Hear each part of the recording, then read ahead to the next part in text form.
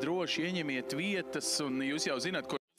Colleagues, take your seats and also do sit next to your best friend and colleague.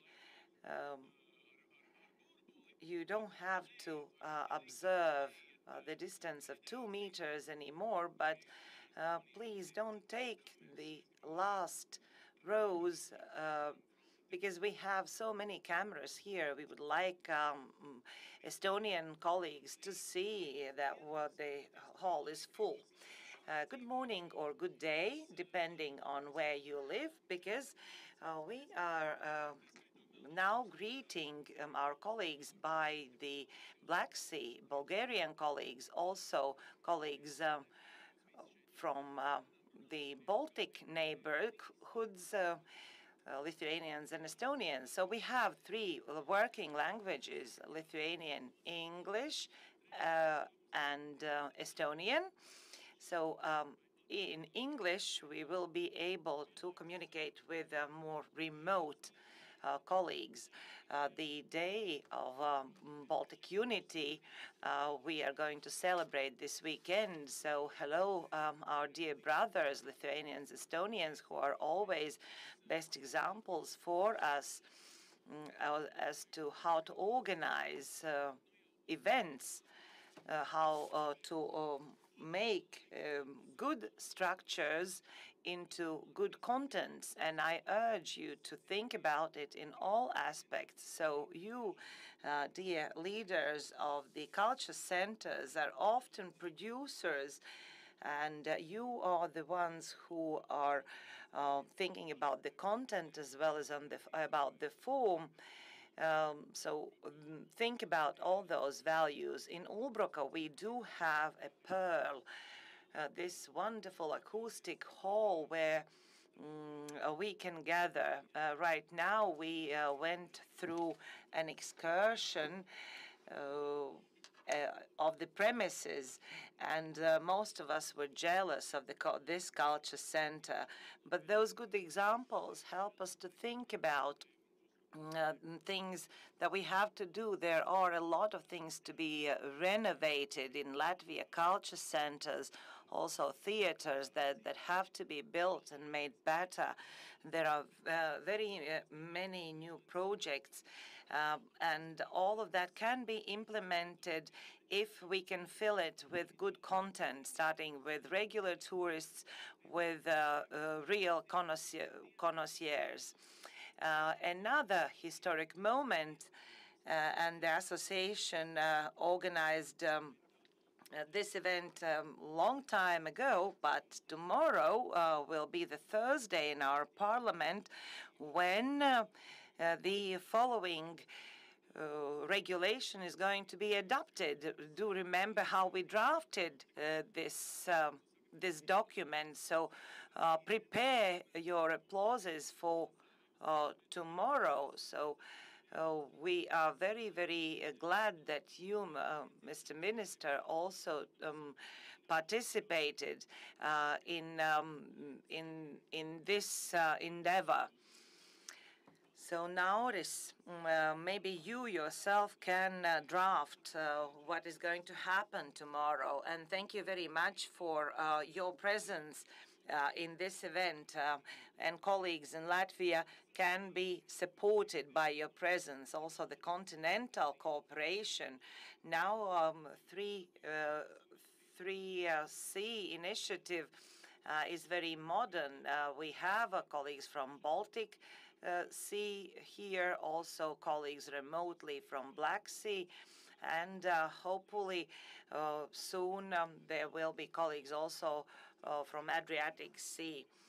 And these culture centers can be very, very unique, like this one, or even a small one. And those places can accommodate us as well as all the ministers. And now I invite the Minister of Culture of the Republic of Latvia, Nauris Puntulis, on the stage. Paldies, Ans. Joks, ne joks, bet iepriekš. Thank you, Ansis. Yes, you made a joke about singing from this stage, and previously I visited this center and I sang. But, dear friends, I have arrived here in a joyful mood, and you know why? Because Ulbrokas Pearl, I haven't asked the hosts of this building why pearl. Most probably because it resembles a pearl visually, but I look at this building with different eyes. A pearl is every culture center in its respective city or county or district. At least it is the way it should be. You all should have a pearl, and in most cases it is actually true. I have always indicated that the role of culture centers um, in order for our identity to exist have not been evaluated during the times of occupation. We don't know how the 90s or 1991 years would look like here in Latvia, Lithuania, or Estonia if during the times of occupation culture centers did not keep the coal of nationality burning that actually burst into flame in 90 and 91. Um, we believe that today it's quite different, not entirely. Even today, in our global, fast world, the role of every culture center has not diminished. On the contrary, culture centers are those who should stand guard for our identity in Latvia, Lithuania, and Estonia against an enormous wave of monoculture and globalization. I am certain that we are ready to face this wave here in Latvia, and I believe that you will all be able to stand against these changes. And we will be able to implement also the new legislation. And I believe that today the final decision is going to be taken and we will be made stronger. This is indeed a very important moment. Road to this has been very long. I do remember my first meeting with Dace Jurka in 2012 or 13. I was an advisor to the minister at that time, and I said that I am ready to do it. And now I am very, very glad that we will adopt this legislation tomorrow. Dace Jurka, I invite you here on stage.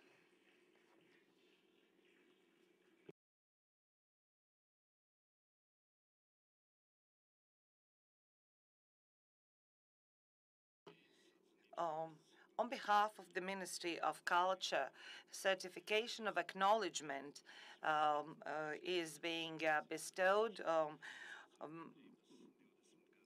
to the Association of Culture Sector Employees of Latvia for their endeavor for strengthening the culture of Latvia, as well as for organizing all the song and dance festivals. Thank you very much. Dace, I congratulate you and your organization.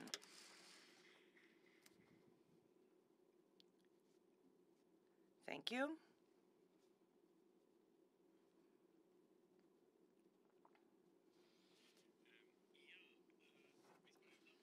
Indeed, Dace was on stage, but she will have a floor a bit later. Thank you very much. But those colleagues who don't understand uh, why uh, it, it is sounding so strange, because we have adopted in the Republic of Latvia the law of ethnic territories that are making our pearls even shinier. So that's why I would like to mention just some names, Inta and other colleagues who are thinking about Celia as a region or as a territory, also Ventins territory, or also Suiti. You in Kuldīga, Inta, have to take care of Suiti nation. We have it as even geopolitical question, not only globalization, Mr. Minister, but where we are. Uh, where Europe starts. Europe starts right here.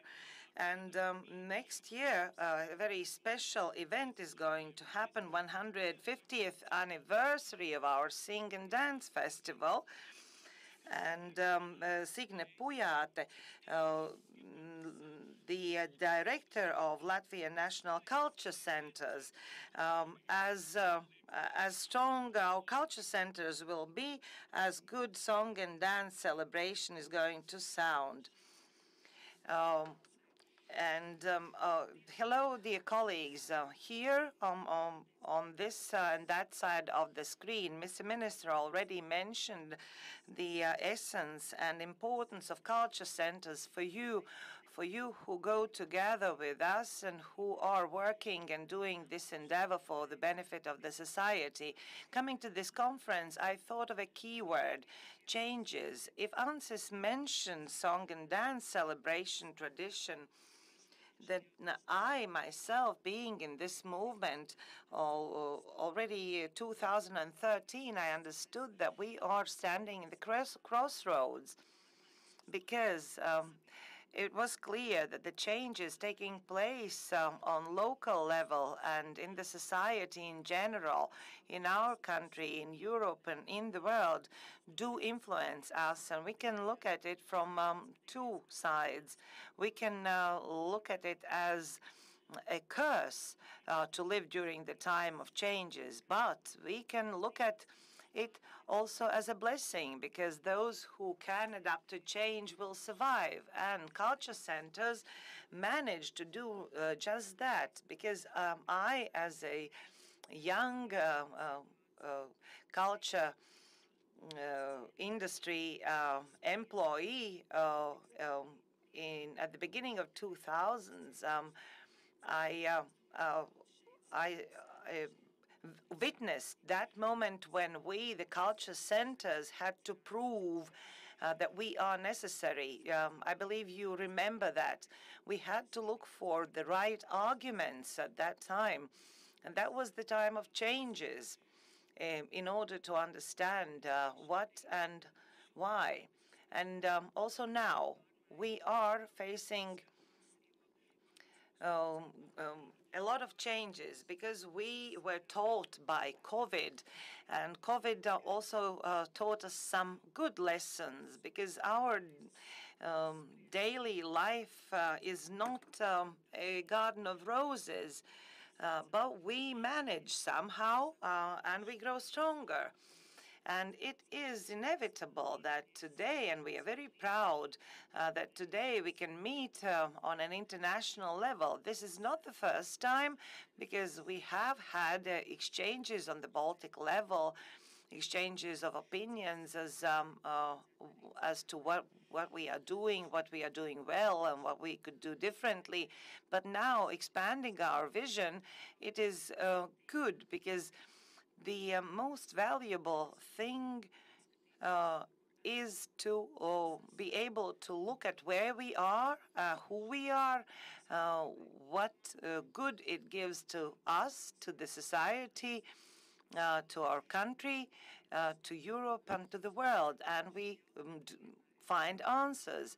Those questions we might not like, They might not be so accommodating at any given moment, but I believe that this day is going to be the day when we can proudly tell about our achievements and tell about ourselves and listen to our colleagues. The good news since 1990s is the following. The culture centers in Latvia is the second biggest culture network in municipalities. Um, Although there have been some modifications over time, however, culture centers have always been and still are the place where society can create together. Also, this song and dance celebration tradition, which is a very, very strong movement, and we believe that the new season now has recommenced in municipalities. We will be able to see how many people are still committed to this tradition of song and dance celebration and how we can make it even better. And from the other hand, these winds of change, namely the society is getting more and more active and speaking up.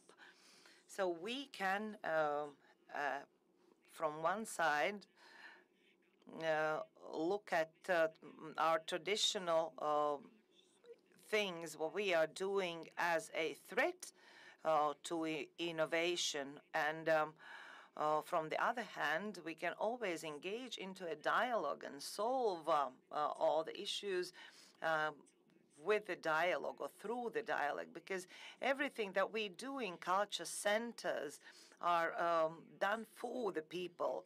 And whether those are traditional values or some modern issues that initially might not seem to be so good, or we are not accustomed to them, but hopefully, and some of them can turn out to be great. I urge and I wish all of you to have fruitful discussions, fruitful cooperation, and similar to Mr. Minister, I would like to thank our partners, namely colleagues from municipalities as well as mayors of municipalities, as well as our higher education establishments, Academy of Culture. And on behalf of Latvian National Culture Center, I would like to say thank you to the Association of Culture Sector, and namely to you, Dace, for being a very good and adequate partner for all of us. And we believe that tomorrow will be the moment when the good initiative is going to materialize. Similar to other laws and pieces of legislation, namely on municipality, on non-material culture, heritage, and other laws that have been passed. And I believe it is worth cooling bottles of champagne, and we will be able to open them tomorrow. That's it. On behalf of me and my colleagues, I would like to say thank you to you.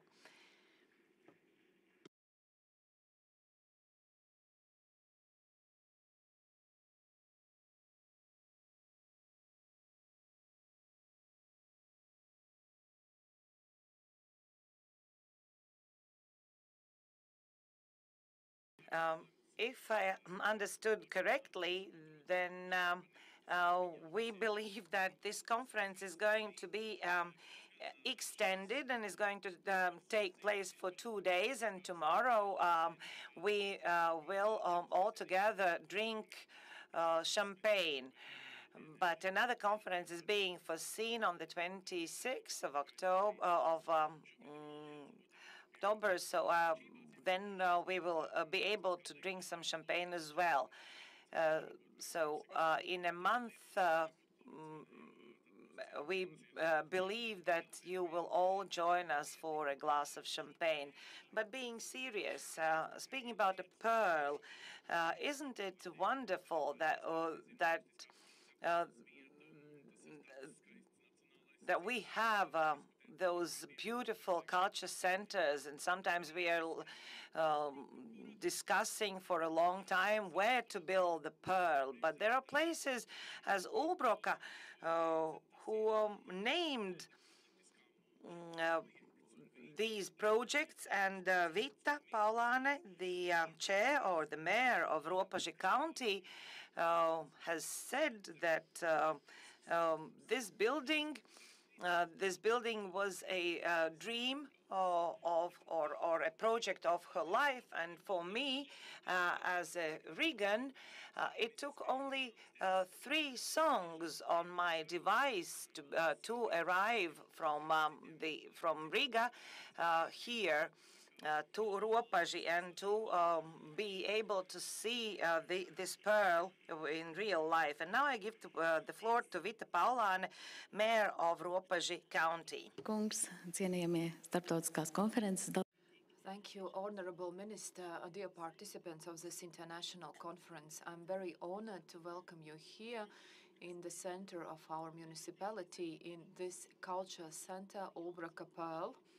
In the 90s, I started as a young activist in the area of culture, and I really understand the huge importance these culture centers play in our smaller part of the society, like a village or a municipality, as well as in large administrative centers. And they are also very relevant for the development of culture in Latvia and in Europe. There was a question about why Ulbraka Pearl. I didn't want to be that ambitious, and I voted actually for the name Legal because we have the Legal Park, and I thought that this could be a good name. But most people, most of those that responded actually voted for Ulbraka Pearl. And in this context, I believe it is a great name that on the one hand tells about this place, but on the other hand it also makes us be active all the time to be able to prove that we are worthy of this name.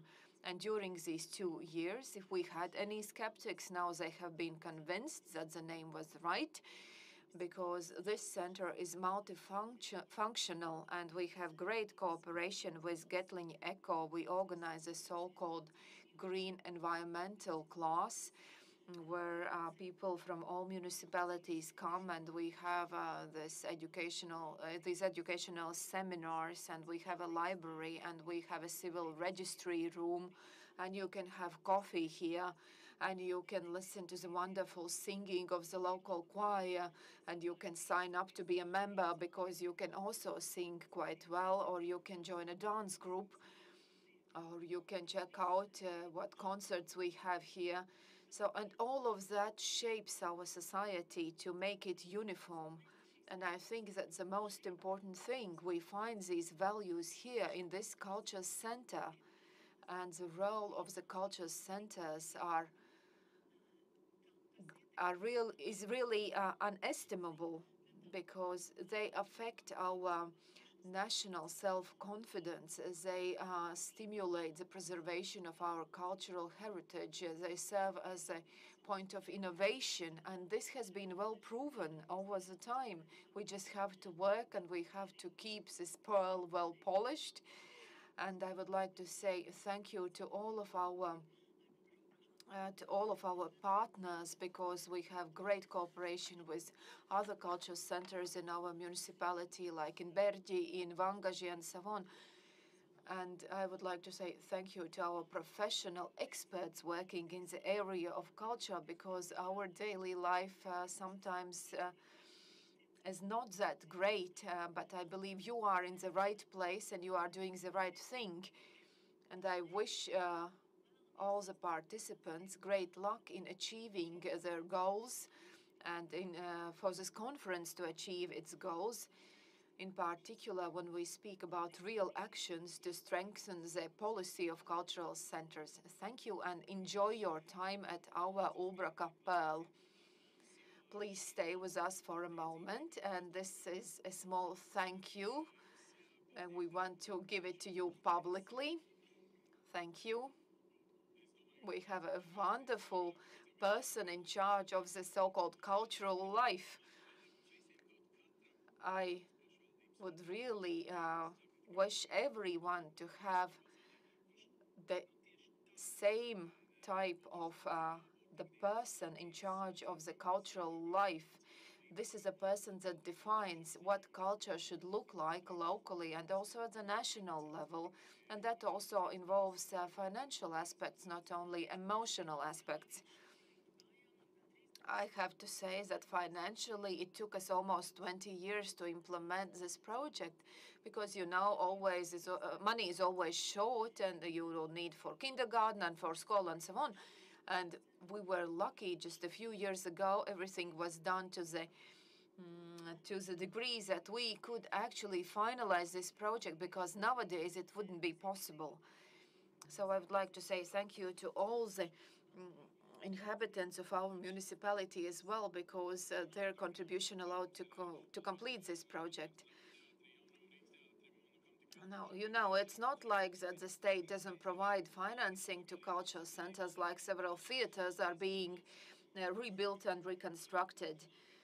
Thank you for your introductory words and best wishes. I think that you have received the greatest thank you already. And colleagues believe that networking is very important, though many didn't really believe in this idea at the very beginning because they lived like in their own state. But now we see that the network has grown and we have connections to global networks. And now I think that the globe will also want to listen to what we do. It's not like that we just learn from them. So colleagues from other countries, like from Bulgaria, probably can also learn something from us. Hello, dear colleagues. Everything that is said today is said to you and to all of us. I'm very happy that we can meet each other today. We can discuss various aspects, and including on international level. And I'm very happy that we have representatives from other countries here as well. And I really liked Lena's laughter when Ansis mentioned Bulgaria, and I'm very thankful for this opportunity. As it was said by Minister, in 2012, we started the first discussion about what we want to achieve. For a few years, we were quite skeptical, like, why do we need this and why should we do that? But we have grown, we have developed, and in our minds, I think our mindset has really changed, and that also applies to processes that we build. And I think we have achieved great cooperation with NGOs, with public bodies.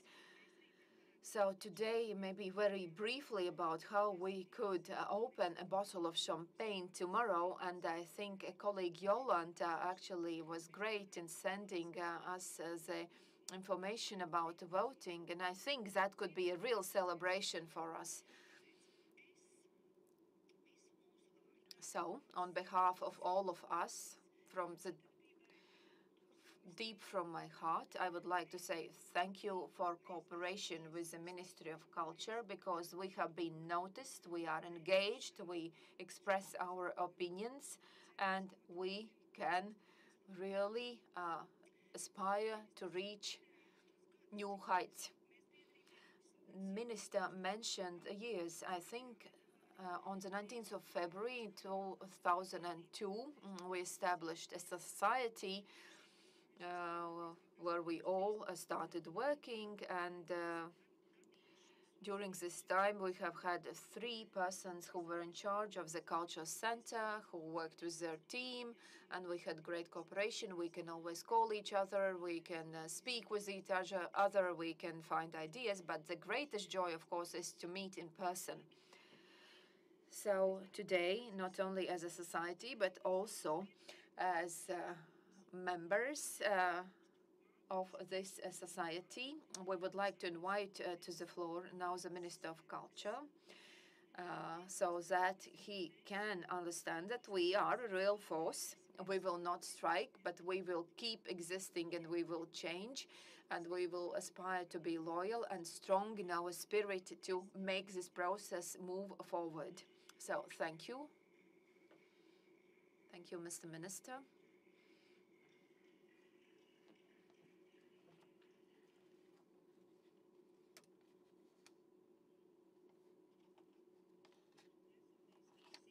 So here you can see all of us, all culture centers. And I hope that when you enjoy a meal in many years, during whatever celebration you may have at that time, by looking at this plate, you'll be able to understand that you are part of something big. So when we are tired in Latvia of all the negativity around us, you will be able to look at this plate and see that this is what you have. These are your riches. These are the people of culture who sing, who write, and who do many other creative activities. Thank you. I have to be open. I have to say that my contribution to the Law on Culture Centers was very personal. I did it from the depths of my heart. Maybe because when I was 18, my first job was the head of a culture center. And it was at that time recorded in the so-called labor book. And I would also like to say huge thank you to Signe and her team.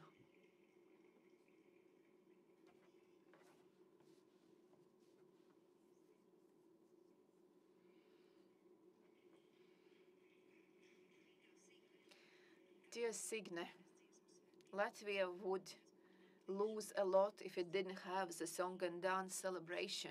Latvia would lose a lot if there wasn't this person with pure and pure heart. It's a person like you, like Aiga, and the team of the National Culture Center.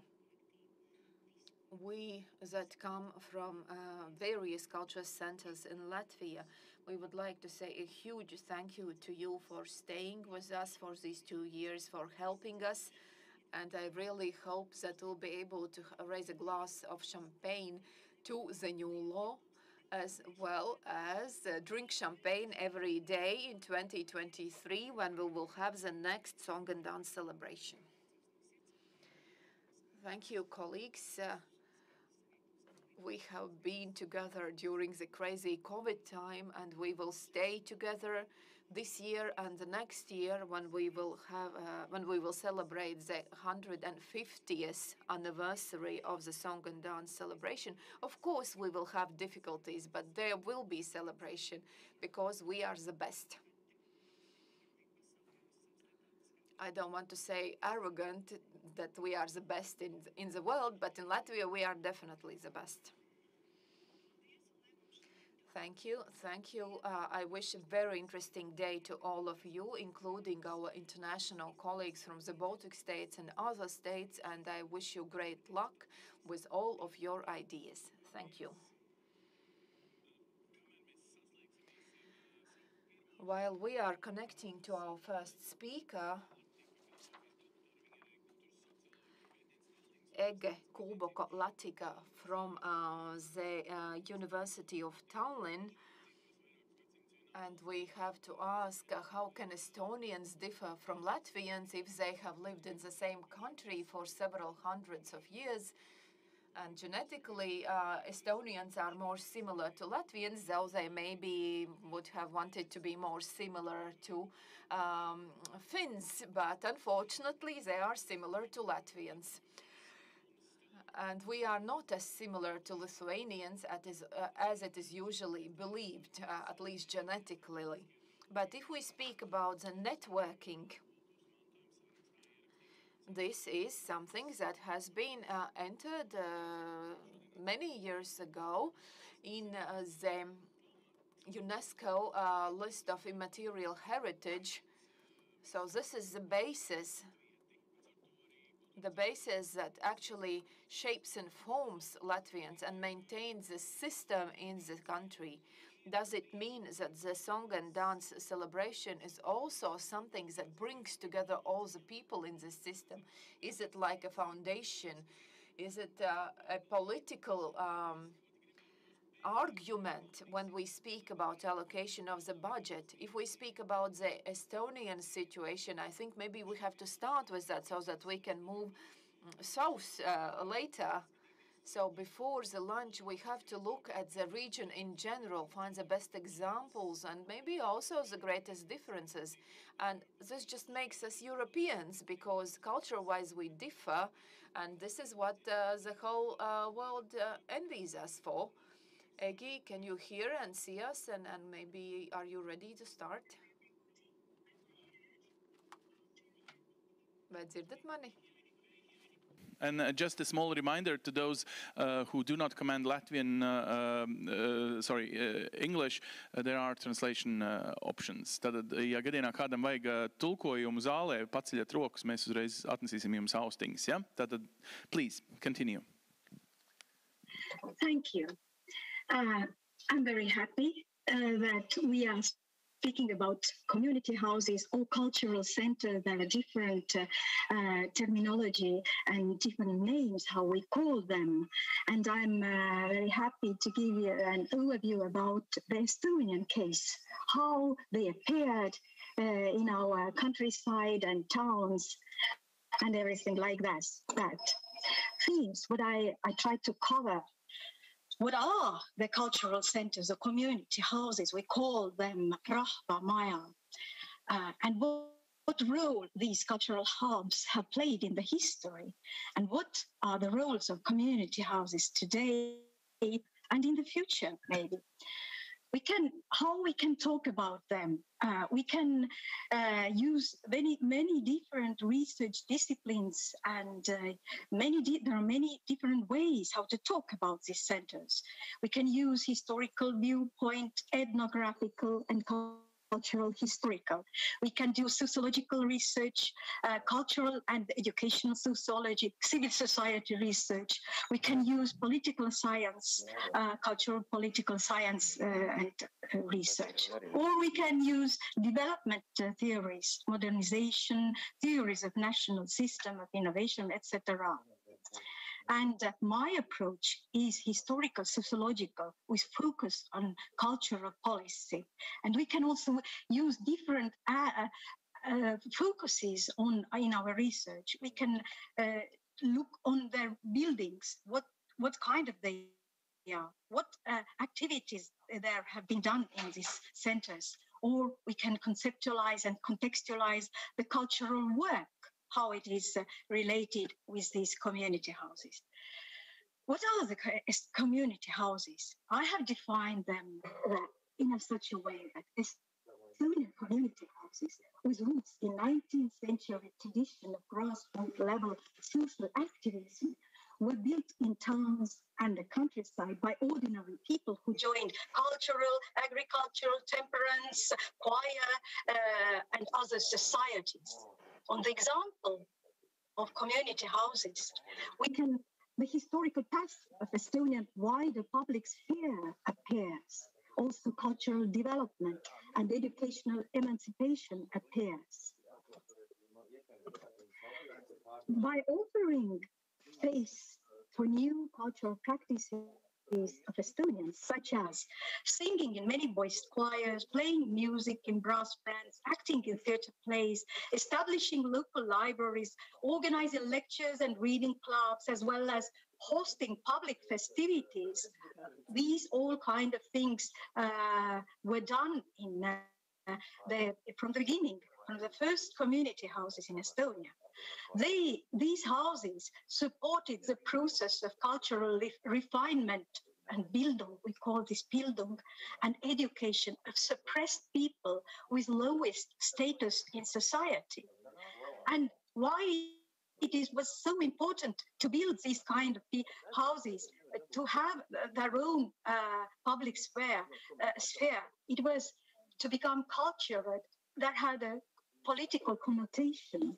It meant to become equal of aristocracy with the people and classes who governed Estonians. So to become educated and culture-read means to become equal with aristocracy. Therefore, it has strong political aspect.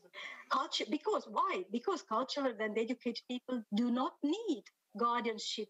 They can politically free and be self-determined. Therefore, community houses supported the process of nation and state building, of bringing ideas of Estonian elite to grassroots level. These houses became the pillars of the emerging Estonian cultural field, civil society and education and wider public sphere. And altogether, that means that it was a part of modernization of Estonians. And now I'm showing some images of choirs of 19th century. The previous public sphere was in pub. So the choirs gathering in the song festivals. And what is most important, what I have discovered or understood during my research of cultural policy and community houses, that these houses have opera theatrical room program. If you see here, there is a stage, there is a hall. You can take the chairs out and put them on. There was a library room. It was a normal opera theatrical room for arts and leisure, which were built by people themselves and which was open to everybody, to ordinary people. And I'm using here the elite. It was local community themselves with their own money constructed this kind of houses. And you can see their kitchen or buffet, the room for assembly room where the people learn how to that is also the democratic government learning, and also the buffet and the cafe is of course, you know, the Habermas concept, how the public sphere developed in Western societies. I can see the cafe and the room buffet and arts and leisure, the same model of development of Estonian public sphere. Some examples.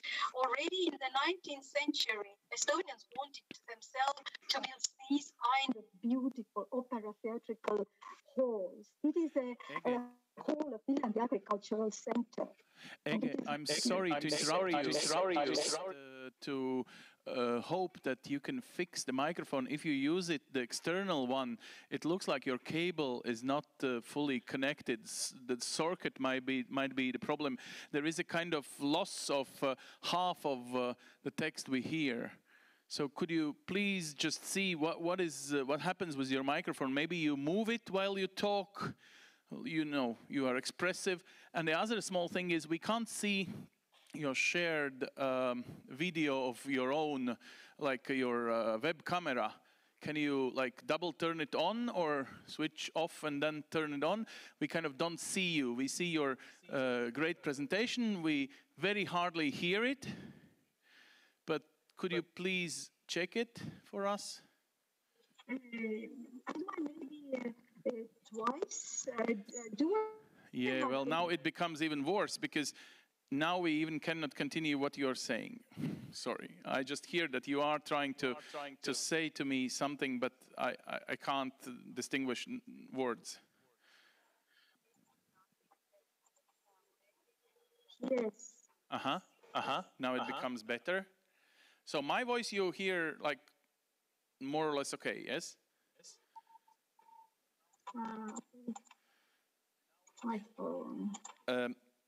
Can you actually keep talking, because this is the only way we can check the sound quality, because if you are like silent, then we are even not sure that the quality is becoming better. Maybe a poem, something, you know, like Kalevala. The first part from Kalevala. Why not? Oh, sorry, it's a Kalevipoik.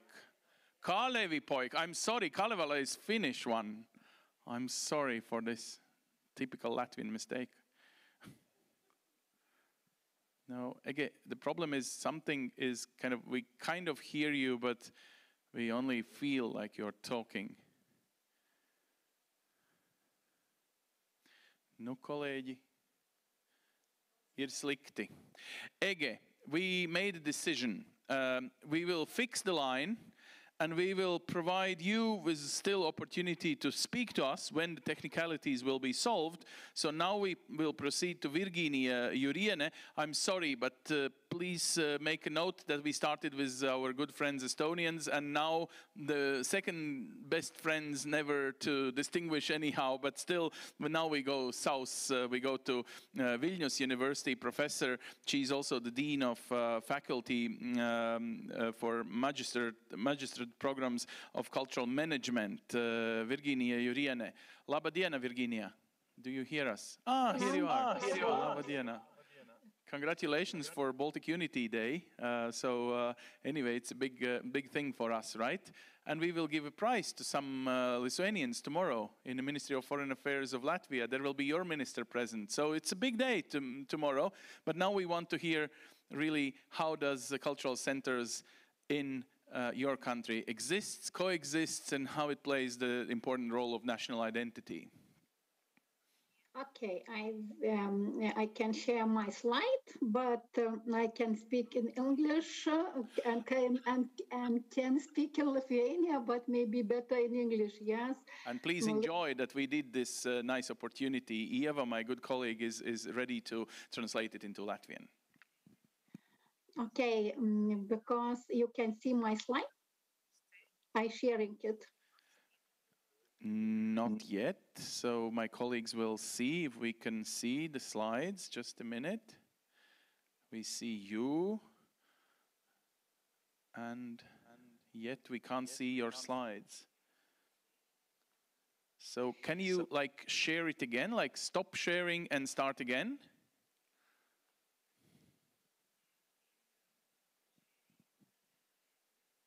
Sharing my slide.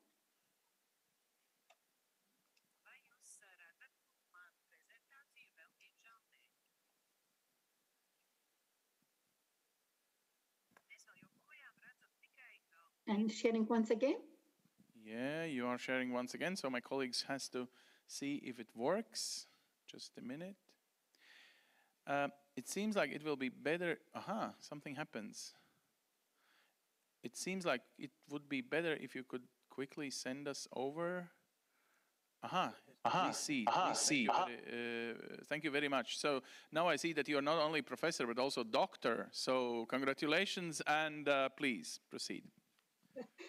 Okay, hello once again. I'm from Vilnius University, Kaunas faculty. And as you can see, my topic of this was my presentation is the role of the Cultural Centrum in Lithuania cultural ecosystem. I'm a researcher in this field. I am a historian and sociologist too. And the aim of this presentation, as you can see, is to determine how the cultural centrum are working with ecosystem. And the methods are used, but it's not important today, yes? I will start my presentation with a quote that highlights the activities of cultural centers and their importance. I will quote the Vice Minister of the Culture, who set it in 2020. As you well know, it was pandemic times. And I quote, even though 2020 was full of difficult challenges, those culture centers shows opportunities and put all their efforts into maintaining the cultural pulse and even under difficult circumstances. The activities of cultural centers during the pandemic have become a great example for how creativity, flexibility and openness to novelty and change helped to overcome even for the most difficult period. And the ecosystems of the cultural centrum consist on the workers who work in the cultural centrum and communities. That means must be two sides. First, the cultural centrum, and the other side is community. Community participate in this ecosystem directly and indirectly in two ways. Directly by participating in the activities of the cultural centers by creating co-creating products and services with the centrum, and indirectly as passively by participating as a visitor or consumer of the products of it. This creative closed ecosystem of cultural centrum. The cultural centrum and the community is all this ecosystem, as I mentioned. Community is a broad concept that encompasses territory communities and work collectives. In this case, in my case, it is the territory communities that participate in the activities of the cultural centrum. The size of the functioning of the ecosystems depends on the strengthening of the cultural centrums. What means the strengthening? That means the categories. In Lithuania, we have 5 categories of the cultural centrum. That means with the highest, with the first, the second, and third categories. It depends on the activities of the cultural centers and of material basis. And the cultural centers are divided in 3 parties, that means state cultural centers, municipality cultural centers, and other. Other that mostly are the private cultural centers, and if we're looking from the creative industry, that means the third part that is the other cultural centers, private cultural centers, it belonged to the creative industry.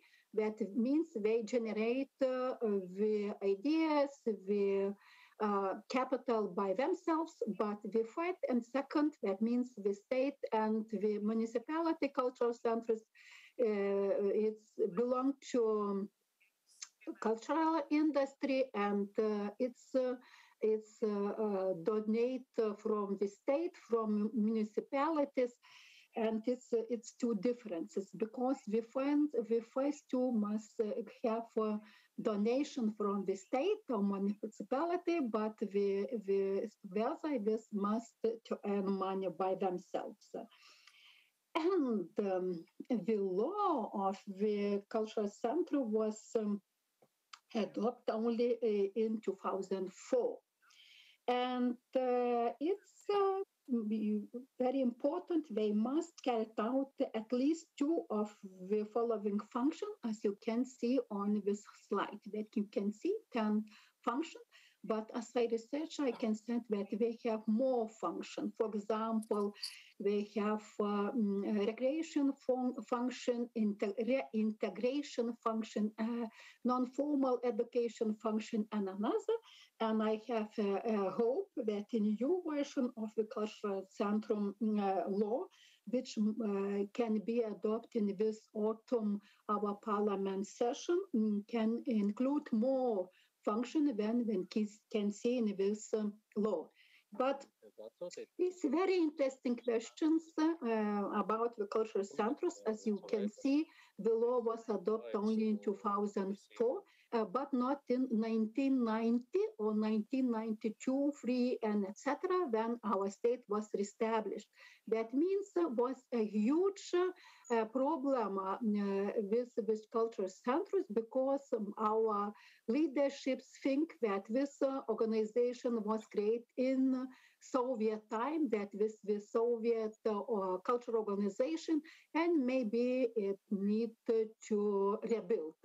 or destroyed. But in reality, this organization start work in interwar period. And now we have really a very important cultural organization in all ecosystem of Lithuanian cultural field. And I will talk about municipalities, cultural centers, and now the report of the period of 1990 2021 of Lithuanian National Cultural Centrum as the famous cultural centrum in Lithuania point out that there are 687 centrum in Lithuania. And you can see that all these cultural centrum are working in all territory of Lithuania. Why? Because it's national culture, and how many these cultural centers are working in territory, in municipality, it depends on the municipality police wish, on the creativity people who are working in this territory, and community too. How this community are active in this field. Yes. And the activity of creative cultural centers carried out in the report 2022, you can see that very important as other activities, events. Please pay attention to this 2%. But if you look to the events and amateur arts groups, it's at 18%. And the other, for example, professional arts events, 8%, but it's very important because creative professional arts, it's working in the museums. That means that both these institutions are compete with each other. And maybe very important education activities, 22%. And I would like to say that from 2016, cultural centers compete with the further education activities carried out in schools, because cultural centrum joined to informal education in Lithuania education system. And now a figure shows that about the collective concerts and participants in two sides, in the left collectives and the right sides participants. The data presented, that the figure shows that the numbers of the amateur art collectives has been decreased from the 1990. Several hundred years each year, a number of participants is decreased the same. There can be two reasons for it. First, the pandemic. Not all leaders and participants have adopted to the requirements importance for activities of cultural centrum. And the second, agent is society. My previous study shows that the majority or part of the participants of the cultural centers are seniors. That means a lot of participants is aging people, seniors, and it's a huge problem for the cultural centrum. And in fact, that the numbers of older participants is the highest in amateur art collectives is evident in this picture. 74%, as you can see on the slide, are adult amateur art culture participants, and only 26% children and youth collectives. There should be create a new strategy that helps to attract youth, create for cultural centers whose main goal is maintaining, developing, and create ethnic culture. I can say that this depends on the on the culture consumer in the families as well. If is family members engage in the activities of the cultural centers, that means children will usually do the same, but not only on the family. I think that it depends on the cultural police of the state, and it depends on the municipality police too. And this slide shows that we have decision, because if compare the slide about youth and children, you can see that participate 26%, but in this slide you can see 42. That means increase 6%.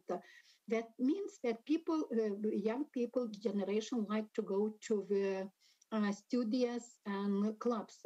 I have a lot example in Lithuania. We have a lot example in Lithuania when young generation like to be, for example, to create movies, to have free leisure zones in the culture. That means we have example how to involve young generation in cultural centrum activities. And now in this slide, you can see participants and visitors what did they in the cultural centrum in 2021. The figure shows that only 18% of the participants and visitors consumed amateur or professional arts. I said only 18, but in reality, it's a very good result. Are very good results that we see that this encompasses culture centrum, but not only other culture or other art organizations such as theaters, galleries, museums, and etc. All these institutions compete among themselves for the same visitors and participants, especially in major cities and region centrum. Another important criteria that is not favorable for culture organization when speaking about participations and especially visitors is in the period of the COVID and related to activity restriction and limitation. And the figure shows the general views of visitors in this 3 years period. Please pay attention to the first and the third columns, because the first column is forecasts and other exhibition, and the last columns other events. It's very important. This is too, because both both data shows that participants are growing. Especially, please look to forecasts and other exhibitions. That means that participants returned back to the cultural centers and started to act in this in different activities of the cultural centrum.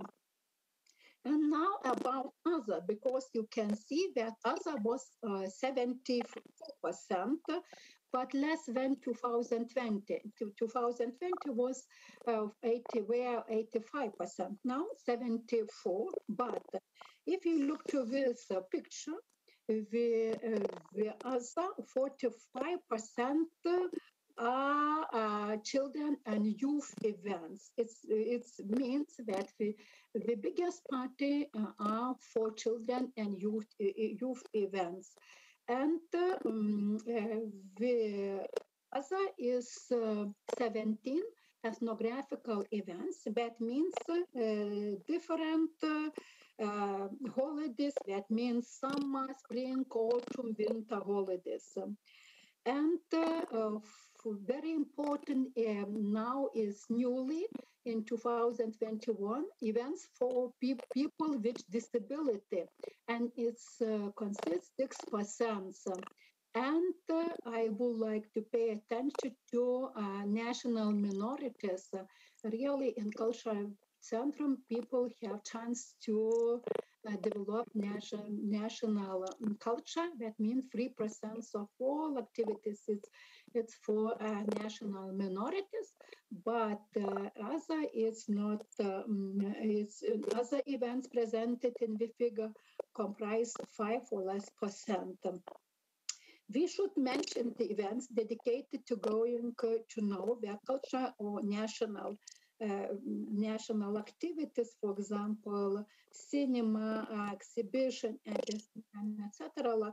in 2021 decrease as we compare to 2020. And now I will think about the temporary art. However, the ecosystem of cultural centrum will be incomplete if we do not include professional art in it. At present, the highest category cultural centrum develop not only folk art, but also professional art, maintaining professional theaters, arts, and dance studio. And please look to this slide. This is professional art events, a cultural centrum in 2019-21, and the exhibition, concert, classic music, concert, jazz, the art performance.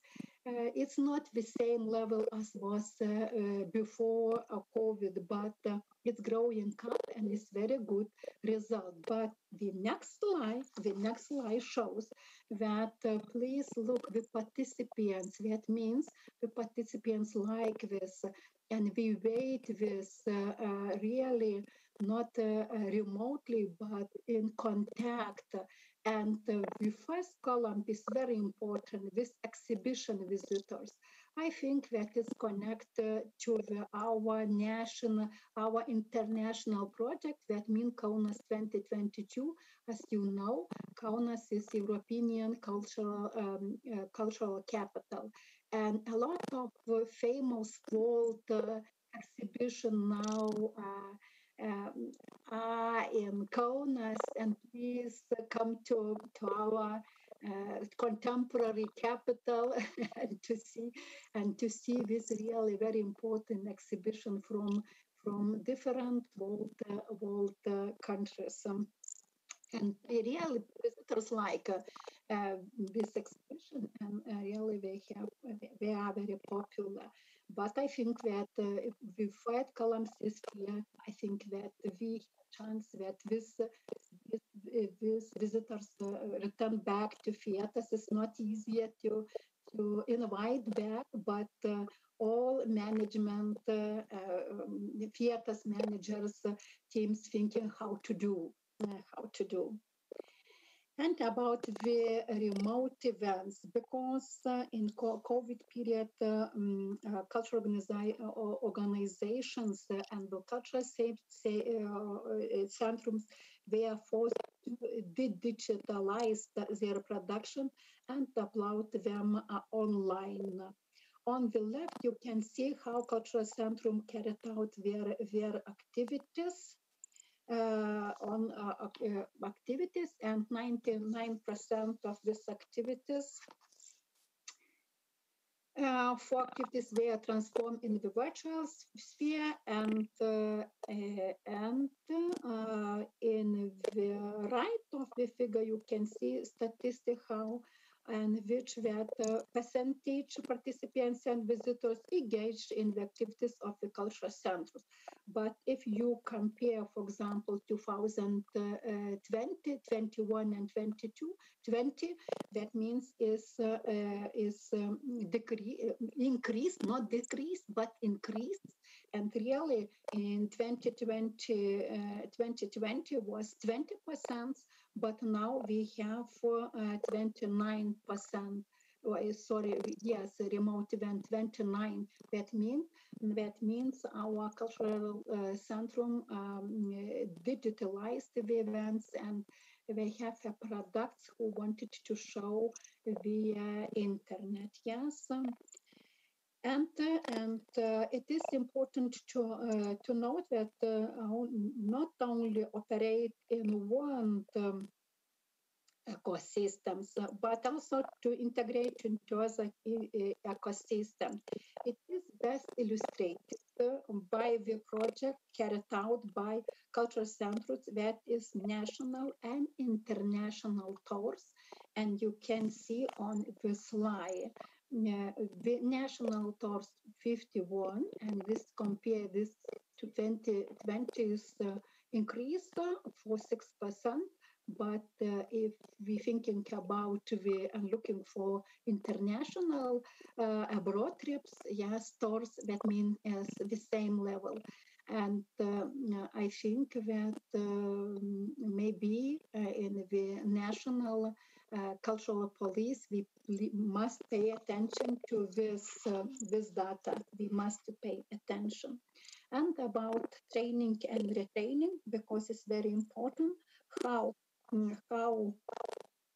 our cultural centrum workers have capacities to work in the new ways and how we must to create a new products for the society.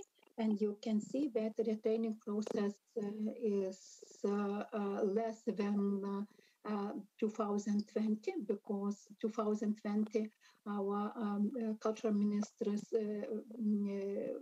enforced cultural centers to work in training sphere a lot, because they must work in the digitalization sphere to learn a lot in filming and other sphere. And about retraining, once again, we can see this slide because people like to have more capacity to work in this new atmosphere of the world, digitalization era, maybe the second revolution era. And now I would like to summarize my presentation, but instead of summarizing, I would like to quote the former Prime Minister Saulis Skvernelis, who evaluated the activities of cultural centers as following. And you can read, yes, I only wanted to read the last sentences. You create the future of Lithuania, yes. And this is an assessment of the activities of the cultural centers in the over Lithuania culture ecosystem. As I would like to add, as a researcher of the activities of cultural centers, I would argue that cultural centers is an important creator and promoter of Lithuanian national heritage. There is no other institution of culture in the broad sense of the term that has a legitimated role in the nurturing and creating national culture. And this is already connected with the state national security police. The law on the national security stressed that Lithuanian language is the foundation of the state's existence and, in the same time, part of identity. On the other hand, the activities created out the cultural centrum are also an instrument of soft power or cultural diplomacy, which is used in the foreign policy of the state. Only this aspect is not yet used as a very significant of strengthening the ecosystem of the cultural centrum. That means I finished my presentation and wish you a good international conference. But at first, I must say thank you a lot for invitation, and I have chance to present for you. Thank you very much. Thank you very much. We very much agree and happy for your inserts, but also very much agree that nevertheless, it was always a problem, but especially during this war in Ukraine, it gives us a special role to really formulate what is the cornerstone of national identity of different countries, and freedom and expression and culture should be in the center in this. Thank you, Virginia. This was great insert. Now we turn again to Estonia. So Ege, I'm sorry for this technical interruption, and we actually very nicely heard what you said until the slide. We will now start from this point, from the slide number 10, and we see these slides already, and we want to see. May I present now, because I have to start class very soon. I have to go. Yes, so here is the slide number 10 on our screen. We saw this beautiful place, and at this point we actually started to hear you badly. So you can continue from the place where you ended, please, again. Oh my goodness, we are living in the time of info-technological revolution. Am I heard? Do you hear me? Yes. I only hearing you, I think. Yes, we do hear you very well.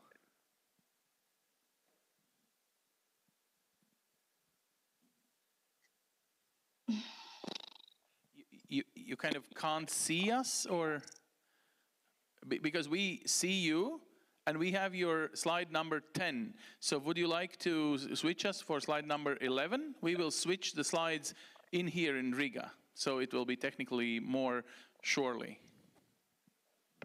My dear, we can hear you. Thank you.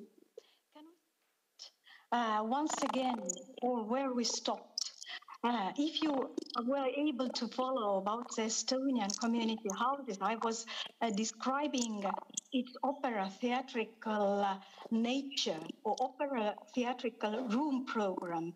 I described there is a hall, there is the stage, there are backstage where actors and actresses can change their clothes. There is a buffet, there is a library room, etc. And that's why we now continue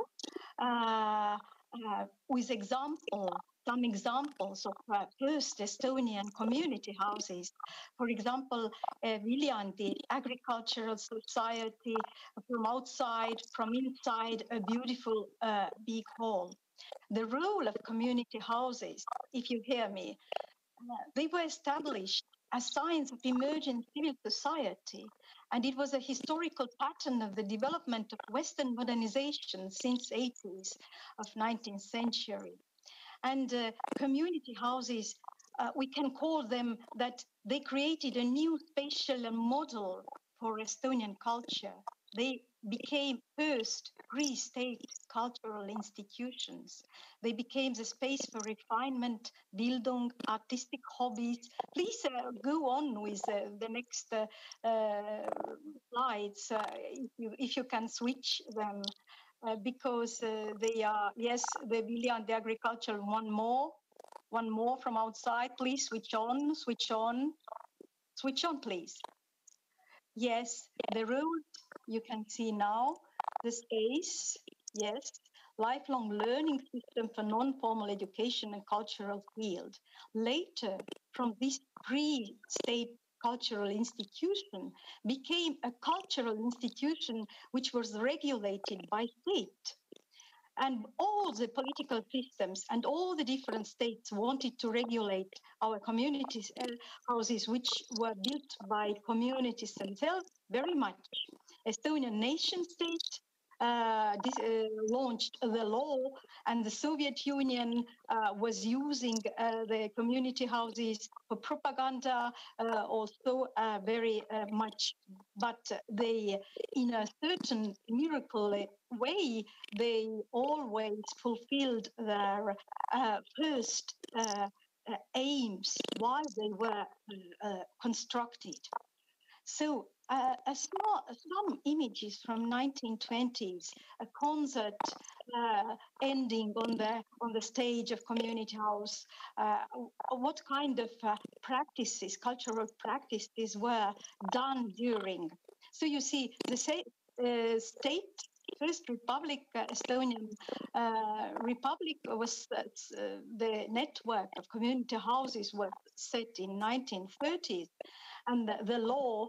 Yeah, please switch on. Otherwise, we have to be synchronized. Our one more, please switch on. Please switch on. You see the different practices. Switch on. The modern dance developed. Now the network. Switch on, please. Yes. And in the end of Estonian Republic, in 30s, there was almost a whole network. It is a law of community houses which was done. Please switch on. Switch on. Here you see all the counties, and there was a number of community houses which were accepted to the state network, and the other number was which was rejected, different reasons. Almost 500 were them, the community houses when started the Second World War, and some example of the houses, how they looked like, and what kind of modernization of the whole inhabitants, the whole population was very much changing from peasants, a very modern European nation, as you can see, and very civilized and very cultured, which was the very important reason to establish them. Then the Soviet modernity came. And Soviet cultural policy instruments and narratives were used, which were worked out in Russia since 1917, their ideas of cultural policy, and they were implemented until 1991. In Estonia, they were implemented since 1945. And we can see that altogether it's a huge theme and very interesting theme. But many of us also remember it. But the idea was to create the Soviet culture, Soviet nation, Homo Sovieticus, and it has very ambivalent aspect. I'm going on with, please switch on, switch on, switch on, some example about the community houses, how they looked like, very modern, young nation, choirs, jazz orchestra, and now Soviet modernity, which I was describing. Please switch on. Yes, 40 and 90. Yes, many new community houses were also constructed during the Soviet times. They were Stalinist style, and until 1940, there was even very much of them, even 651 community houses. Please switch on. But what was the main difference? The community houses were coming from bottom-up activities. Every person who wanted could give his strength or money or knowledge how to construct community house, how to run it. It was civil society activities. But now the state took absolutely everything over. They were nationalized. Their assets were taken into the balance of Soviet power, and all kind of guidelines, they were suppressed, absolutely very propagandistic aims, but it was fully state financed system.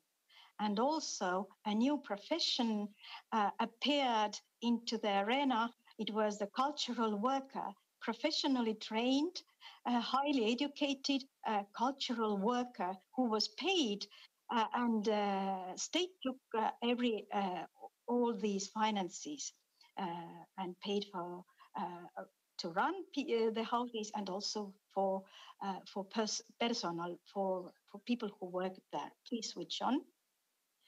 Some images, how it was quite also switch on. And now we know that it was widely accessible, publicly funded cultural, leisure, folk and amateur, and it was the aim to create homogeneous mass culture. Uh, and it worked as Soviet cultural welfare because everybody could do what she wanted, could dance or could sing, and there was no people didn't have to pay for that, and all their practices were free. And at the same time, traditional cultural practices as the official canon of Soviet cultural policy was mediated. And through that, national resistance was promoted also in the community houses. So the activities of community houses during the Soviet era was very ambivalent.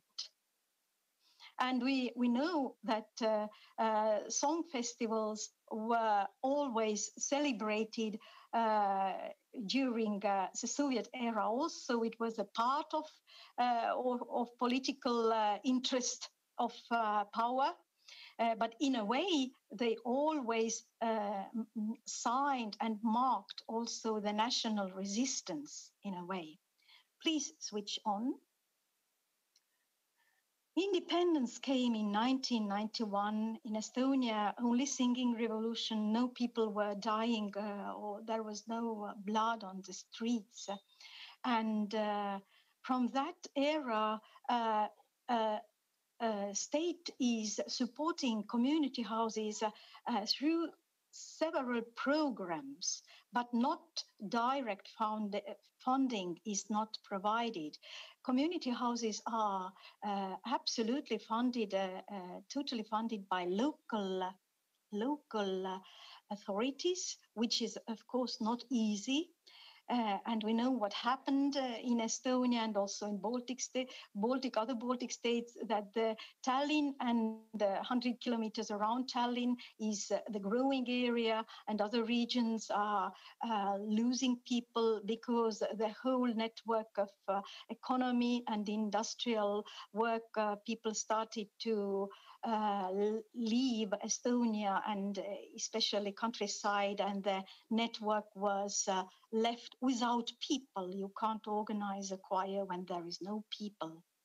So, and community workers had to train and to learn how to write all kind of projects, to fundraise, to find money, and how to support all these activities in community houses. Today, since please switch on. Today, since 1991, there are 339 community houses or cultural centers. And what kind of roles they play, what services do they have, and what are the new problems we can very shortly describe, because we provided a survey in 2022. Please switch on. A sociological study was carried. The answers were 99 community houses, and the online survey was carried on, which made two different topics about what is their service region, how many people are working, what kind of problems they feel, how they, and all kind of these kind of questions were asked. Please switch on. And key results from the today are that this is not surprising, that the community houses continue to be cultural hubs where traditional art forms, both amateur and professional arts, are mediated and practiced. It means that there is a folk dance, but also all kind of different dances, and also theater groups of Estonian theater groups are traveling because they are very nicely reconstructed. There is possible to give professional theater performances and and professional concert and everything. Also, community centers are places for non-formal education, for learning arts, dances, and amateur and self-expression, thus being a basis for proto-innovation system. And it is a whole area of talent policy which is related with these cultural hubs. There are also some new roles taken up during post-socialist period. For example, welfare services in small communities such as hairdresser, laundry, and community houses more knowingly act as promoters of regional development. It appeared, please switch on. It appeared that community houses are shaping the narratives of official memory work as well as individual strategy of belonging. These narratives are related, of course, our national state narratives and practices, and they are socially constructed and not neutral also. However, it has been the nature as well as one of the original roles of community houses to contribute to the cultural as well as the political formation of local public sphere. Please switch on. And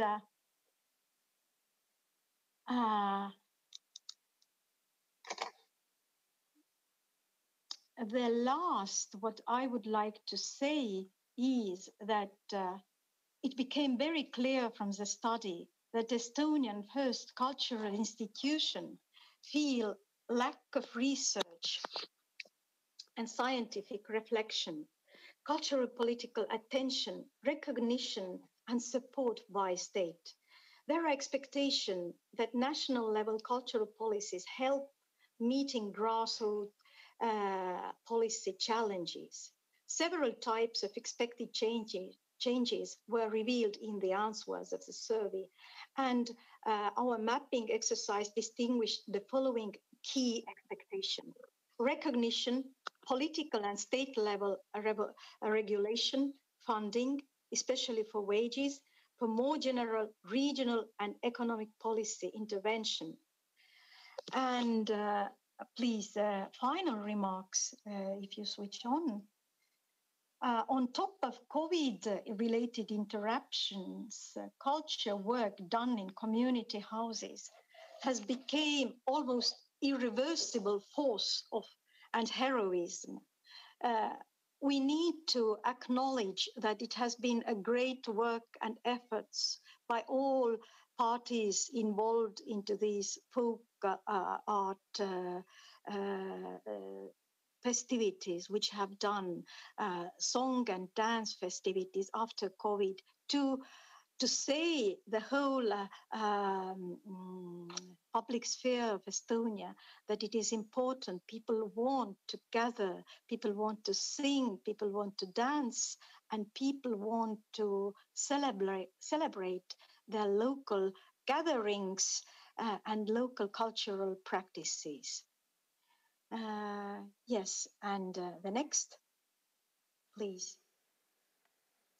Despite the several political and social interruptions, community houses carry on, and they are very important in every local era.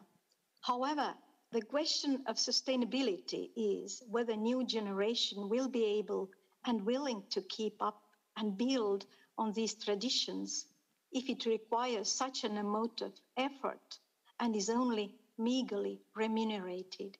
The wages are small, and everybody takes it like normal that cultural workers are paid with very few money.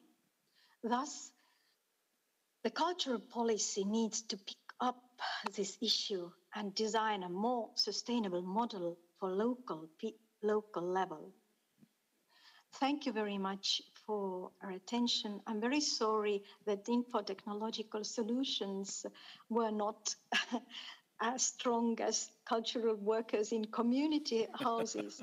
And I have to say that I'm very sorry that I can't follow now the next presentation, but I will come back in an hour because I now rush into my classroom because the time schedule was a little bit now messy for these. But nevertheless, we are happy that you managed to be here. So thank you very, very much. Enjoy conference. I will be back after the classroom and will listen very carefully. And thank you for organizing, and good luck to the new cultural house or cultural center. Thank you very much. So we feel like an inauguration ceremony when even friends from abroad are saluting us. So all the best to your students as well. Nevertheless, young professionals always need one fresh ideas in the picture. We will send you a video of next speaker later, so you will be able, if you want to follow up, because this is very interesting research. We will now switch to Latvian. Tātad tagad var ņemt droši austiņas nost, ja kādam ir tā ērtā klausīties latviešu profesori. So now you can listen to Anda Laķe in Latvian. She's a professor in the Culture Academy of Latvia, as well as she's the leader of the Science and Research Center, and they all carry out research on important topics like song and dance celebration and others. You have your roots in sociology, and you know how to read data in very emotional ways. We are trying to say and do what is the role of culture centers, namely creation of different practices, and keeping it up has been quite a challenge during COVID times. Should we note that it was a turbulence? Are you the one agreeing to the data that people no longer are willing to come to the culture centers? How do you read the latest surveys? And you should also tell us what our future is going to look like.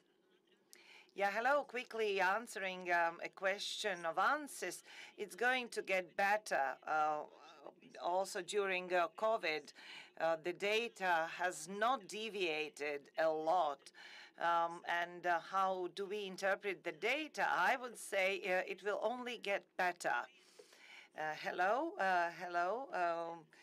the director of the Latvian National Culture Center.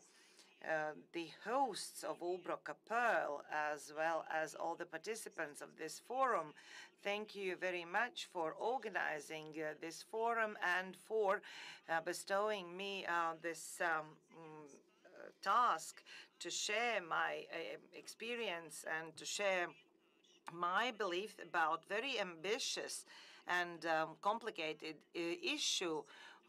What is the special place of culture centers in the ecosystems of Latvian culture? Ansis already mentioned the Scientific Research Center. You probably think that Artis Kaktiņš is the one who should answer questions about figures, but my presentation will contain very little figures. I have structured my presentation in a quite different way, thinking about the role of culture centers in the European cultural ecosystem.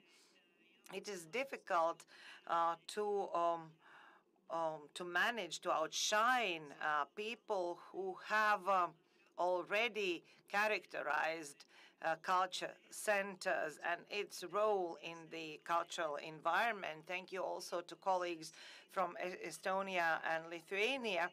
They gave us an academic insight into the situation of culture centers in our neighboring countries. But I will start with small emotional thoughts, namely that in Latvia probably there are very little people whose first cultural encounter is not connected with a culture center or culture house. I also am amongst those people who in 1960s, supervised by my mother or a nanny, once a week went to Azere Culture Center. You can see it on the picture, and went for a dance circle, dance group. Later on, I didn't engage into cultural activities any further. But if I speak about the role of culture centers and about some figures, here you can see the figures. 554 culture centers in Latvia. it might be different because we have the reform, administrative territorial reform, and maybe this figure is not quite accurate.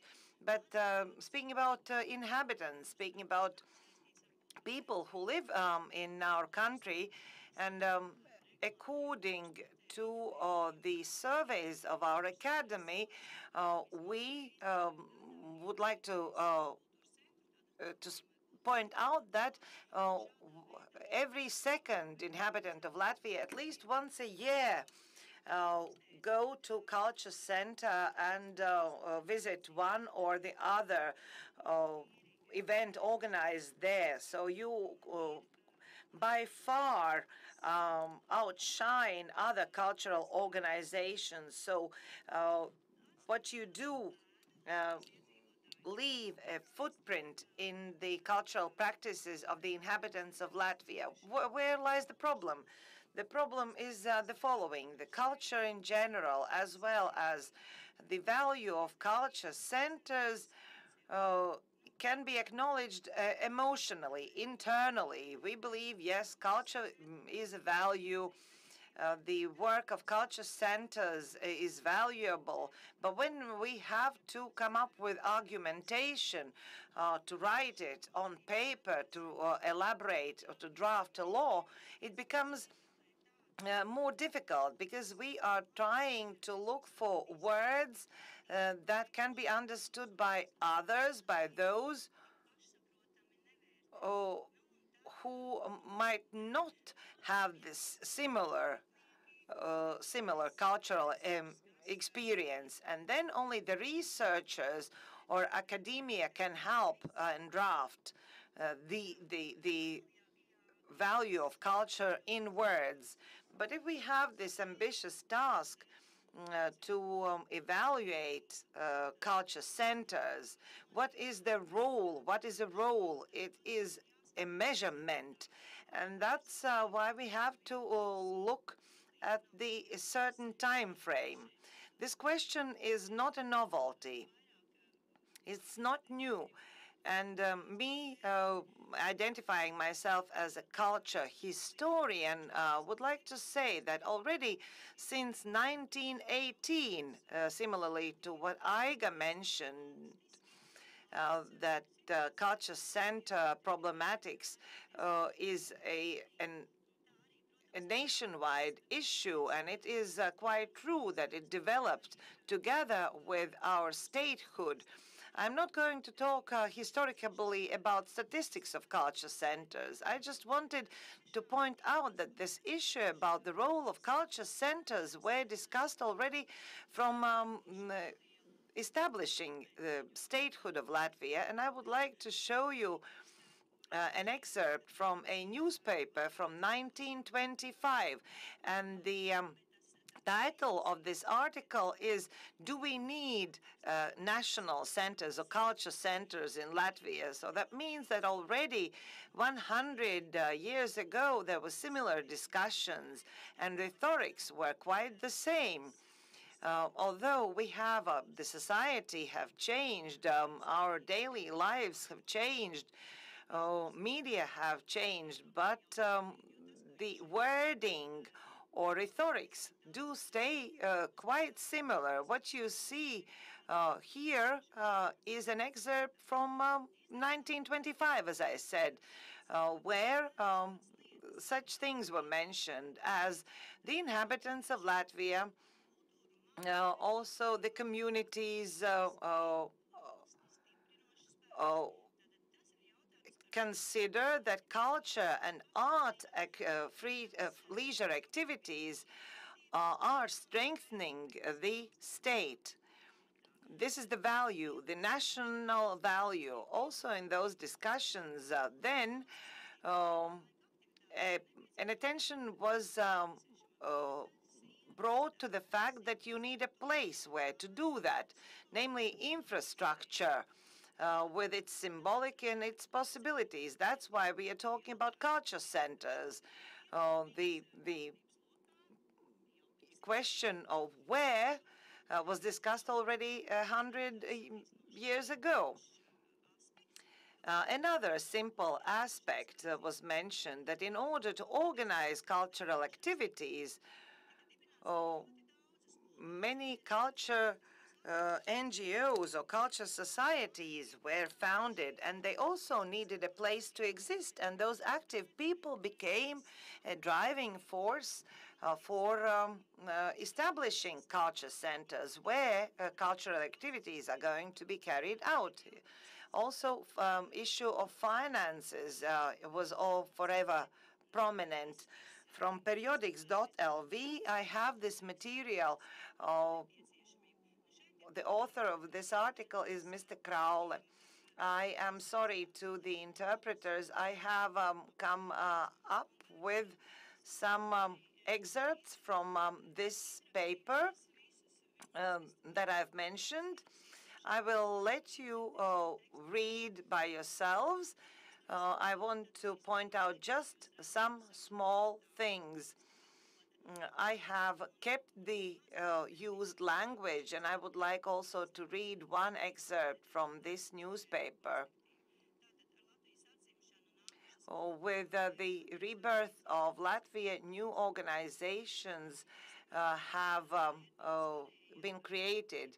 If previously national spirit was kept up by singing, now cultural activities can truly manifest. The old and unnecessary is left behind, and now Latvian creative force can be manifested or expressed by its own. So you can see these issues of identity that were mentioned at the beginning of this forum.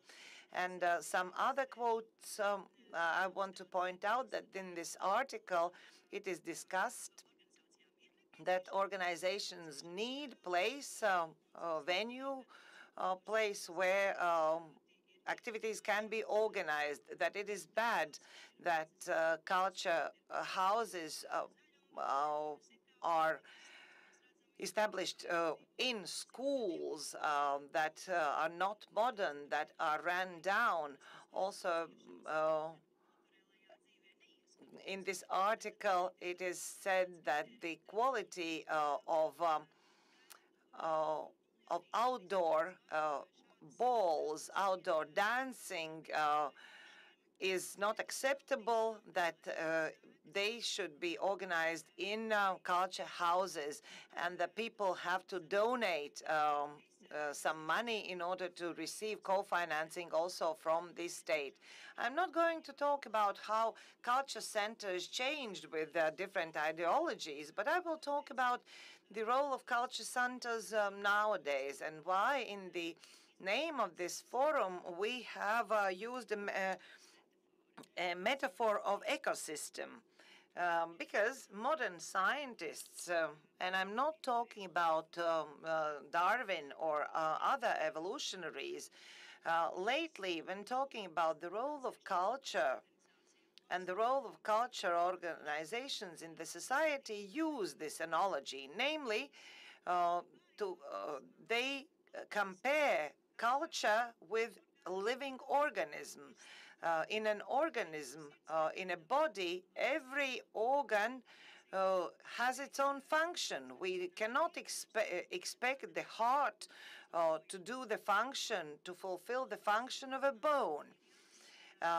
Similarly, the role of culture should not be looked at from the perspective of neoliberalism, where we are expecting only economic impetus from the society. No, this is quite a modern approach where culture researchers offer to look at the culture as an ecosystem, and by looking at other effects and other investments that culture gives to the society, and what culture ecosystem and its separate parts invest into the overall development.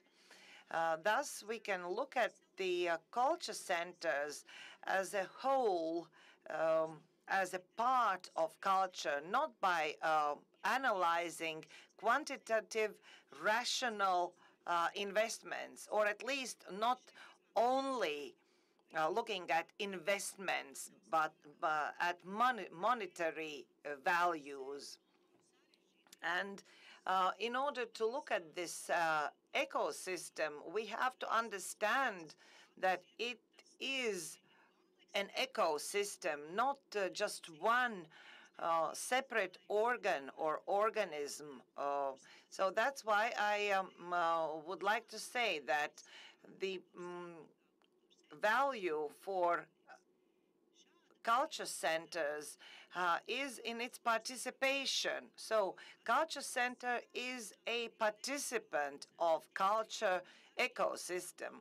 So we should not only look at the economic gains from culture centers, but from culture in general. We should not expect it from any cultural institution, which is very often expected.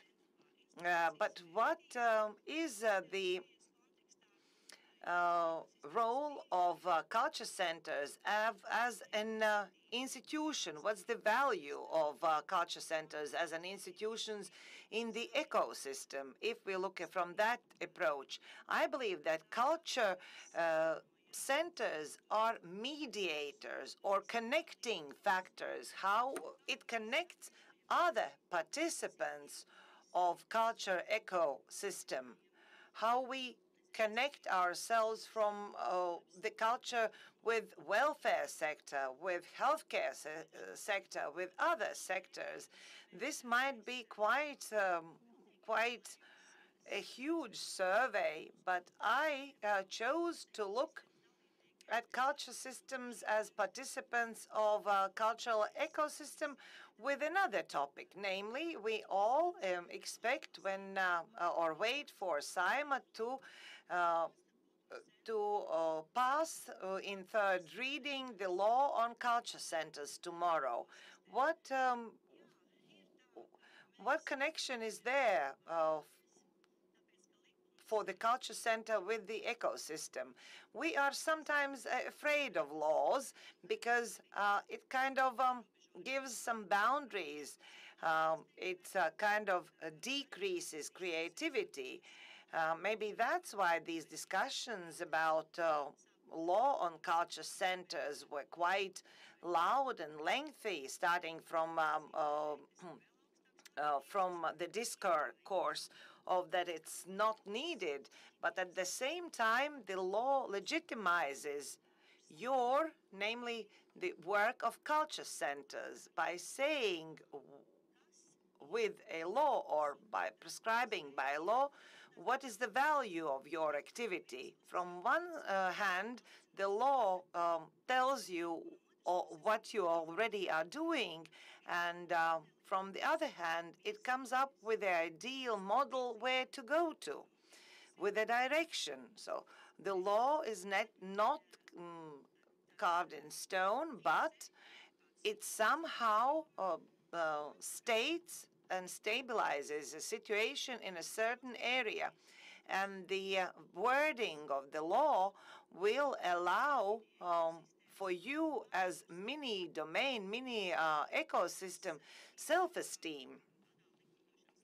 Because on the level of legislation, it will proclaim the values and value of your organizations. Now I will come up with an excerpt from the law.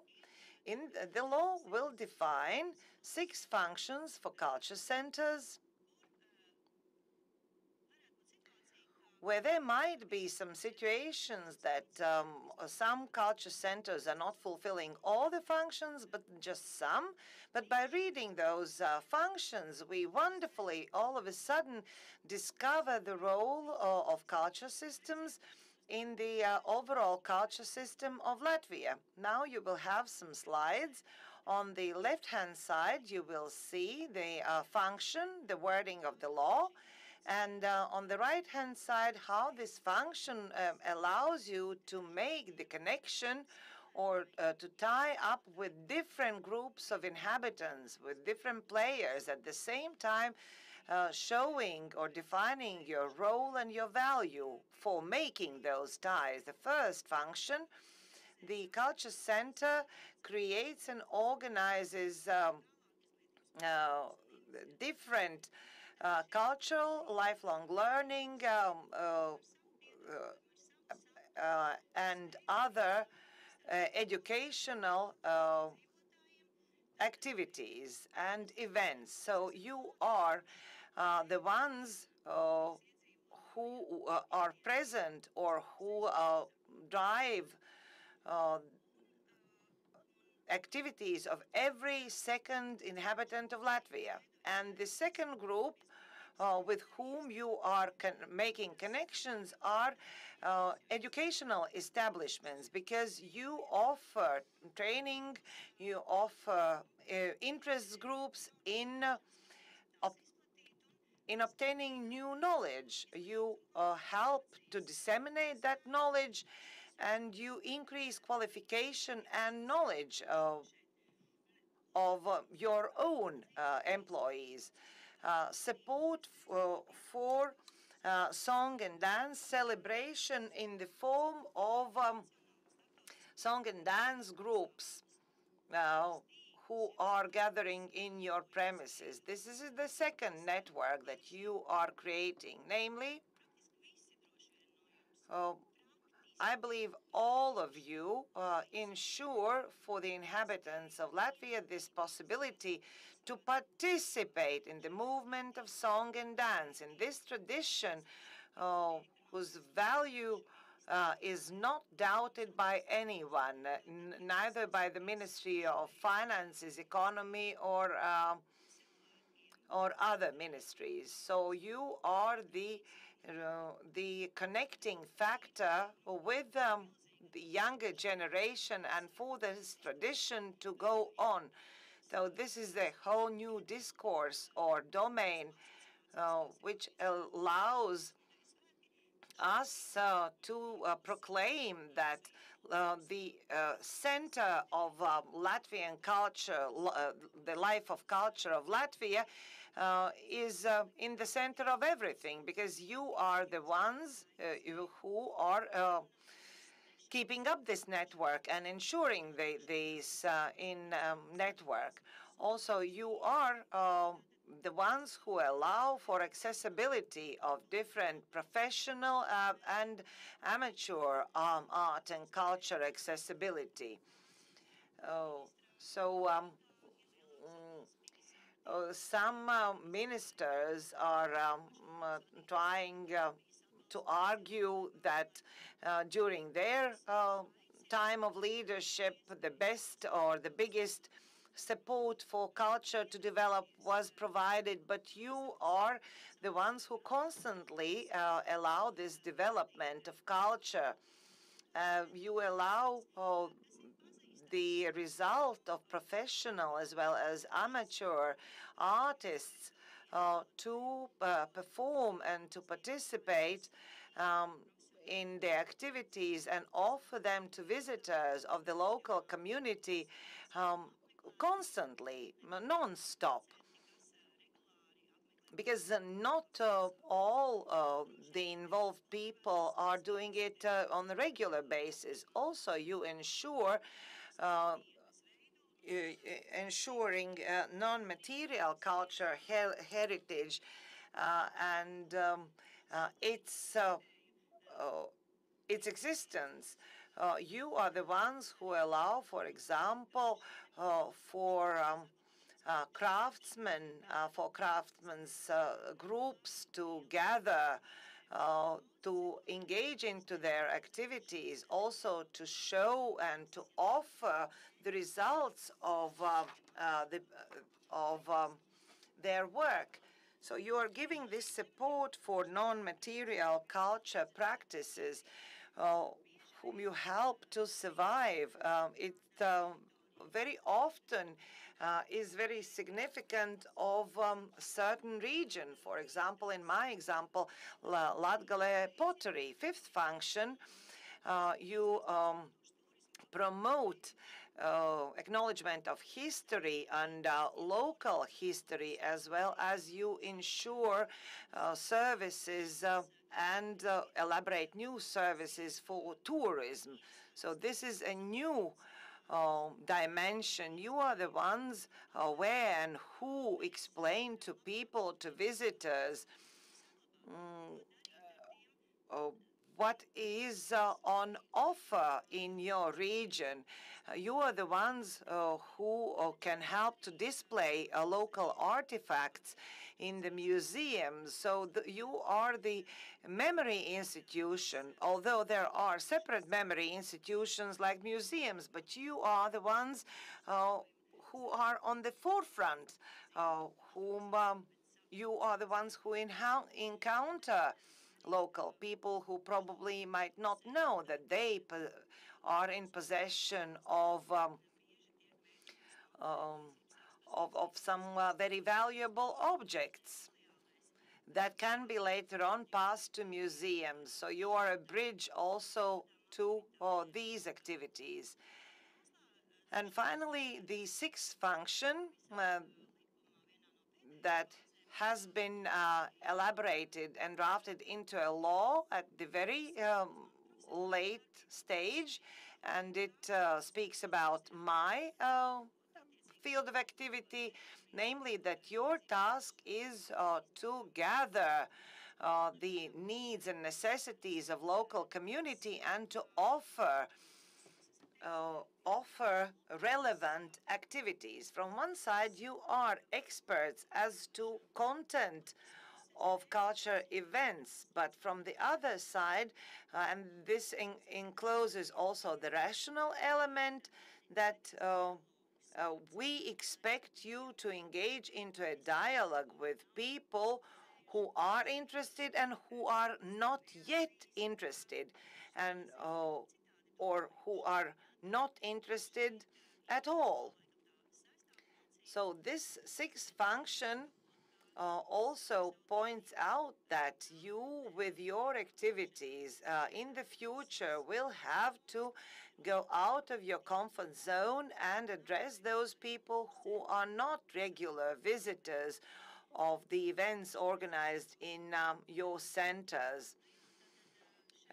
So finally, as a conclusion, we have looked at the draft law, but if we talk about an ecosystem, if we define our functions, your functions, me reading them, although I have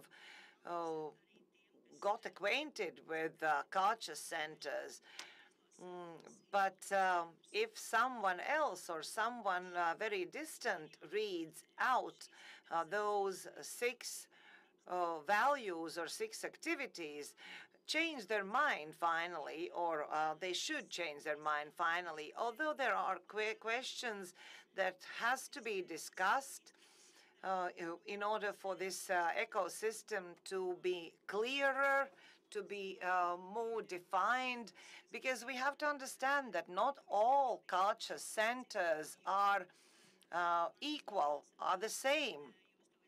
They might fulfill those functions in different ways, and also they perform different tasks. It depends on the location. It depends on premises, be it Ulbroka or Tirza, number of inhabitants in a certain territory that you serve with your activities. Those are all influencing factors. How to address those issues on differences of culture center.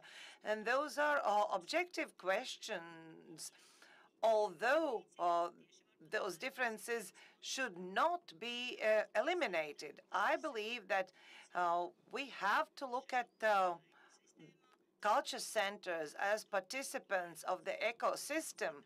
But the most important issue is to understand those differences and value those differences, because we all shouldn't be the same. Let's remember that a heart should not fulfill the function of a bone, and some organs will do all the functions, some only several functions. We have to define why and where in certain place, within certain location, in certain municipality, with certain number of people. It is not very clear how the status is going to be bestowed. Municipalities should think it over. Maybe we should think of non-segregating culture centers, especially those having a status of regular or general culture centers or methodological culture centers. Whether it will bring some rational effects or not, the future will tell. And also from the point of view of the inhabitants, whether and how the habits of this or that culture center will influence its inhabitants, and whether the name or role of regular or methodological culture center will influence those people, as well as available resources, human resources, and other resources will be solved. I don't think that we can solve those issues at the moment, but we just have to see culture centers as participants of the ecosystems, because we have to understand that we will influence our inhabitants, people who live in the region, and the future will tell whether this new status is going to influence the feelings and needs of our inhabitants to the positive or not. But I believe you can. Thank you very much, Anda. You should have some surprise. You are a professor. The word optimization, we are some days before teachers going on strike.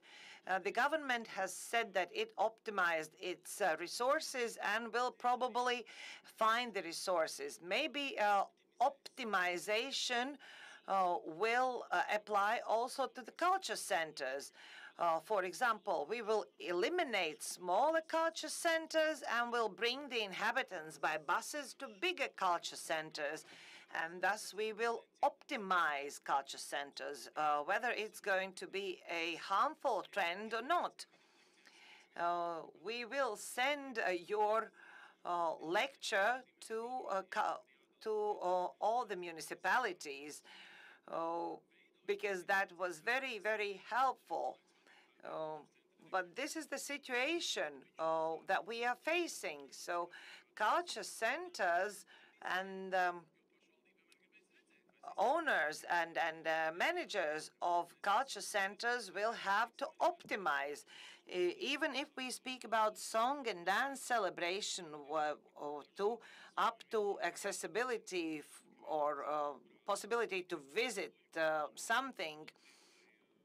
Maybe there's a village where only Polish community lives. Maybe a culture center has a different role there than for example, this culture center. How to safeguard this line and whether the law comes to an aid for those peculiar culture centers.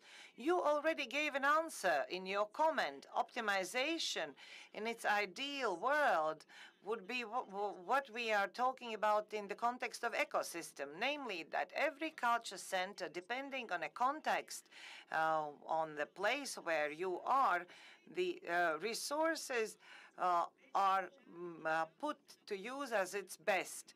But unfortunately, when making policy with the word optimization, we understand the following. You have to deal with as much resources as you have, as you are given. And this is also true, for example, for universities, namely that they have certain budget and no more money is allocated. But it doesn't mean that additional resources allow for development always. But it is good that if we can invest resources in the best way. But optimization is very often politically understood. And no one is actually evaluating whether, for example, by changing the content of culture center in a territory where there is a community of certain religion or certain nation, will serve its purpose. The optimization could be good, but with other results or with other indicators as a driving force. So not only economic effect should be measured or taken as an indicator, because there are other aspects in this society. I'm not telling that economic aspects should not be taken into account. They are very good. Economic indicators are always good, but we should not return to industrial revolution. This is a syndrome of a poor country. And we should not measure optimization in a monetary values. This winter, we are going to optimize everything in order to save energy resources. For example, let's say why 8 couples are dancing in a dance group. There can be 4 couples. I will ask the same question to Jolanta Borite when she is going to come up with a wonderful example from Devon Culture Center of Sigulda, because this issue is very well shown there. Kurzeme region with Liepāja and Kuldīga will have to fulfill a concept of European culture capital.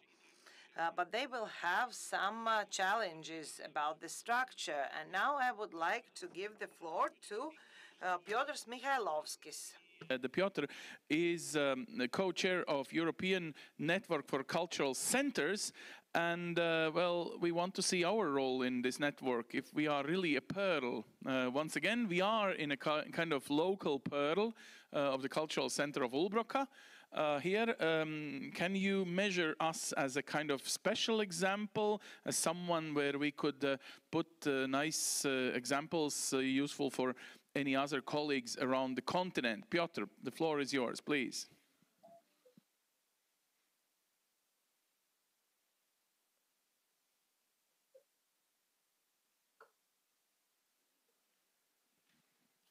Hi, you don't hear us, Piotr?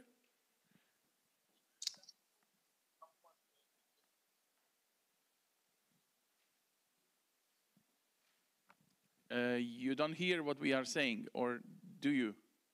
Hello, Sveiki. Hello, wow. Riga.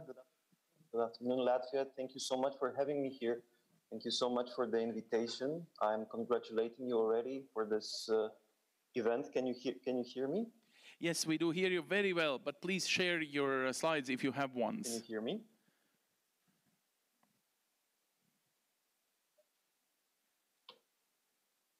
Can you? It will take a while. Sometimes it runs for 20 seconds or something. I thought that we are having some technical troubles. I'm going to start now. Yeah. ENCC, the network that I am willing to present to you now, is no stranger to Riga to Latvia. We have been very near beautiful capital and many other cities, including Cezis, many times for several projects, for several conferences. We have been in communication and cooperation with the cultural and creative sector already since many years. I've been to Riga a few times already. One for the first, I think, in 2014 for the European Capital of Culture, and I was very much inspired by the program that you have organized in the neighborhoods. This was one of the elements that we have taken home, and this is how this learning process, never-ending learning process in the cultural sector is organized. Let me today share with you a short presentation and a short story about the European Network of Cultural Centers, which is located in Brussels. And it's gathering like several institutions all over Europe with many different and many important aims in order to consolidate the sector and to give the voice to very small cultural centers that they are missing representations. One of the issues that we are always facing when meeting the cultural centers in Europe. Let me share a short story about the network, which was founded in 1994, promoted dialogue and cooperation between social-oriented cultural centers in Europe. But in the year of 2000, it became a network of network, which was gradually opening to direct interaction with citizens and communities. Because in 1994, the sector was looking quite differently than in the next decades. In the past, we have been having a very active and prominent national networks, and the local cultural centers, the regional ones, they were missing also connectivity and some kind of linkages that might be kind of including them into the cooperation on the wider international scale. But this has been changing, and also individual cultural centers became a part of our network.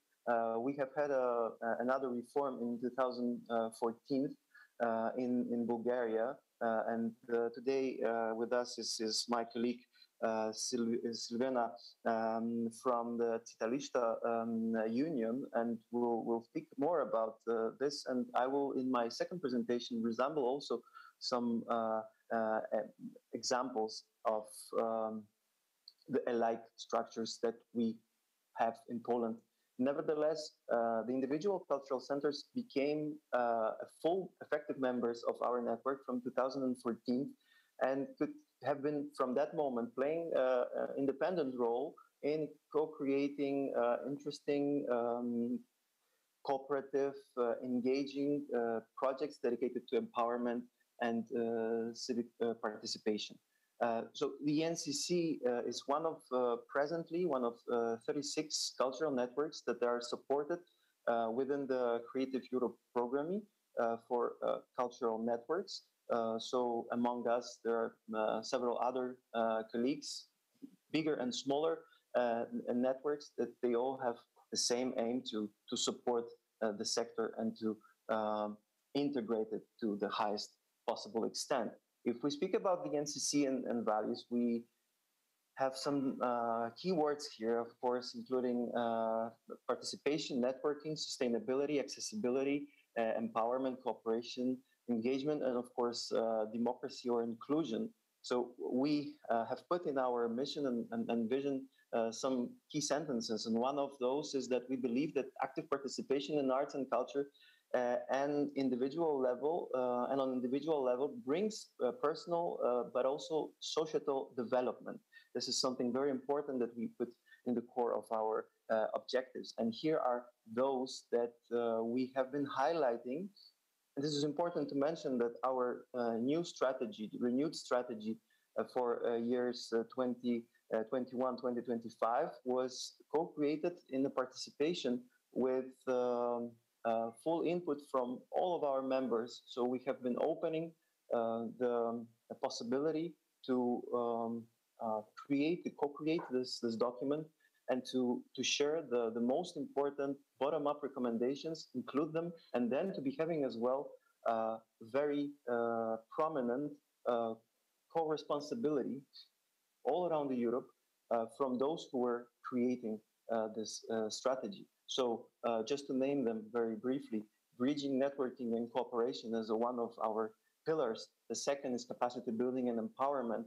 The third is advocacy for social culture. And of course, the third one is one of the key, because the social culture is also a word that brings us to exactly the core of our interest.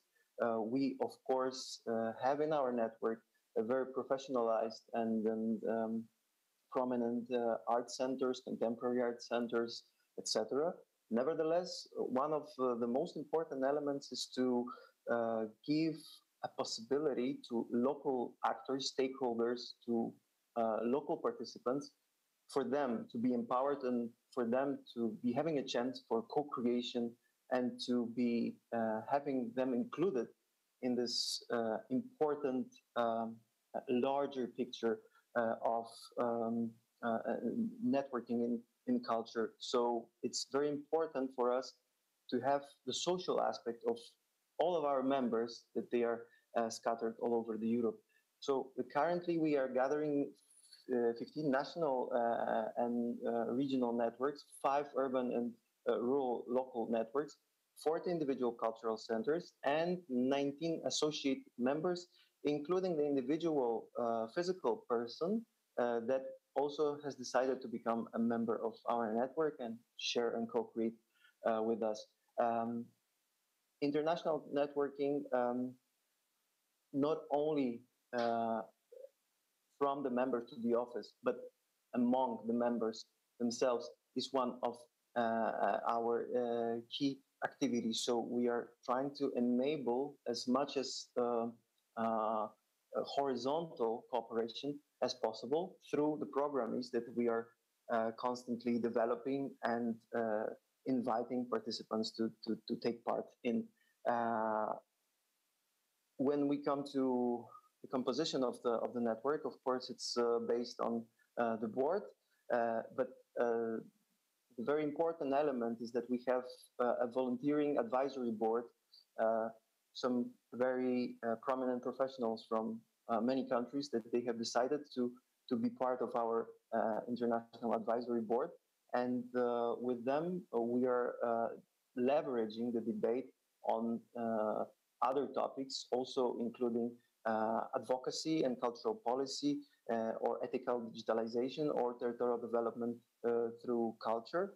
Because as a network, we want to be active on many different levels. So not only the policy, but also including the policy level, because it's very important. And as I mentioned before, as a network, we are privileged to gather many recommendations. They are coming from all over the Europe, from local cultural centers, which do not have, in many cases, a well organized, established representation. So our role is as well to be including those voices into policy papers, into special documents that they are prepared and shared with the European Commission, with policymakers, in order to be updated on both sides on what is the actual debate in the bottom-up level. And as well, we are delivering the information about the latest updates on policies to the level of the individual cultural centers through our newsletters, a lot of our tools that they're bringing the possibility to have this exchange and connectivity. As mentioned, we are organizing European conferences. Some of them, they were already happening in Riga in the past, and they are happening in many European cities, but not only cities. The very important element is to be focusing on non-urban culture for our network. It's one of the working groups that we are developing within the network. Of course, inclusion, accessibility, and ethical digitalization. These are the other working groups that we are gathering participants that they're coming from the network, and they could be involved and co-create and discuss, exchange on that elements. And then on the practical level, to be organizing projects, to be fundraising, and to be able to implement those very prominent ideas that they are the summaries of the discussions. What is of our flagship project, it's the Lights On, an incubator called before Bridge Between European Cultural Centers. It's the mobility program that is enabling individual representatives of any cultural center that will apply and be part of our network, but also not be a part of our network directly. It could be a member, to be a member for the future, to travel for a certain amount of days, and to integrate in a completely different context, to understand and to bring home very crucial findings of the locality. So the project is not at all limited to a managing team of cultural centers. We are opening, of course, this format to any staff employee of the cultural centers, including technicians and the other supporting staff, because for us it's very important to be all the time watching the horizontal structure, not the hierarchy, because it's crucial to see the cultural center as an organism of people that they are devoted to their activities, and they are, as said before, the forefront. And they are the memory. They are the memory of the locality. They are the avant-garde to bring cultural enlightenment to their communities. So, of course, the research and publications is one another our activity. And going very quickly to key actions, we are starting, and we will be having soon the very first meeting of a new project that was launched not a long time ago. It's called Closing the Gap.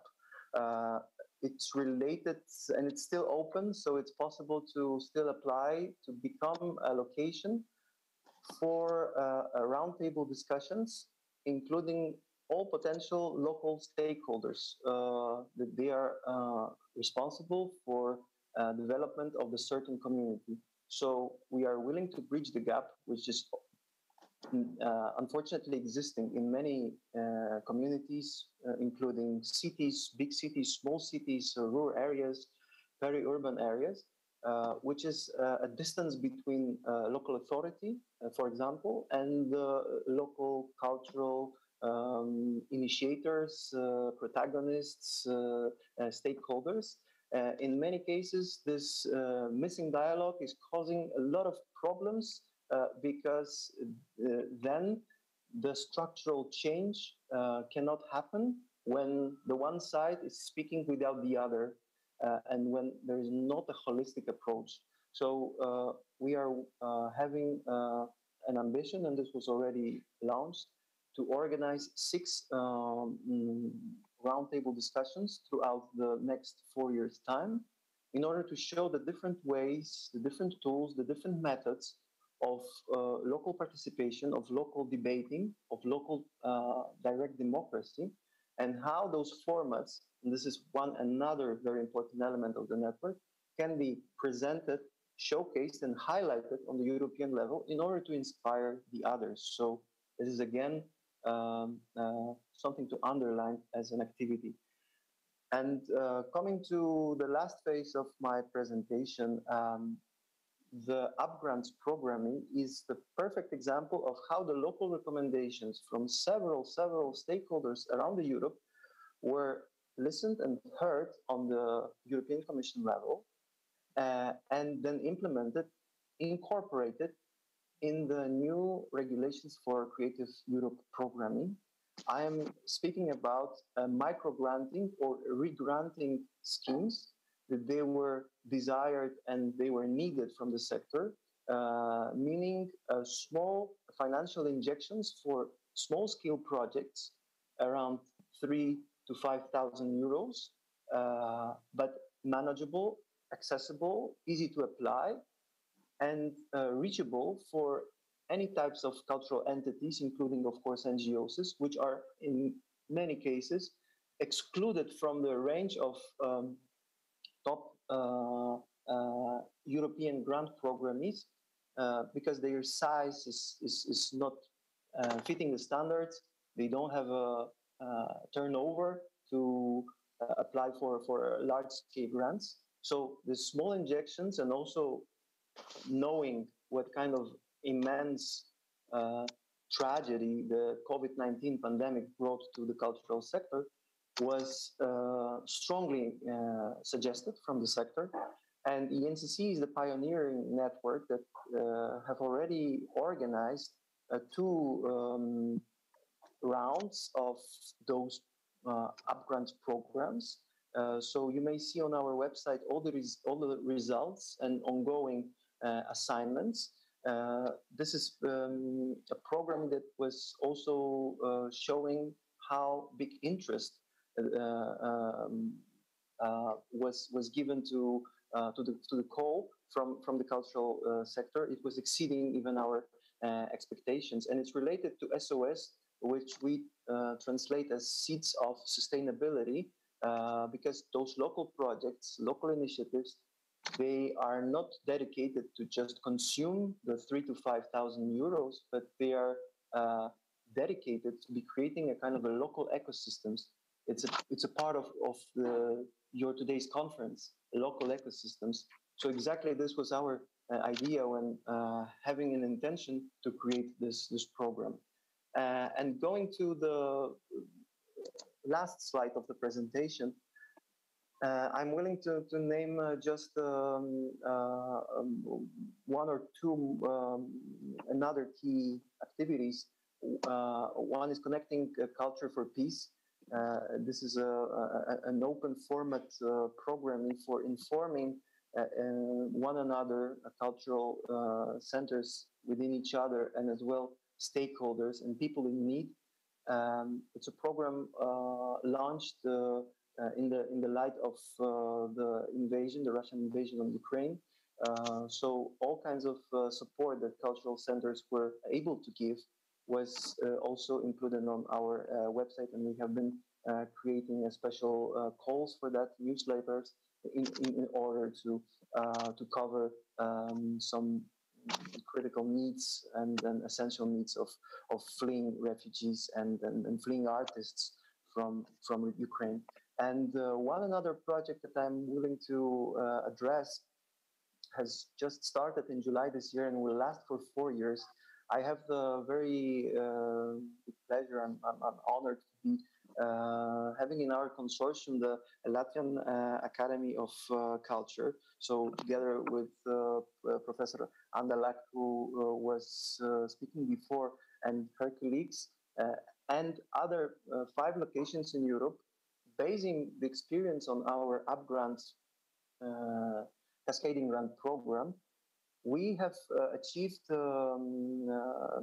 successful application from Horizon Europe program, and the project is called In Situ. It will be organized to give a special attention to 6 peri-urban and ultra-peripheral areas in Europe where 6 universities are located, including Iceland, including Finland, including Latvia, including Croatia, or Azores in Portugal. And the idea is exactly to use the format of those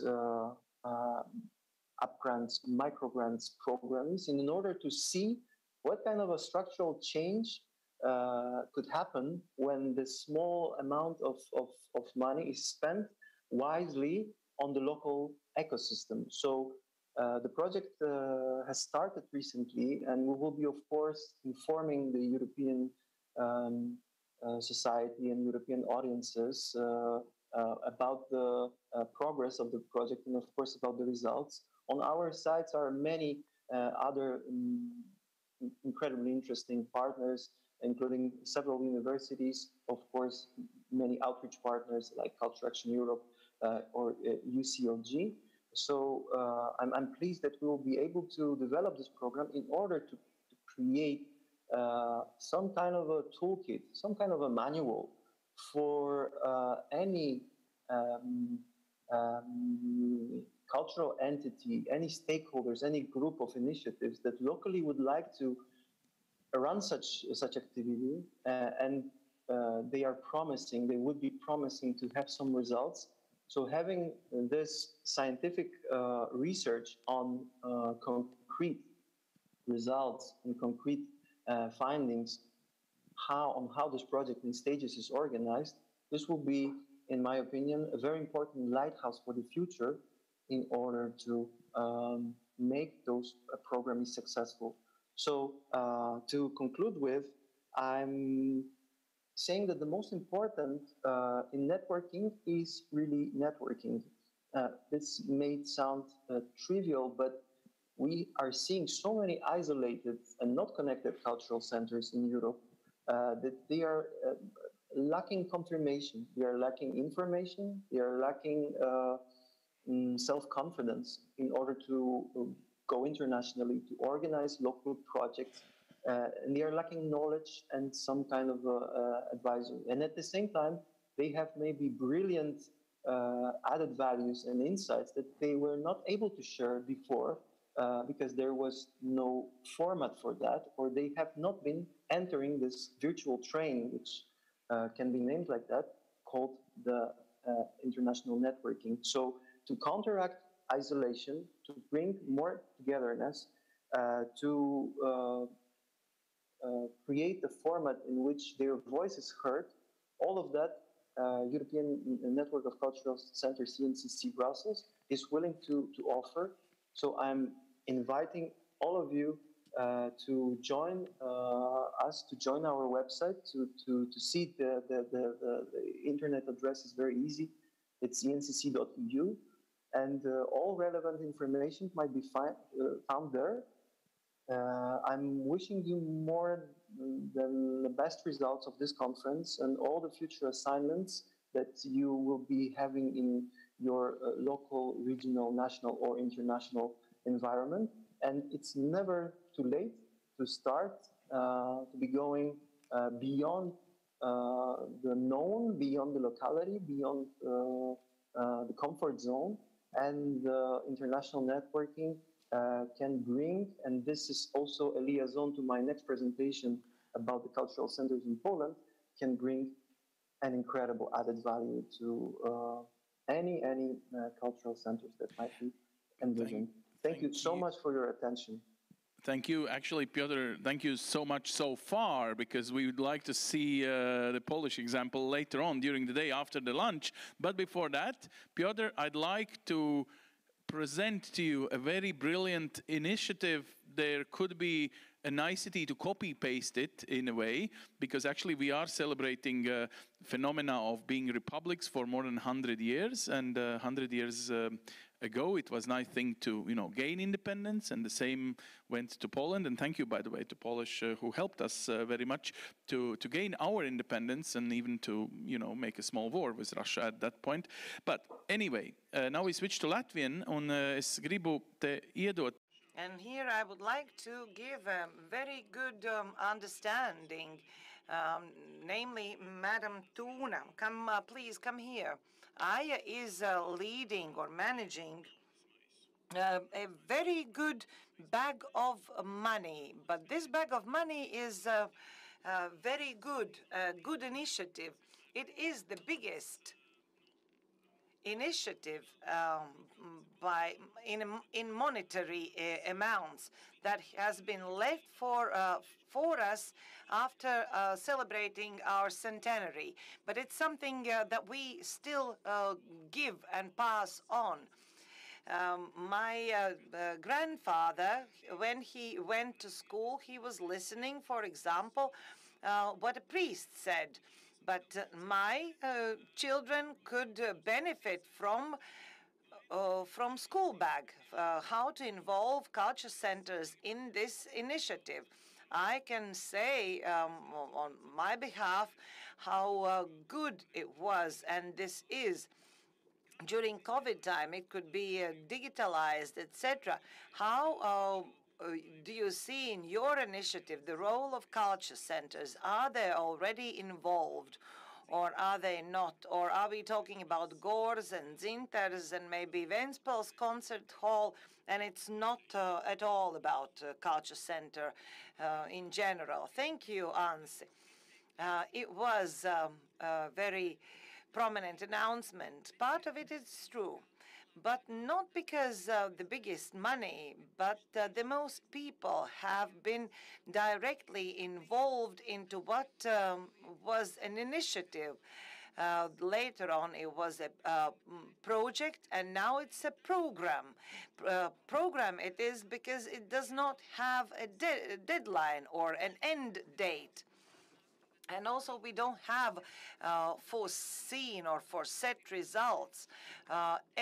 Everyone can benefit from it, and we want everyone to benefit, to keep benefiting from it. But I would like to say thank you for inviting me to talk in front of you. And this is the conference with most beautiful participants, all of you so stately, with self-confidence. And why not? Because you are the hosts of the resource benefiting for the whole society. You are the hosts of culture centers. And by being hosts or owners of something, you can lose the reality sometimes. You might start judging or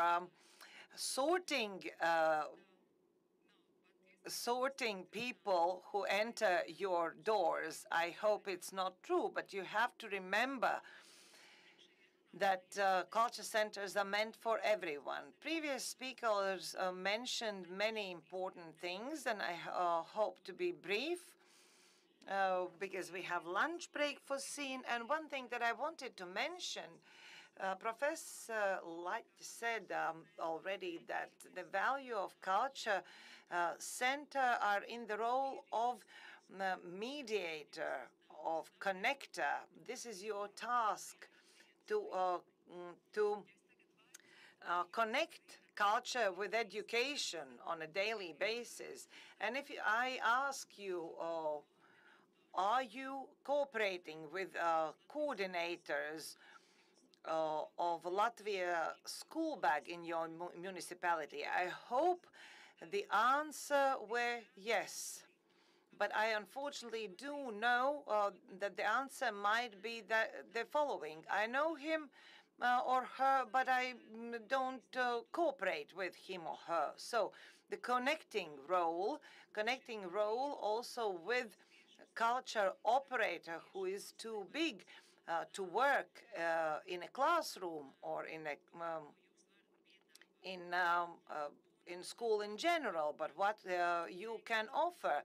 But what Piotr said, I took word social aspect. Latvian school bag is very special for the following.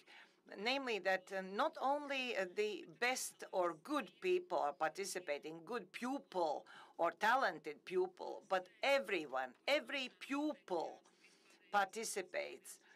Every pupil, be it from secondary, middle school, primary school, or vocational school. And the value of the program is the following, that those who come to our events very skeptical leave very excited. So we have quotes from pupil. For example,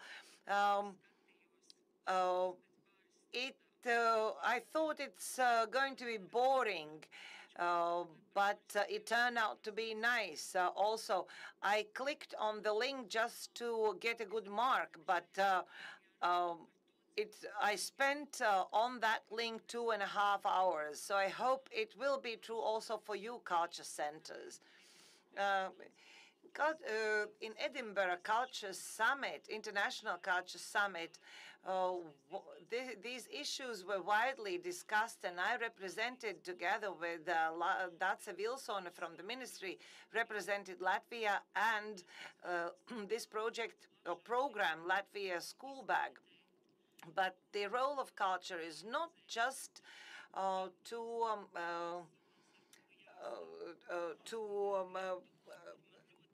allow people to see something and to enjoy something, but they have to participate or to be able to participate. We should not ask the question as to what is the culture's role to be enclosed into the education, but what's the role of the education? Let's not ask how culture, what culture can give to the society, but we should ask, indeed, what type of society do we want in our country? Because without culture, we cannot make or create the desired society. Now, some practical issues. The program is already up and running for the 5th academic year, and what we should remember, the general information that every year, every semester, every pupil can witness culture. How wisely teachers and coordinators are planning the works, how efficiently they are using the resources. We are still in progress, and we still have lots to teach and to do. We need also support from culture centers, where culture lives, in culture institutions, in museums, in theaters, in opera houses. But now we already witnessed that culture can live in a classroom, but then there are something in between. There are some things that can be too expensive for one school or too big for one school. And we need environment for example, several neighboring schools, and this is where your role or you step in. Do remember that in Latvian School Bag, there are different types of events. And when you organize, for example, exhibition, be sure to get in contact with a school, with teachers. Maybe it might be useful for this or that group of pupil, and widen your horizons. Your exhibition cannot be not only about visual art, but also on cinema, on writing. Those connections, those interlinks are very important. And we have wonderful events made especially for this program, where several forms of culture get together. And the teachers are asking, in what area or what branch of culture should I tick for this event? Be their advisors, be their friends, and help them to understand. But how to choose, I will talk about that in a minute. But to show you how mighty this program is, and I am very, very glad about that. And together with my wonderful colleagues in the National Culture Center of Latvia, we are all the time answering questions, and we are collecting good stories. The program has reached about 96% of all pupil in pupil of Latvia, be it secondary, high school, or vocational school. This is an event that has never happened before, that we are very proud of it. This is an enormous potential, but it has to be used wisely. Let us look at the figures. How many cultural events are happening every semester with a pupil, for pupil, or for pupil as part of visitors. And you can see how face-to-face and how digital events are being organized. And teachers actually do say that digital events should not be afraid of, and they are here to stay. We and colleagues, we also agreed that we should offer something digitally because children are using their devices all the time. We just have to help them click on the right link.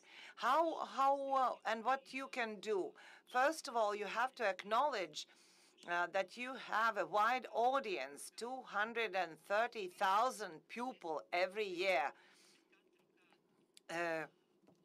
Approximately every year. So you can think and should think how to use it more rationally, what is accessible to you, how you can use the public money, how also public and municipal funding can be used.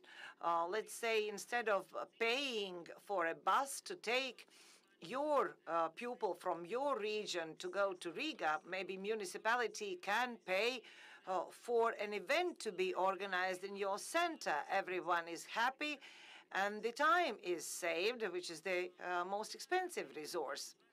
Thus, we could choose better quality events because some teachers are still kind of complaining about choice of events. We don't want to criticize just what's going on at school, but thus we could offer contemporary or modern content, for example, by organizing a play in your culture house and then later on talking with, for example, actors. Thus, we will eliminate social discrepancies, eliminate social extinguish.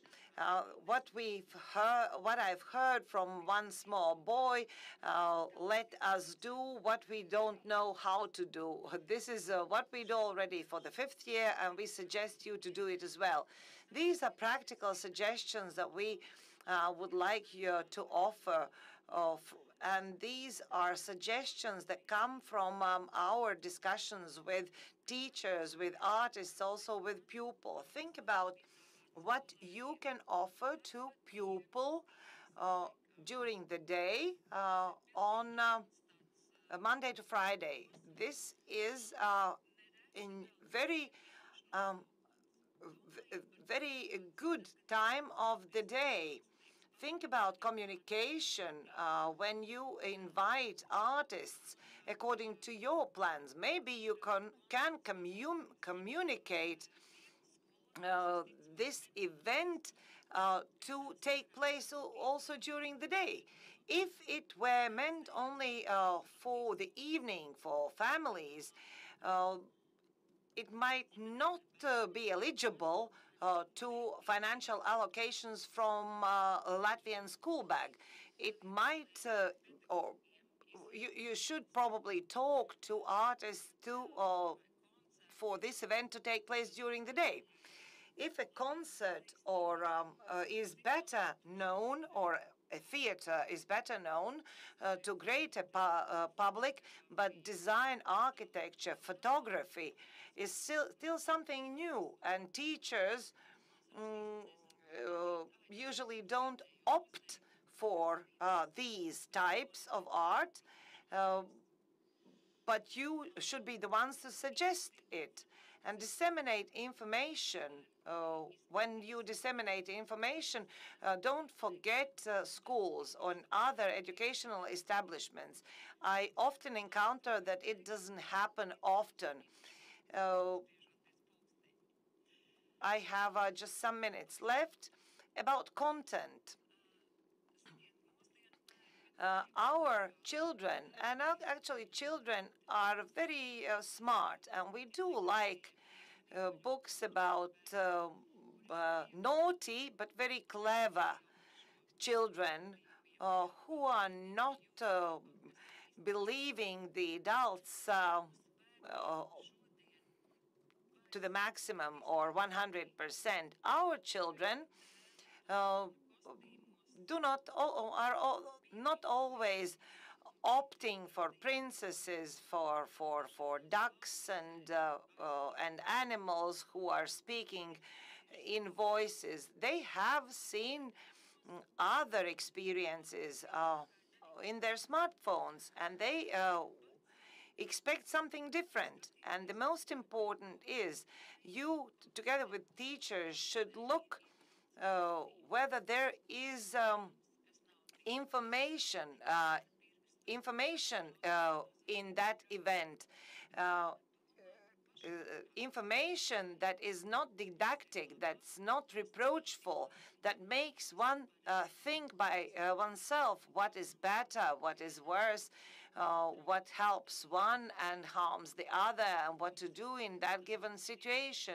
There, there are so many wonderful cultural events starting from preschool, from first grades up to secondary school. But don't be afraid for never for modern and never seen before events, and you should emotionally enjoy things together with your pupil. This school bag started as a gift to pupil on its centenary, but the program now is there to stay, and it is a culture program. And we should remember that scientific or science shows on planetariums and nature trails are wonderful, but they cannot be financed from the school bag. You should look for other cooperation partners doing that. We have an Excel table where there are suggested events, rightly applicable and eligible, but in those tables there would not be just one one of a kind of event or only one-time event. About those events that you might think applicable, we are always ready to discuss to allow them to be eligible. We could, for example, offer your event to another venue place, thus allowing it to become a best practice, or to educate you and the others on other eligibility criteria. The artists themselves already know very well, and they say that you have to be very careful when coming up with the right message, that didactics do not work. We do see from the evaluation forms of pupil, they are very critical, although they do not like quarreling on stage, but that makes them think. Within the program, we can allocate financial means to professional venues and professional things. I don't want to say what is written in article number 3 is the following. When organizing pupils, events for pupil, technical possibilities are often forgotten.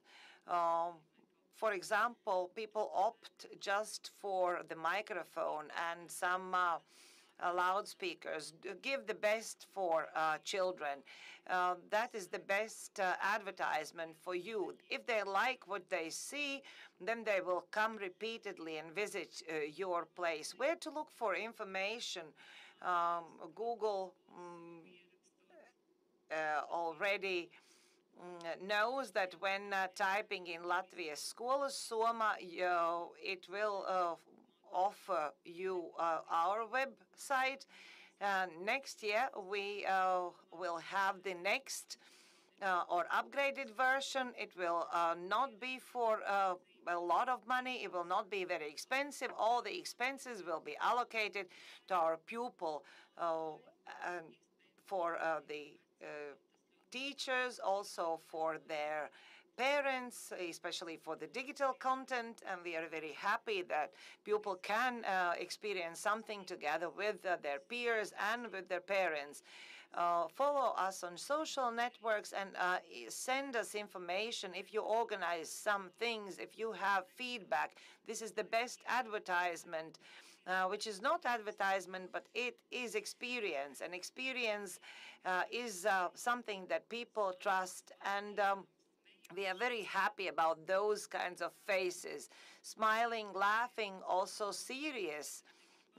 Also about the moments when children are saying, I don't want to talk right now, and hopefully teachers are smart enough and they are not making children talk at that time that is emotionally saturated. We are all learning in this digital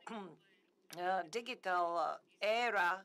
We should not be manipulated by cultural expressions, by cultural events, but we should learn from them. Thank you very much, and may we all enjoy cultural events and culture centers in the future. So, if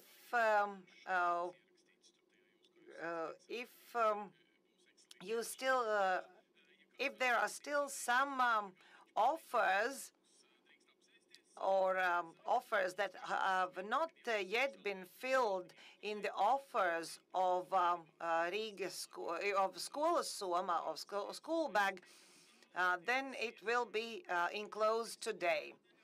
So now, colleagues, you have a place, time to have lunch. Although we are a bit late, we will try to reconvene sharply in 15 minutes because we have to observe the time slots that have been allocated to our European colleagues. So enjoy your lunch and please resume or come back promptly. Lunch is being served downstairs. You will see lunch is already served. But those colleagues who are joining us online, enjoy your lunch somewhere in your places. But we will resume with Silvana Bayrakova from Bulgaria. Then Piotr from Bulgaria will continue. We will start at 15:30, not 15, a quarter to 4, quarter past 3, but 4:30. Thank you.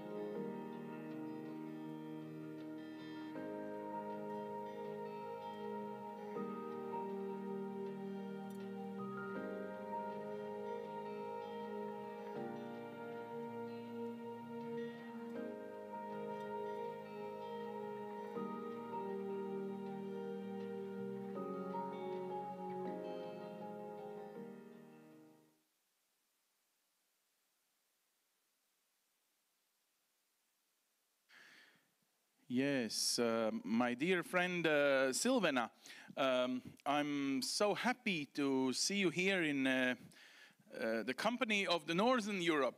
So here we have someone who knows what is culture, by the way. There were even ancient Greeks in territory of Bulgaria, of today's Bulgaria. So there are some probably different etiquettes or different traditions we should, well, take into account. That's the beauty of being European, to find out these many differences here, isn't it? Nevertheless, we share more or less the same attitude to organizations. So it's always like organized from top to down, deep, grassroots, controlled by kind of communists. And here is my big question. Don't you think that maybe you have a great example from Bulgaria where actually, if you trust people from NGOs who knows local community, who knows how to safeguard whatever pearls should be polished, that we get some more niceties. So I'm just listening today for the first part and thinking of these many structures. We always want to be very nicely structured, safeguarded, paid, guaranteed from the budget point of view. Sometimes let us be, creative. Let us, do something, well, surprising for ourselves. So how it is in your country, how good is it structured? I see that in Bulgaria you represent a Cultural Centers Association. that has most probably a very strong structure, because you are a secretary for international affairs, which makes it like, wow, what a structure. We hardly remember who is the president of our association here in Latvia. So how structured it should be? Don't we kill, well, this creativeness at one point? Yeah, thank you for your question. First of all, I would like to thank you for inviting me to take part in this conference. It's a pleasure and an honor to share my experience with you and my thoughts. I hope that during the presentation, I will answer your question. I would like to say that also I'm a chairperson of one community center in Velingrad. So you will see at the end of my presentation a short video just to show you that we can be creative too. Yeah, we have some difficulties that we face to adapt to the contemporary tendencies, but you will see. First of all, I would like to start with a historical context that will give us the idea why we would like to be as structured as you said. What does Čitalište mean? In fact, this is a Bulgarian civic organization, but it appeared in a specific period in the context of political dependence and conservative Eastern feudalism, because we didn't have a state at that point. So the Bulgarian social community centers appeared as a response to the European influence, and in this specific context, but in their nature, they are civic organizations. So they were founded in different locations, and they had very different activities, but with the main scope to unite the Bulgarians and to share one common identity, Bulgarian identity. And their role in this first period is to distribute and exchange news and ideas, in that way to arise democratic discussions and to form an intellectual elite. And after the second period, these organizations were under the socialistic government, and they become more similar to the to the institute, not civic organization, but a governmental institute, because of the funding, because of the policy, and that's why they change very much their internal culture. So their civic character is regulated in the third period of their development in 1996, when a special law gives back their independence. But in the same time, the people are used to receive this government help. So there was a big discussion. In fact, should it be a civic organization or government or state institute? And at the end, the Čitalište turned back to its very beginning and civic type of government. So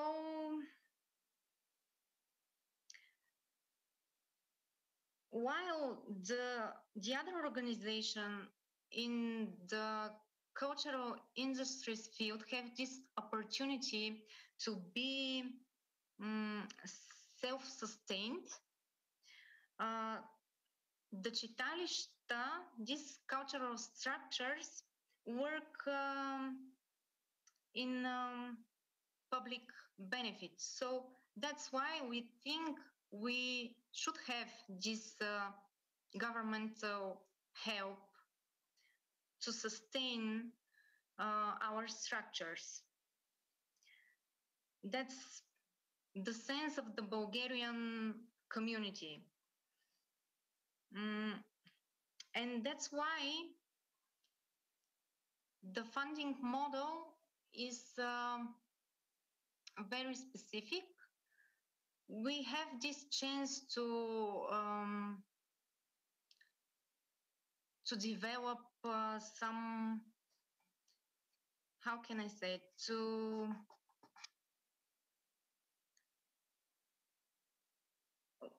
I'm sorry, just I lost the word in English. You can tell it to in Bulgarian, or maybe you know the Russian specifics, and then we can find out the right wording. Just we can have our profit too, but mainly we depend on this government state aid. Subsidies. Is it clear? Subsidies, yeah. Is it clear enough? So you are co-financed on certain issues, and in certain you have to find your own money extra.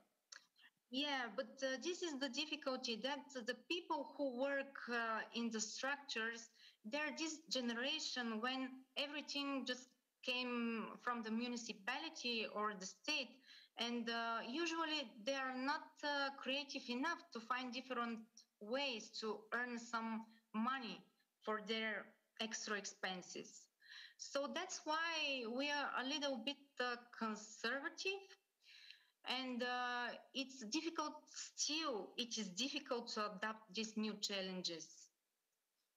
The municipality usually doesn't have enough money to develop a local cultural policy with these cultural centers.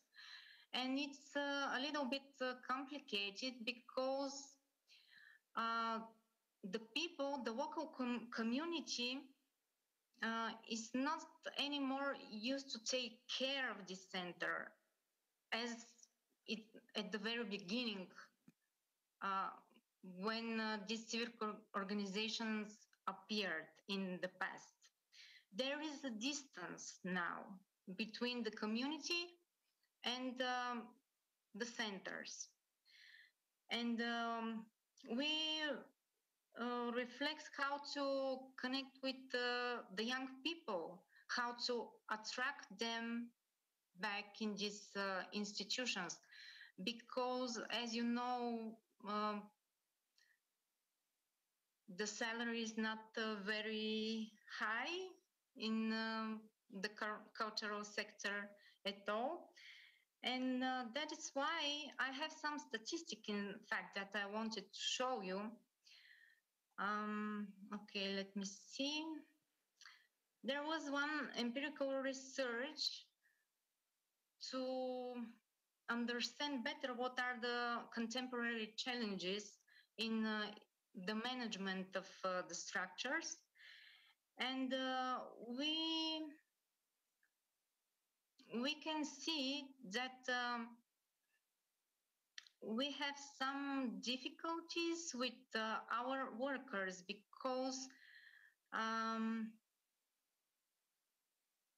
for example, they don't know English. They then cannot take part in big programs, projects, international projects.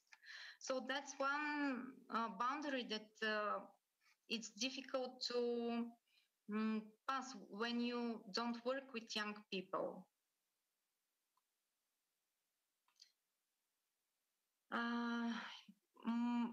The biggest part of the cultural centers in Bulgaria are located in the villages, and that's why there is difficult to find the right person to work with.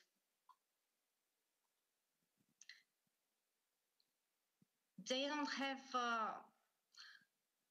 high education, and usually they work with children in the libraries, but then it's difficult to develop something modern there in the villages.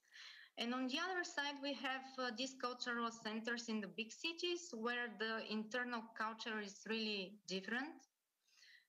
And as one of my colleagues says, each cultural center, each читалище is like separate person because it faces different challenges. It depends on the local community, business, municipality, human resources.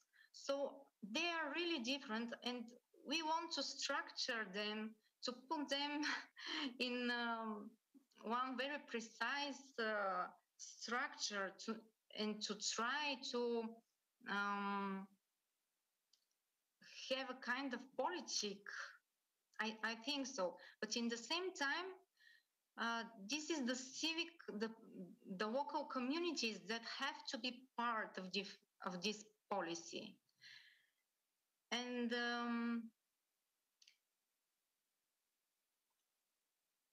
I think this in a way answer your question. Maybe our intention is to structure these centers, but in fact, the reality is this, that they are very, very different.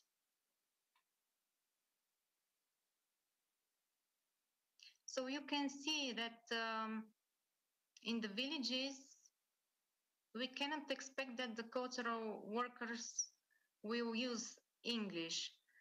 And there are just small part that can participate in international projects. But let's see some of the strengths of these cultural centers, because we cannot even imagine in Bulgaria how there will be a city without this читалище center. It's so important to the community and so recognizable. It's flexible because it survived for so many years. And this is a good way to give access to culture to the people in the periphery of the country, because everything that is as a professional product is only in the big cities. And we have these open scenes to theater groups and different performances from bigger cities to have an exchange with our amateur groups or some kind of interaction. So even our buildings and scenes are a big plus for the community life, cultural life. And the weaknesses are mainly in the administration, because we don't have management in its contemporary sense, but more like administration during the socialistic period. And unfortunately, low level of potential of the human resources. And I don't know, maybe, yeah, we have so many structures, and it's difficult to communicate with all of them. This can be plus, but also in weaknesses. And despite to these complex difficulties that we face, these community centers are our living cultural heritage, and it is even protected by UNESCO. So we have this responsibility to find the right measures to develop this structure in a modern and contemporary way. And thank you so much for your attention. I would like to finish this short presentation and my thoughts with a video just as an illustration to show you what we do here in Velingrad as one of these cultural structures, Читалище, and to show you, I hope you will like it, to show you that we can be creative, innovative, and modern too. Thank you so much. Of course you are. You are proud Bulgarians, of course. But I still want one explanation. And this is, what does it mean, Читалище? Sorry for pronunciation. What is exactly the explanation of this very word? Read, from read. As I said before at the beginning, the importance of this structure during the national revival is to spread news, to exchange news, and to learn people how to be a citizen, to discuss local problems, politics, all this news from the other countries. We were under the Ottoman Empire during this period. So the cheta is read. Clear. So it is very important, of course. They weren't able, all of them, to read. So usually there were one person in a local coffee that gets the newspapers and starts to read loudly, so the other one can hear and understand what's new, what's going on in the other countries. And that's how the people became a nation. Oh, that's very important. This is what we discussed exactly around our 100 years of independence, of how it became really a nation who wanted to formulate their own independent country and all that stuff. So thank you for these parallels. I think they are very crucial even nowadays, when there are many probably Russians wanting to organize their own new country from zero, right? Well, anyway, that's not about Russians today. It's about us, the Europeans, the ones who wants to be a part of this network and be a good friend of also Polish experience. I think your experience historically also was very hard. Thank you, Svetlana. And now Silvana. I'm sorry, my reading glasses. I forgot my reading glasses back home. Silvana, thank you very much, and all the best to you in these many efforts you just described. So now we turn to Piotr Michalovsky, European colleague from not only from Poland, but also we already met you, Piotr, when you talked about the European experience and a need for different networking of ideas and copy-pasting them. So how it works in your country, Piotr? Can we see you already? Do you hear us? Do we see you?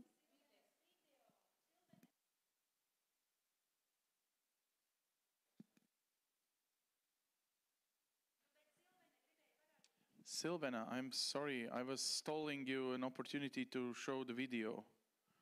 I didn't hear it properly. Miss Tully.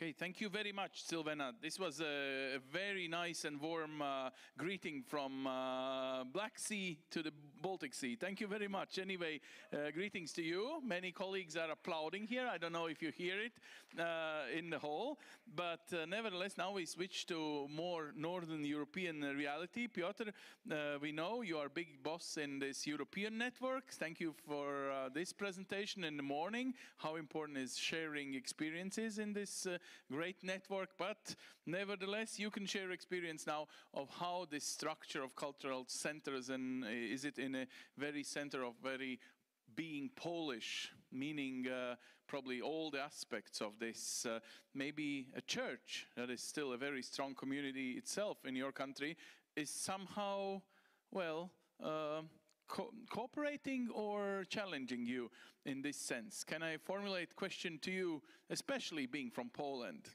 Please, Piotr. Yes and no. I think this is the answer, which is not giving the clear winner and the clear suggestion. But I think that. There are many agendas ongoing in the country, and everything starts from the education and from also the ones that they are writing the books of history those days, or they were doing this some decades before. I will be sharing during my presentation some of the aspects related to different political systems. My main message, I think, is that we are able always to find positive sides in all of those schemes and mechanisms. And sometimes the very sad thing to happen is to be having the new annulling the previous. When the new is coming and we are willing to forget about everything what was been developed previously, and sometimes this is just causing irreplaceable or impossible to change aftermaths. Let me go through my presentation, and maybe some answers are going to be already allocated there. And I would like to again, from this position, like say a big thank you, paldies to Dita Pfeiffer and to Lina Kubilus for organizing, for inviting, for having this brilliant idea of bringing international voices and perspectives to today's conference. Without further ado, let me go through this presentation that I have for you for today. And I will be finishing, as my colleague before, with a short video, which will be also maybe addressing in a different way some elements of the local activities and regional network that has become an important bottom-up player in our region, in Lower Silesia, which, just to say, it's in the west of Poland, southwest of Poland, with the Wrocław as a capital, which was the European Capital of Culture 2016. But let's switch, let's say that from the beginning, let's switch to the sources, the origins. Now, let's switch to 18th century for the moment, and to identify first community center, which appeared by the initiative of Paweł Ksawery Brzostowski, who was a Franciscaner. He was coming from the church. So already this is one of the potential answer to the question raised in the beginning. He founded a social house for boys in the Vilnius region. So always there are those connections with the lands, with the territory of the bigger impact, of course, than nowadays Poland, and always this cooperation and interconnectivity was there, is there, and will be there. So it's simply the right thing to do. And Stanisław Staszic, who you see on the left graphic, he was a bringer of enlightenment to Poland, and as well to Polish non-urban areas. He was a writer, a poet himself, and he has founded the agricultural society in Hrubieszów region, which is on the southeast part of Poland, which today borders with Ukraine. So the origins are coming from the idea that in the rural areas there was a strong need for community social houses. They're going to be accommodating a lot of potentials for a common further education. And of course, it was one of the key aspects. But of course, this togetherness was bringing many more opportunities. So when we switch to 20th century and we switch to interwar period, we have been identifying around 700 social or so-called social houses in Poland at that moment. And then the number was increasing to the incredible amount of 5,000 social houses in the eve of the outbreak of the Second World War. So when the war started, everything, of course, has been totally changing. And after the Second World War, we have been seeing a switch to those social houses and the cultural houses. So, of course, the initiative was always the same, to bring people together. But some cultural or social houses were turned into an initiative which is very close to Chitaliște Union in Bulgaria. So already explained to you. So the press and book clubs, Klub Prasy i Książki, which were functioning in mostly rural areas and were like enabling people to be attending some kind of art courses, to perform, to learn, to co-create, but also to read some books and newspapers. And it has been noted that in between 1969 and 1989, so till the moment the system, the previous communistic system was ending in Poland, there were around again 5,000 active clubs, mostly in the rural areas, where those kind of activities might have been taking place. So on those archive photos, you can see some interiors of those press and book clubs, which were as well as you can see selling some basic products, some postcards. Of course, they're having a press, a lot of magazines, books, as mentioned in their name. But of course, it was one of the first possibility for inhabitants in the rural areas to be testing their skills or to be awakening their skills dedicated to creativity, meaning theater, meaning music, meaning any kind of acting. So everything which is dedicated to social culture approach. So this is what I was writing, that even if this sphere was infiltrated by the ideology and political agenda, it doesn't mean that taking part in activities there was diminishing the values of everything mentioned before. So any kind of creativity is expected and perfectly supporting the development of anyone, despite the agenda that was, of course, included in the core of those clubs. So the important is to be always having this question in front. And this is one of the message I'm sharing with my presentation today. that if we are on the verge of change, we every time have to think whether the change is only for better, or we are sometimes losing a lot from what was already functioning.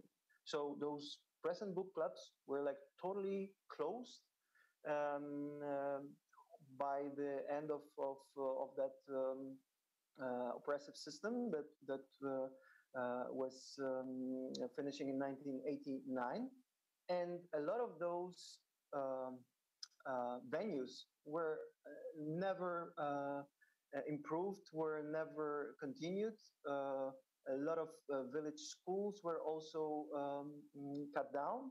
So it has been creating a lot of dysfunctionality in the rural areas and non-urban areas, which was not easy to breach by the newcoming. And also there was not, in my opinion, a certain replacement for that. So in many cases that we know, uh, this kind of a continuity was just um, uh, lost.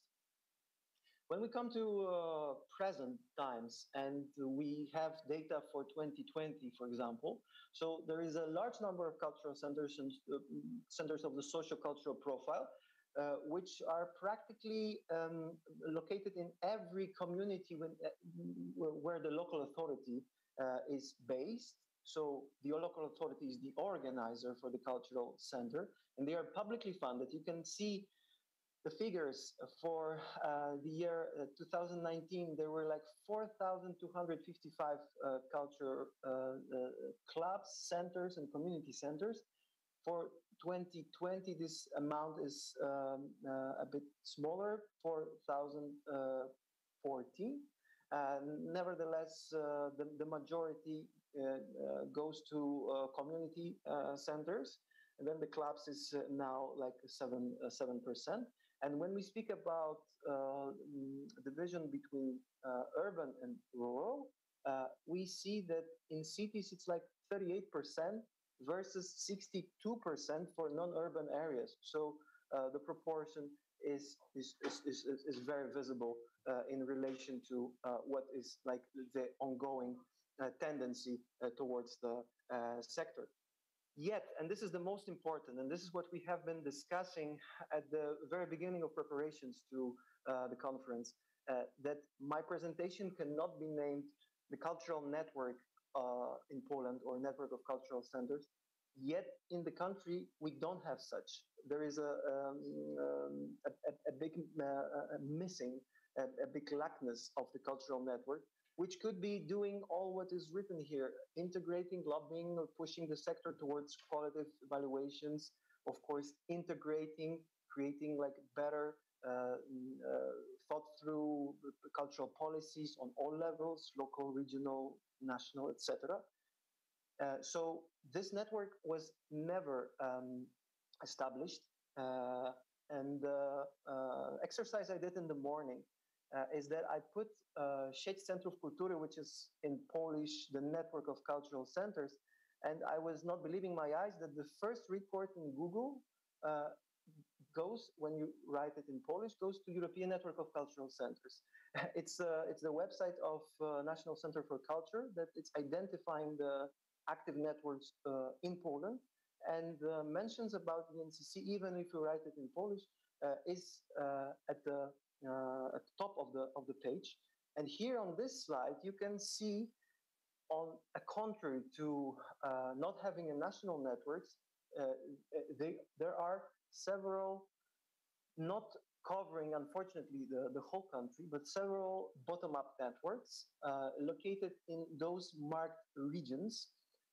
Even some, they have like 2 networks per region, like Małopolska, where Krakow is located. There is like a partnership for the education and the Forum Krakow, so like 2 networks. In Lower Silesia, in our region, southwest as well, 2 networks. So you can see that there are initiatives bottom up. They are supported sometimes by some projects, some programmes. Nevertheless, only some became NGOs based, Some, they are still informal, and they are trying to bridge the gap between um,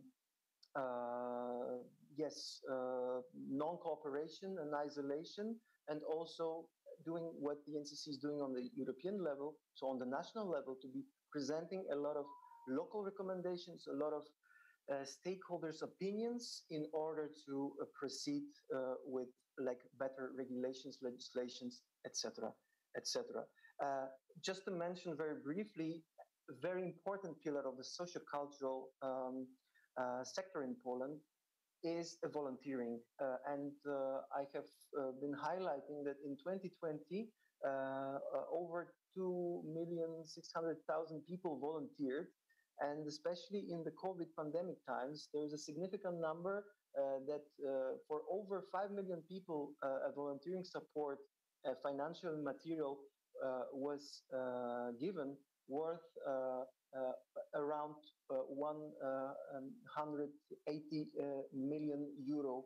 It has been calculated by Statistics Poland according to all the data that is actualized in the database. So this is one more important element. And switching to another example, because I promised that I will be speaking about some practical elements. So the city of Wrocław, the city close to me, because I come from the city. I was working apart from for 10 years as a head of the cultural house outside Wrocław, 30 kilometers away. I was recently for a few years working in the cultural department of the municipality of the city of Wrocław, European Capital of Culture 2016. And the city has been developing the network called Centra Aktywności Lokalnej, which in English stands for local activity centers, which in not only my opinion, but they are resembling rural community organization, which I will later on show you. So in Wrocław, since 2016, this network has grown to 24 locations scattered throughout the city. The most important aspects and objectives are the proximity to the neighborhood, accessibility, social experimentation, and of course, dialogue. And the center also have become a very important player and supporter through pandemic times, because their profile and this flexibility helped them to reorganize and immediately to support local inhabitants. What is important to say is that they are not a typical cultural centers, that they have a program that is created by the board or a director, but the locality in the participatory way is negotiating, and also local inhabitants are becoming the leaders and the workshop protagonists. So they are offering their skills and they are sharing them with the others. So just a few photos. We go quickly to the next element. Because the next element is related to how Wrocław was identified 2 times by UCLG Mexico Award. First, the legacy of the ECOC was identified as a best practice. The ECOC Wrocław and the legacy is a key to unlock participation, sustainability, and cultural friendly city. So you can find this on the special good practice website of UCLG, the information. And also this year, so like 2 or 3 months ago, Wrocław Social Intervention Program dedicated to COVID response was as well identified as one of the 50 best global practices among the cities from all over the world in the framework of how to support the cultural sector through the hard times of pandemic. And I'm switching to the last part and to the very, very practical and very, very local example. So the city and the rural community of Oleśnica, in which I have been working for over 10 years, And what was our concern, the lackness of integration between the local leaders and promising emerging leaders was causing a lot of difficulty. And at the same time, when I started to be working at the center, I met European Network of Cultural Centers, and the inspiration, the level of understanding of local needs, and being there with those problems like even a few decades before, um, especially for the network in Belgium, which my colleague Lien will be presenting like a few moments after my presentation, was incredibly inspiring us to create a local network, then a regional network in the whole voivodeship, and then to be trying to incorporate as many potential projects and opportunities as possible in order to highlight all the local needs, the potentials and needs that they have to be articulated elsewhere. So mapping of the status of the situation elsewhere is a key competence for any cultural center, which is willing to listen to the voice of the local inhabitants and then to address their needs properly. So on this slide, you can see the local forum of cultural village assembly halls. This was our local network. Then the regional network was the Wandering Cultural Forum of Lower Silesia, and then the European Network of Cultural Centers, which also in the film that will be presented at the end of my presentation, can in a more speaking on its own say about the activities. So when we come to the local network, it was very important to bridge the gap of non-cooperation between those 23 village assembly halls that I showed on the previous slide. They're scattered all over the community.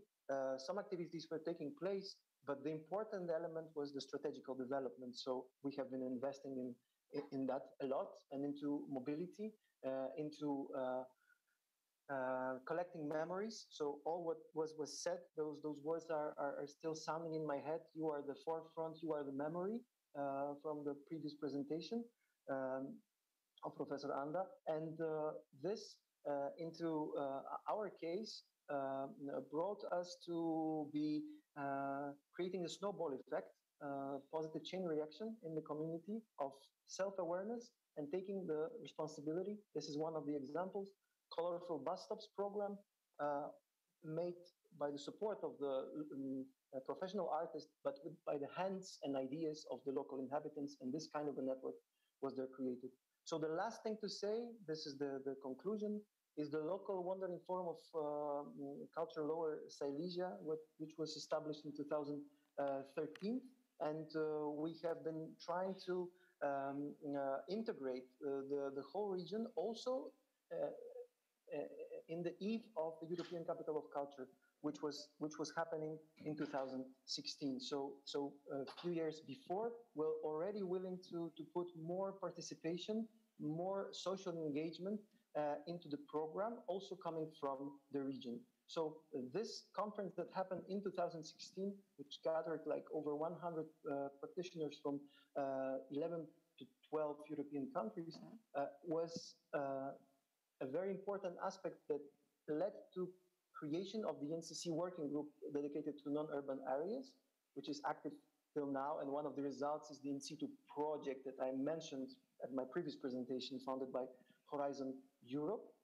Another element, manifesto for shared, smart and innovative territories. So basically built on recommendations from, at that time, over 200, because with the online participation, 200 stakeholders from 23 European countries.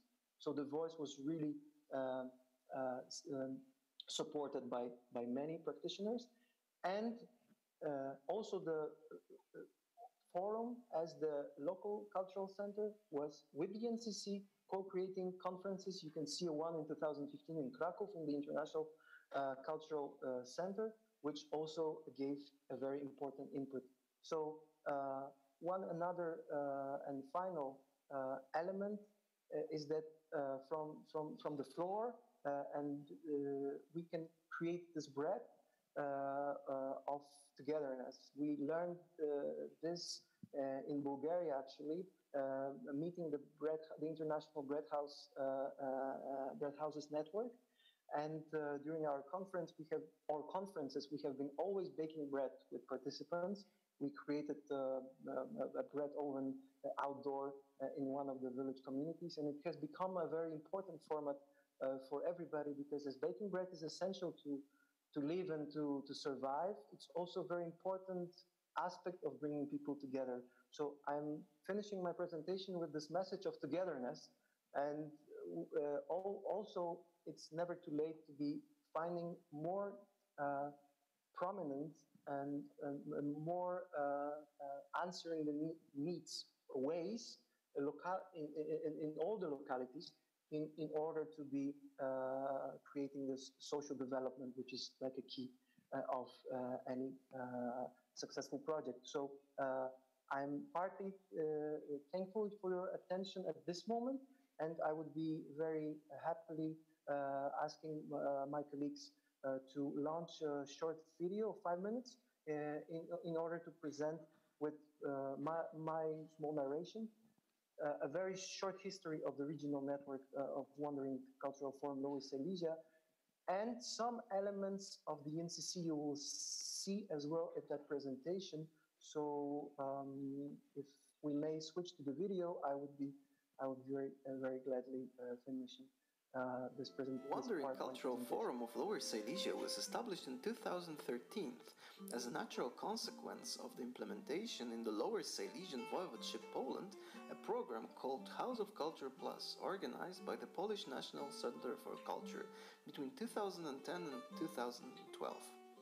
Cultural centers participating in the project bridged the distance to each other and started own initiative of a close cooperation. Therefore, a large nationwide conference, First Contact Culture, founded by the National Center for Culture in 2013 and organized by the Forum, brought us even closer. The main idea of the conference was to answer the question, houses of culture, mono or stereo? That meant to us nothing but whether to cooperate or remain a single, free electron. The answer seemed to be simple, but it had to be justified in such a way that the post-conference recommendations worked out in a group of almost 100 representatives of cultural organizations and associations would have their power.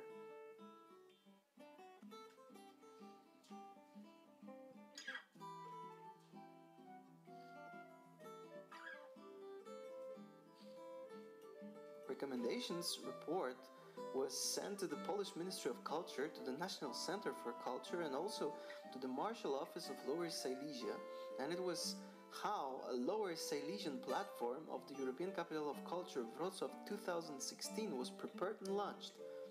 By our efforts, a ECOC Wrocław 2016 program was implemented not only in Wrocław, but also in the Lower Silesian Voivodeship. The activities of Wandering Cultural Forum of Lower Silesia are not just conferences. There are as well joint artistic and educational projects, but also counseling and building local, regional, or national and international cultural policies. We are very active in cooperating with relevant departments of the European Commission.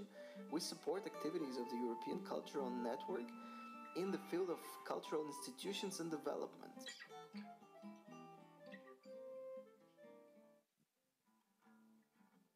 Wandering Cultural Forum of Lower Silesia works in a close contact with the European Network of Cultural Centers, ENCC, based in Brussels. The Community Cultural Center of Oleśnica is a formal member of ENCC, and by this fact, Wandering Cultural Forum participates in many international meetings and many projects. And besides interesting cultural exchanges, we also support decision-making and co-creating of more open, aware, and more participatory cultural policies, mainly in the field of development of cultural institutions located in non-metropolitan areas, such as rural areas or small towns.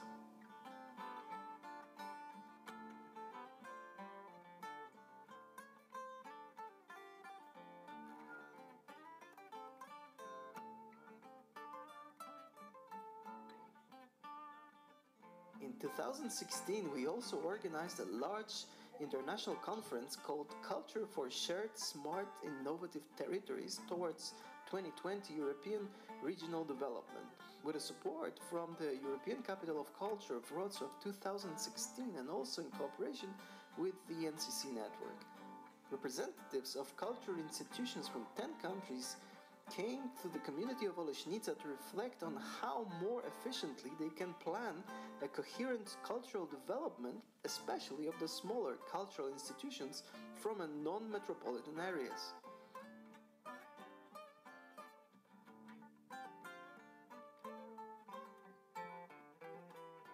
Wandering Cultural Forum of Lower Silesia remains as an informal organization up to this day. Together we have accomplished many activities, conferences, artistic cooperation projects, educational cooperation. But one very important element of the network's activities is the inclusion of a local government, local authorities, meaning the organizers for local cultural institutions. It is difficult to talk about recommendations for local government without a local government.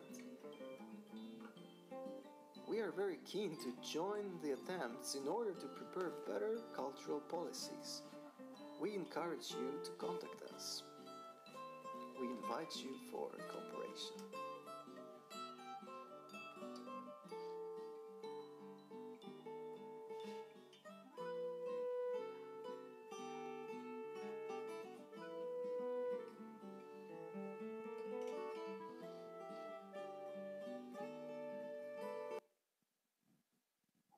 Okay, thank you very much, Paldies, Piotr. thank you so much. Paldies, dziękuję bardzo. Piotr, I'm so surprised of how multitasking you are. You are even editor and narrator and the text writer and everything of this. So thank you for being also the active member of this great network, where probably one of the most active members, proud members, is Lena van der Schieren. She is representing not only the network of cultural houses, but these ones in Flanders and Brussels, living in the 2 times smaller community in the territory, but 4 times bigger than Latvia. So for us, it's like, wow, do you really need to meet people? If you meet them everywhere, wherever you go, you're one of the most overpopulated territories. It must be, you know, very great need of escaping people, not really coming into community houses to talk to them. Okay, maybe bad joke. Lena, we want to see your experience in Belgium, where all the Flemish beautiful paintings, all the beauties of European culture is so much, well, concentrated in a way. Maybe it's much easier for you to do cultural activities in your community. How it works?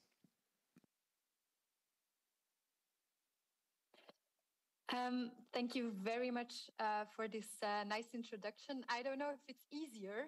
I think we all work as hard as we do. I'm very happy to be part of this exchange of European experience, but also grateful to shed a light on what is happening in our field in Flanders.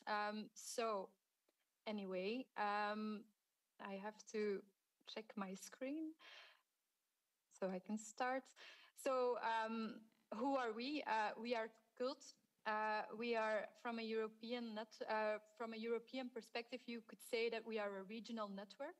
So we are a network for the Dutch-speaking part of Belgium, not to be confused with our friends, our French-speaking friends from ACC, who are also focusing on the French part, French-speaking part, better of our country. So we are actually very new. We exist since 2020, which is, as you notice, right in the middle of the COVID crisis. So that's when we decided to change our name, to change our look and feel, and actually also to change the way we communicate and connect with our members. At the same time, we have roots as far as 1975. So this organization, this nonprofit connecting cultural and communal centers in Flanders and Brussels, exists since 1975. So we have some history, that's true. The fact of the matter is that we are a very, very small organization representing a very, very large and diverse network. So we are two full-time equivalents, just some practical notes. But we are supported and committed, supported and represented by a very, very committed board who helps and supports us, who are experts on all these topics that we handle, but also are part of this community of cultural and community centers. We are a proud member of ENCC from the very beginning, so that's also nice to mention, I think. But then moving on, I really want to go back a little bit to where it all began. So some 50 years ago, the Ministry of Culture, so the Flemish Ministry of Culture. This is a Belgian situation, so I warn you, might sound a little bit complex. The Belgian Ministry of Culture decided that they had to that they had to democratize culture and bring cultural centers to the neighborhoods. So the idea was to create these meeting spaces that have culture and social cultural activities in them, but that they are also pluralistic of nature, so not ideological, which is a very important factor, I think, in the overall approach towards these houses. So from the very start, there was this Flemish willingness to invest in these spaces, and shortly after their start in the 1970s, this network started to grow and grow and grow. And now at this point, we are a proud network of 170 cultural and communal houses. What I have to mention and what I recognize in the other stories of my colleagues is that they are very diverse in scope, in genre, in audience, in geography. They have a scope that reaches out from very socio-cultural practices, from neighborhood works, from everything of pulling in audiences, workshops, and so on, towards very, very artistic approaches. So in its essence, these places are places that really have to make sure that they can grasp this really wide reach of all these activities. And like I mentioned, at first and throughout the years, these houses were also supported not only by their municipalities, but also by Flanders as a region. And this changed. So in recent years, in 2018, there was a moving of decrees, which meant basically that the authority about and in these spaces is fully the municipality is fully autonomous in deciding on these houses, on what happens in these houses, and how they approach the way they function. So basically, if you look at it in a very, very positive way, this opens up a lot of perspective, because these municipalities can really invest in these spaces and make them grow as much as they want to. They can really give culture a very big space in society. If you look at it from a very other perspective, you could say that this also means that these houses lose a little bit of their ground, that they have to search for their identity again. And this is what we try to work on with Cult. So what we are working on is looking together with them as a network, looking towards the future, and really thinking about what is our future role in society, but also in this local community, and how can we still put the emphasis on exchange and on really being a network, since this regional approach is left behind, so that we don't become islands in this vast and diverse network, but that we stay and grow as a network. So I want to shortly go into what we do as a network before I go into the challenges that we see for the future.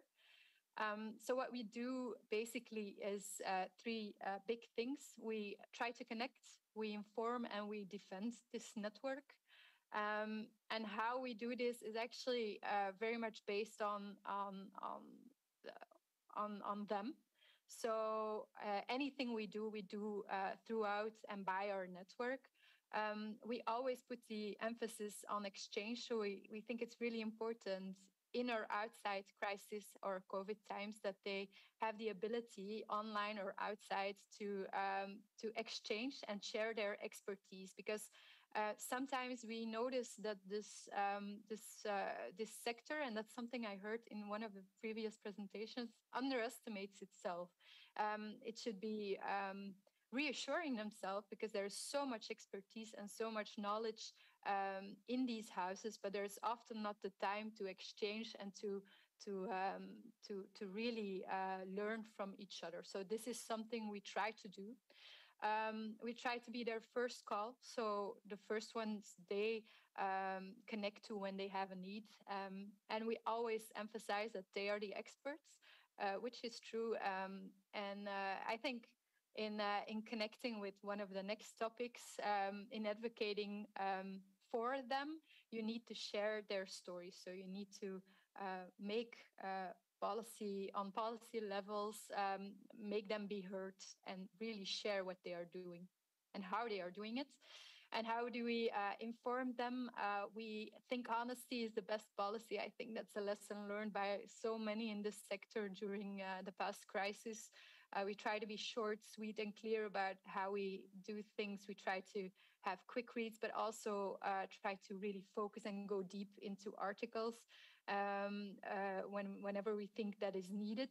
And I think that's the way we can build on this network if they trust us.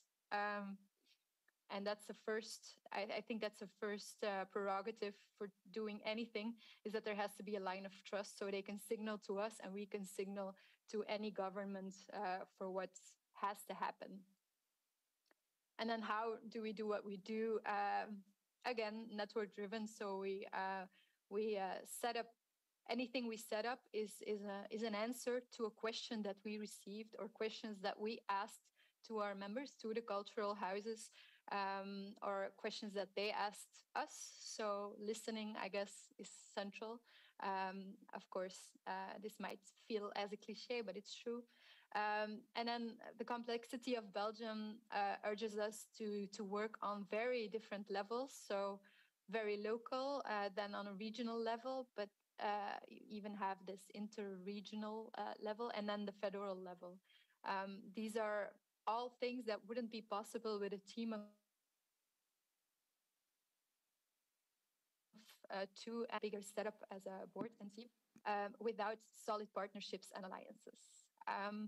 I think that's a message that we took away from this past crisis as well, that since the situation is complex in these different outlooks, even throughout Europe, I think, of cultural centers and socially oriented centers, that they are so broad in scope, that they have so much impact, but then at the same time, for instance, in Belgium, the art scene, the non-professional arts and the social-cultural part, they are very divided.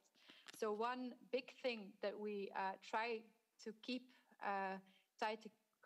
and cherish in the future as well is this connection that we made in a crisis cell in order to convince the government that we're all fighting for the same good cause, for what culture can mean and can do in the well-being of people. So I think that was a slight step away from the houses itself and more towards our network. Now I want to go back. So I want to come from the C word that we all had to face and want to connect this with the future. So How is it for our network? Maybe some of you can relay with this. So since March 2020, we'd like to think of ourselves, since our change of name as well, as a representative of open houses. So that's why we moved from center to houses. And we noticed, of course, like any of you, that the houses had to be more closed than open. There was a very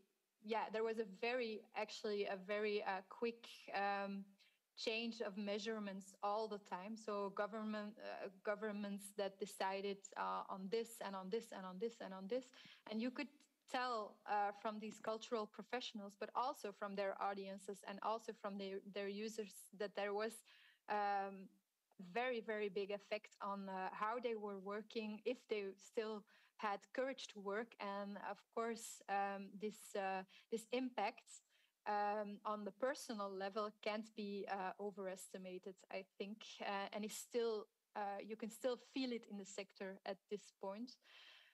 But also throughout this value chain in culture, because of course it's not only the cultural worker, it's also the technician, it's also the artists. So whenever a house closes, this has an impact on this whole chain. So I think this will still have some repercussions, at least mentally and professionally, in a lot of these houses.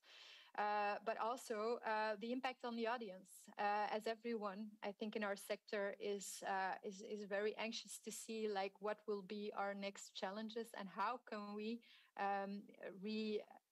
re-guide our audiences back to our houses. What I think is a very interesting one is also the paradox of connectivity within the network. So what we noticed actually was that throughout very bottom-up campaigns like Green Light for Culture we had in Belgium, over regions, across borders, so to say, everyone lighted their house green, which was very nice visually, but also really had an effect on people, like as a support, as a beacon of light and support. But then these kinds of campaigns, we realized very easily, and the paradox is actually that that their houses were closed and nobody could move, basically, but there was a better connection between the houses. And we as a network, we really try to get these positive effects and try to move them to today. And then, of course, we also struggle, or our houses struggle, with the paradox of online initiatives versus live experience. What will be what did we learn on a digital level for these houses? Is it really all digital? We, in Belgium, research pointed out that people really wanted to go back to this live experience, and we could really notice this summer, this festival summer, that this was the case. But what for the future? Because a digital or online is a really big cost, and there are several thresholds for the audience. So I think that's something where we have to focus on in the future, but that will follow right away. And then I think one very big thing as well is the very positive thing is the creative attitude that our members and these cultural houses had towards what is possible, what you can do even in COVID times, in or out. So they had this enormous pool of creativity, and also people wanting to volunteer to make something out of the impossible. And I think that's something to really build on as well for the future. So about the future, actually, since last week, we have brand new results of a big study, a big study on users of cultural houses, so community centers and cultural centers. So 26,000 users and not users were asked to answer their motivations, their reasons to go or not go to a cultural house. And this was the first study, at least the first study here in Belgium, that really emphasized on the impacts on the well-being of people. So not only the effect for the cultural houses is released in this research, but also how people see the cultural house as a safe beacon where they can really meet each other. Indeed, we are a very dense populated area, but still people really want to reach out and come together in these spaces. So this was really nice to see. That this was one of the results. Also, in our advocacy work, it's often directed towards the economical, which is very important, of course, and soon to be even more important. But still, it's very hard to prove which other worth there is. And this study really emphasizes that. So we have lots of small and big questions for the future, from communication, from how we should approach this, from how we will move towards new and different audiences, how we can get them back. What about curated places, curated offerings versus very civil-driven, bottom-up approaches? What is an open house? How do we define this in the future? And how do we keep it open, even when we physically have to close in another crisis? And then, of course, the paradox of digitalization. Is it really the future? And if it's the future, what about these houses and what are their functions for the future? So what we did in the past years as well is try to look forward towards the future, and we organized things as Forum Futur, and we are still busy doing this because a lot of our cultural houses exist for 50 years. We are now interested to look towards the next 50 years, so we will be doing that and focusing on that in the next time. But we shouldn't be blind to see this new crisis coming up. I'm afraid we will have to face the effects as well of this new energy crisis, and we're trying to map how and in what way we can help our houses to also try and deal with this new situation. So scary yet exciting yet interesting times ahead. And we're very much looking forward to partnering up with our European colleagues to share experiences on everything, basically.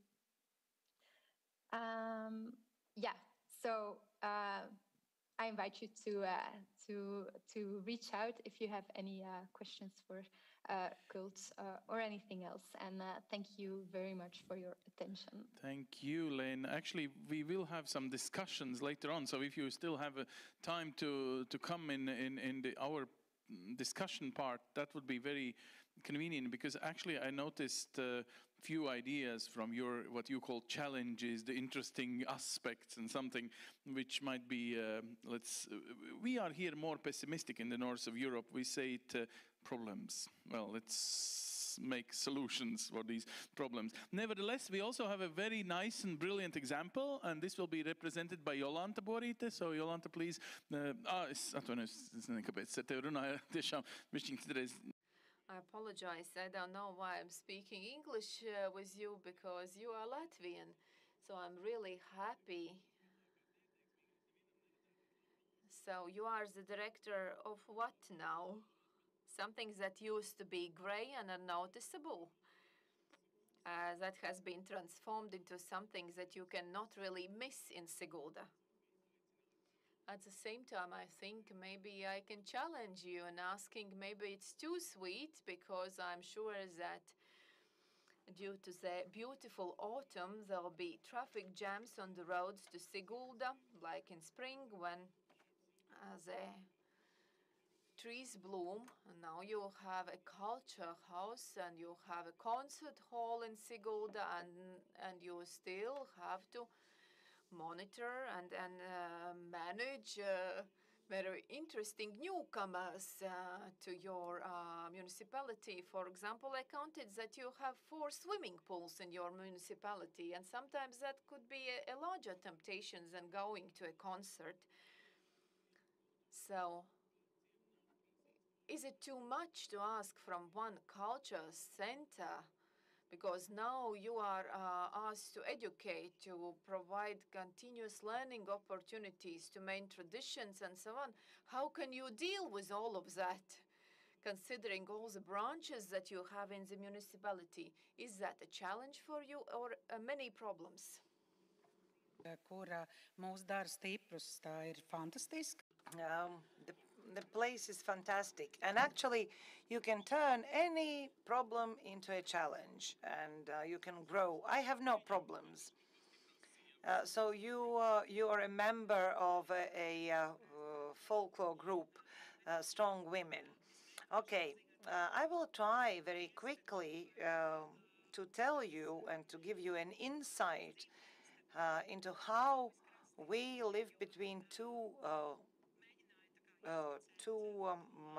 shores of Gauja River, because I want to tell you about time when I had to make this overall picture from the moment of administrative territorial reform since 2009 and also later in 2021, and the time which brought or made us better and larger when some adjacent territories were added to Sigulda. Sigulda is located 53 kilometers from Riga, and it is the most powerful region or center of the regions.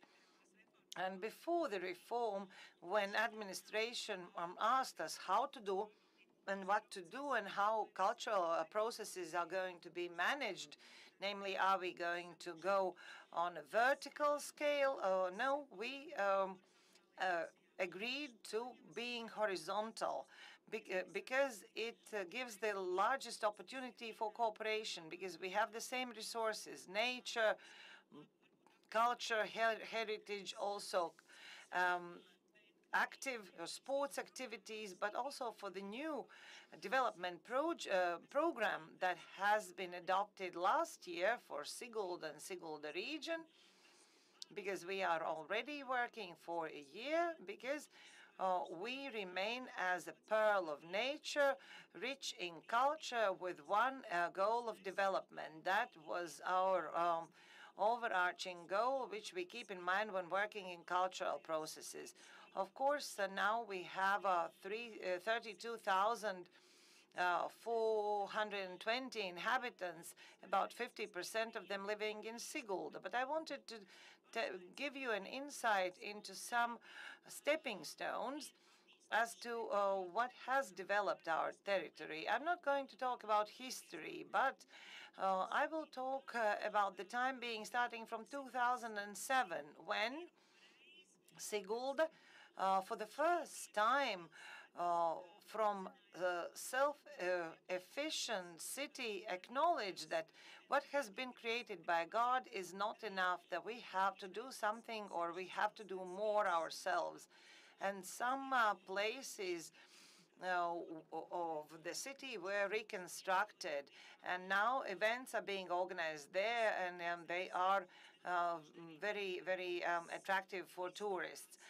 Sigulda carries away, or Sigulda aizrauj has become our slogan, also in the area of culture, and this is a fantastic example how a simple train station that is remodeled becomes a place where to gather. Also, Riga 2014, which gave us the biggest push for Sigulda city territory, developing historic castle premises and to see this territory together with the rest of the city. And thanks to our inhabitants, the territory that was dead at that time, that was interesting only for tourists and tourists coming in buses, became a live part of our city, a place where locals can go, that is attractive and interesting also for tourists, and as I said, also to people living in Sigulda. Also, I want to tell you about the one more year when speaking about participation and co-participation, when we were partners, when Riga was a culture capital of Europe. We were the first ones in Latvia who started to talk about impact of culture events on environment. And INTA will agree to me, and there were some other people in Riga when we gathered a long time ago, when we talked about it. The society were not ready for that, let alone culture establishments. Now we talk about it, and Sigulda municipality from 2019 also has the green policy when talking about events, when thinking about recyclable cups, by not permitting big trucks to enter the territories, sorting waste during events. And this is what we do on a daily basis in our processes. And I want to say that also for our uniforms, together with company Partips, have created wonderful overalls, wonderful uniforms. And now I'm talking about Sigulda, and it was a possibility to remodel our culture house, culture center, to an outstanding building. And I, as a manager of this building, can tell you that we can talk about, through the architecture of this building, talk about our nature and tell you this legend. Similar to Devon's, Devon's is connected with geological era of Devon, when evolution had a big jump forward. We also have a tale on first definition in 2019, when I started managing this establishment. We and with my team, we defined that we are not an ordinary culture house, and we will never be. Our ambition is quite different, and we are trying to do it on a daily basis. With this unique concert hall, culture and art house, we have acquired also a fantastic exhibition hall, and we have an ambition that we have defined already in 2019. We want to become a pan-Baltic exhibition hall, acknowledged in all Baltic countries. And our work is not connected with only one other or several other establishments and institutions, but with everyone. And now, 2021, new administrative reform, when our team is supplemented by Malpils, Inčukalns, Ledurga, Krimulda regions with their culture premises. At first, you actually don't know how to untangle all the problems for them to become challenges. But it's good that you can simplify things to make them more human-like and make them into an exciting event. First of all, the most exciting and engaging thing was to become responsible for something, but also to be part of it, to see the playing field, to see everything that we have in our county. And maybe there are some things and some unique things that we have missed, or I have missed here, but today I want to speak about some.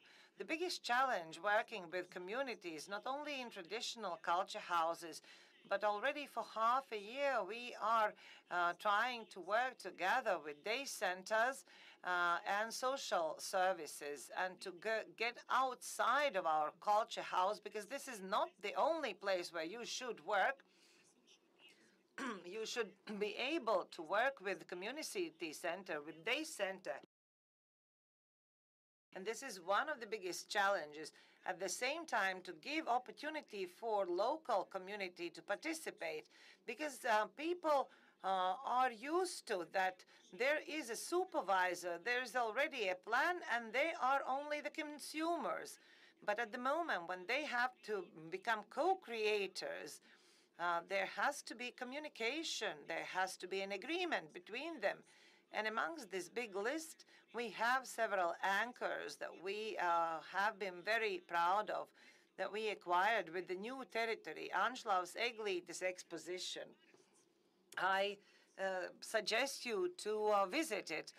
It's a water tower. On the bottom floor, there is a pharmacy as well as hair dressers. And on top, there is a top quality, world quality exposition on unique personality, not only a writer, but also an artist, Anšlavas Eglītes. Military heritage, not studied enough, not used enough. Also, our groups, song and dance groups, also culture, historic houses where we see potential. For example, one very nice exposition that we have,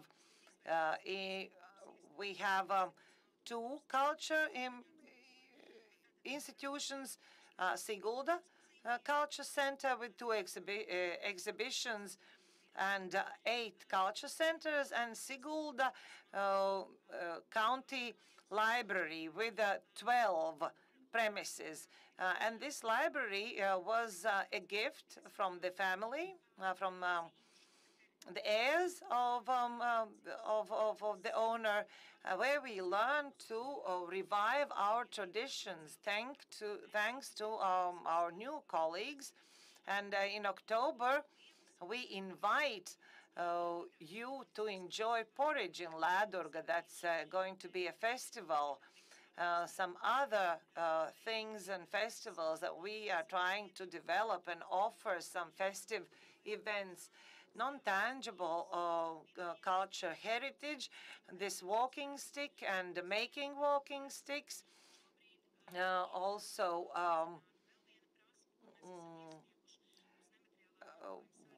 Also, another heritage, a skill, weaving of belt blankets, as well as the culture of lives, community that lived there many thousand years, many hundred years ago. We have a problem with some objects. We are trying to implement some short-term developments.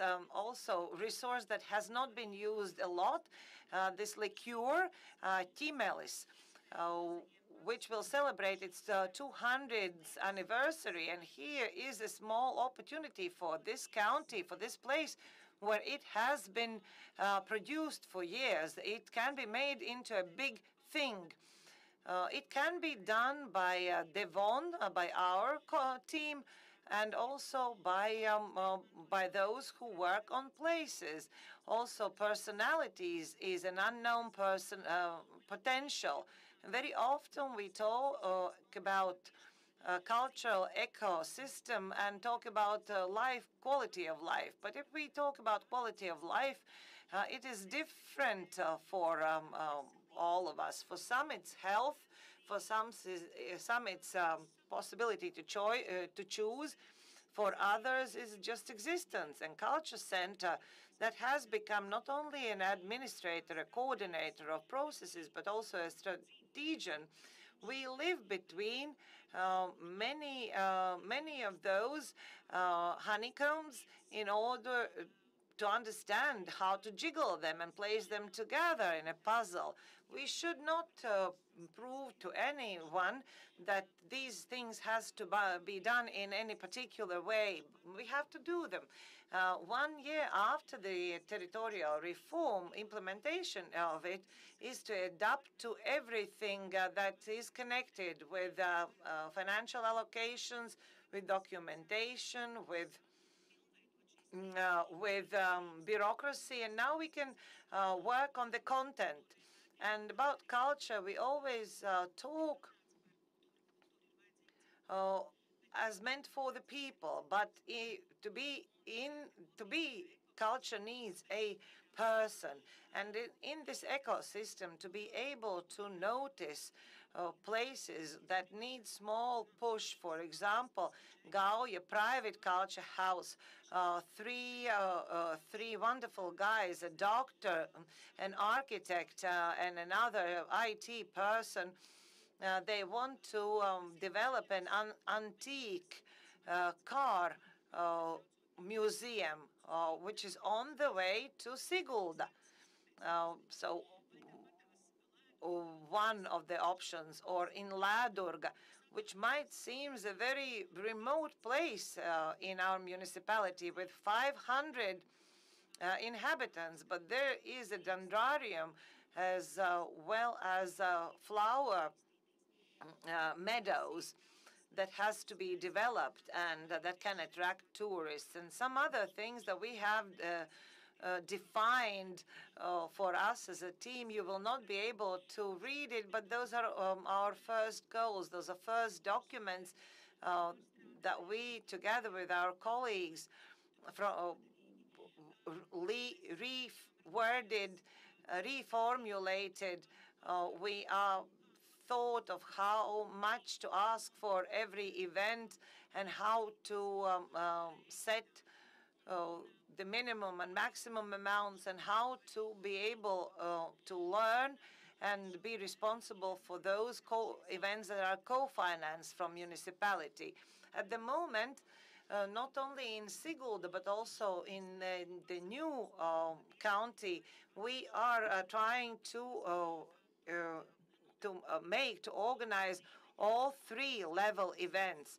High level with economic and social impact, for example, in Malpils, Strawberry Festival, in Ladurga, Porridge Festival, Summer Solstice, in Inčukalns Youth Festival. In addition to existing events, we added 13 new events and supplementing existing budget by 43,000.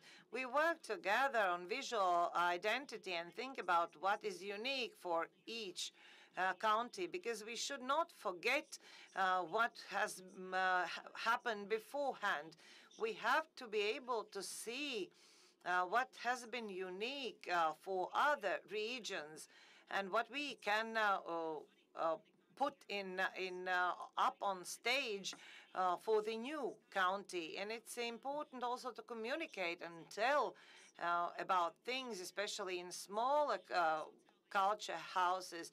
There is communication on social accounts, the common visual identity, thus responsibility for what we do and what we create. Consultative board that we have had in Sigulda after the reform, we supplemented this county also by representatives from remoter places. They are our inhabitants. They are not employees of the municipality. And our biggest challenge is this year, at the end of September, where a children's consultative board will start working. We will be the first in Latvia, and not only in Latvia, who will give the floor also and listen to children. We will have 5 children's group, about 100 children from kindergarten. We will not call them together, but we will organize 3 groups to understand what they want what they envisage and how we can implement what they want. It's important that culture gives a voice to the territory, and not in all municipalities there is an understanding that culture can not only be the driving force of processes, not only the developer of society, but also the territory. We are lucky because we have all of that, as well as we want to give a possibility for many society initiatives to find mechanisms, be it through projects or competitions, support for procurements, or through competitions for lifelong learning, to give an opportunity to implement all kinds of initiatives for non-governmental sector, also for the entrepreneurs. And there is also a wonderful platform where you can measure the DNA of a Sigulda inhabitant, what we can, and actually we are not talking about professional art. We are talking about things that we can do together, what we feel, what we know, how we can demonstrate that. This is the statistics as to how many companies we have in our region, and we depict it in this loaf of bread. And you know, this bread was never stolen from the exposition. These are drawings from books that have been illustrated and published by third grade pupil. And it's important to think about a culture ecosystem, not only cultural events, what we do on a daily basis, but in connection and in cooperation with colleagues,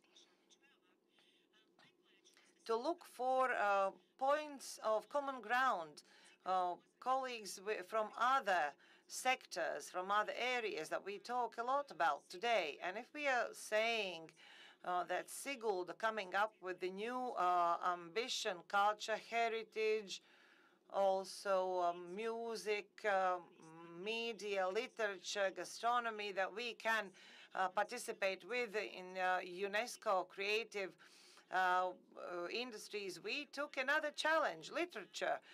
Crazy, you'd say, but interesting. And the biggest gain that we could talk about without going in too much into detail, but we will cooperate in that with educational establishments. For 2 years, we have been working with literature teachers who train their pupil to read, who teach them to read.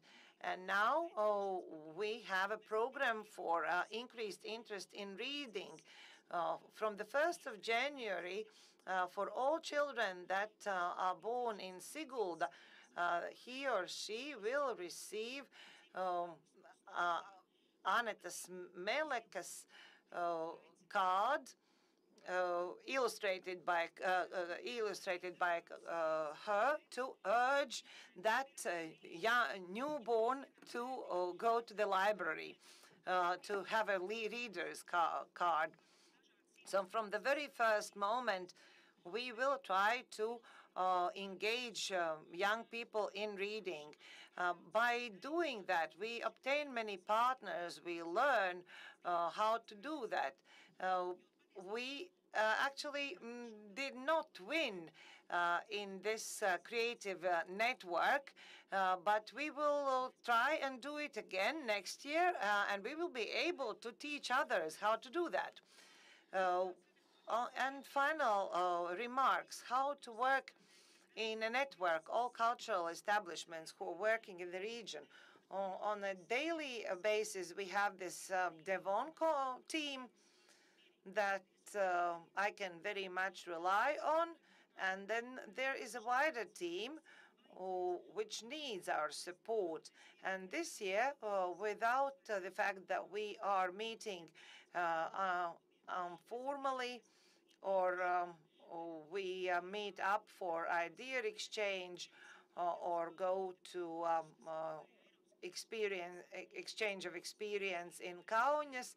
In August, we had a project being neighbors, and this culture event had to happen somewhere where there is no cultural house. We looked for atypical places, for example, an orchard or a backyard of someone's where we engage local inhabitants into discussions. And it is important to think not only about new culture projects or remodeling something existing, for example, here in Alfreds Kalningsparks, but to cooperate also with companies, with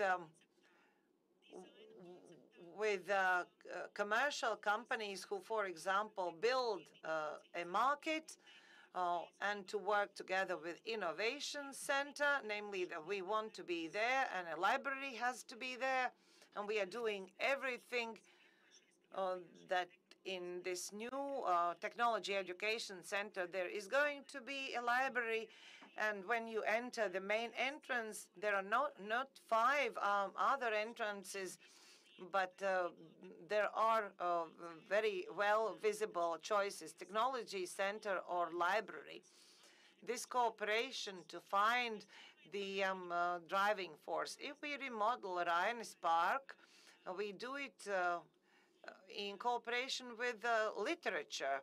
And this new recreation park for young people will be created in connection or keeping up Rainis and Aspazijas literature and their characters. This is how we live. We live in a multifaceted world where we try to look for the main values, we try to support. Of course, we need energy and we need love that you can see from this picture. Thank you. Thank you. I know you have a heart.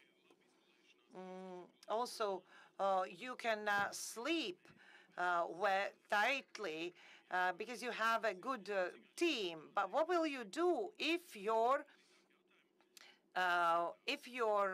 mayor is going to be elected in the parliament, in the next government? I'm not trying to promote political party because you need support from the municipality, because you are apart from an organism. You love very much your municipality.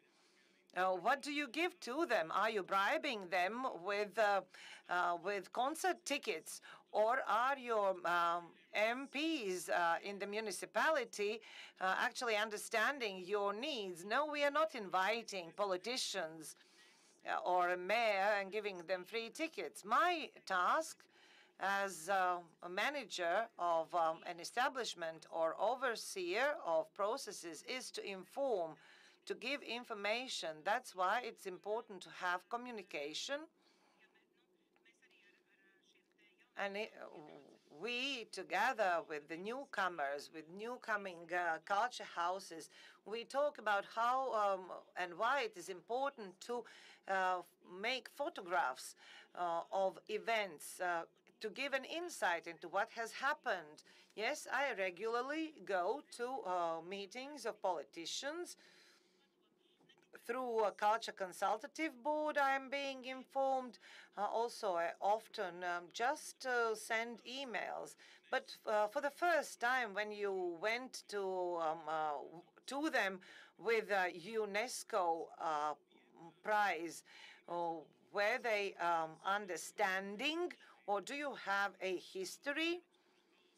Namely that once you tried to be European culture, city of culture, and what do you do in order for those people who take a decision in your municipality to support you?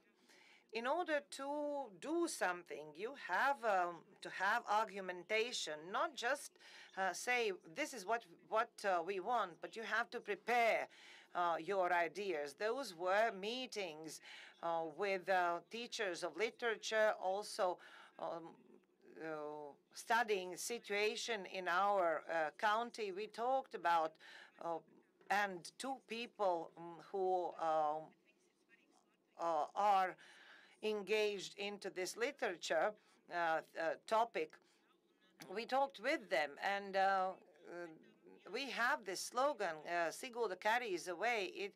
It is important what we think, but the team of politicians, the team of your mayor's office is very important. But you have a team of 17. If you have the majority, you will have the support. And even if you are being told no, then you will know what to do later. But sports school director has become a politician. It is important in Sigulda as well. But in this interdisciplinary, intersectoral battle, how can you get the financial allocations from your government?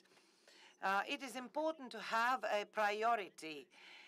In Sigulda, they have been defined, those priority issues, namely sports, education, and culture. And it is not vertical, it's horizontal, on the same level.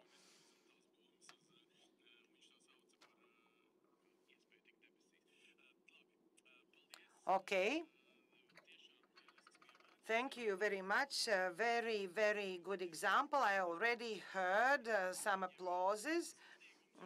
We wish all the best to colleagues, because good examples are contagious. And if Mintauts from Jelgava would come, then there would be other good examples. Not only Gauja River has two banks, but also Lielupe and Riks and other rivers that can be connecting factors for both banks. And now, wonderful example from Estonia. Here on a stage, I'd like to check if you are not Latvian, because if I would say, and now comes the representative of Cultural Center Association from Latvia, and her name is Sandra Nikitina, everyone would believe. So, I mean, Sandra, you're not Latvian. You're still Estonian, right? And representing an association from Estonia, but nevertheless, you are like us.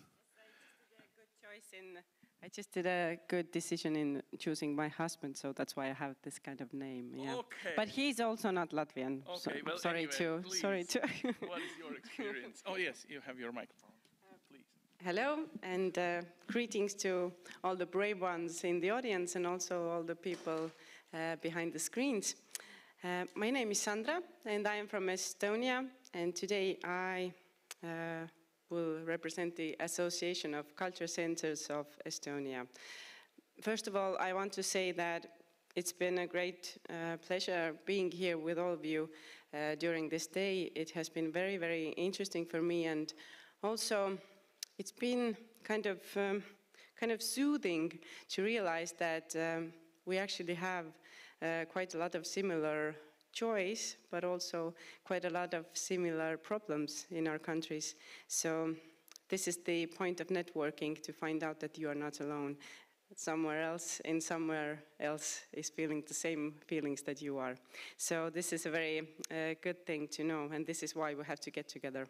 So I will just give you a short presentation about the situation and the role of culture centers in Estonia, and also about our association.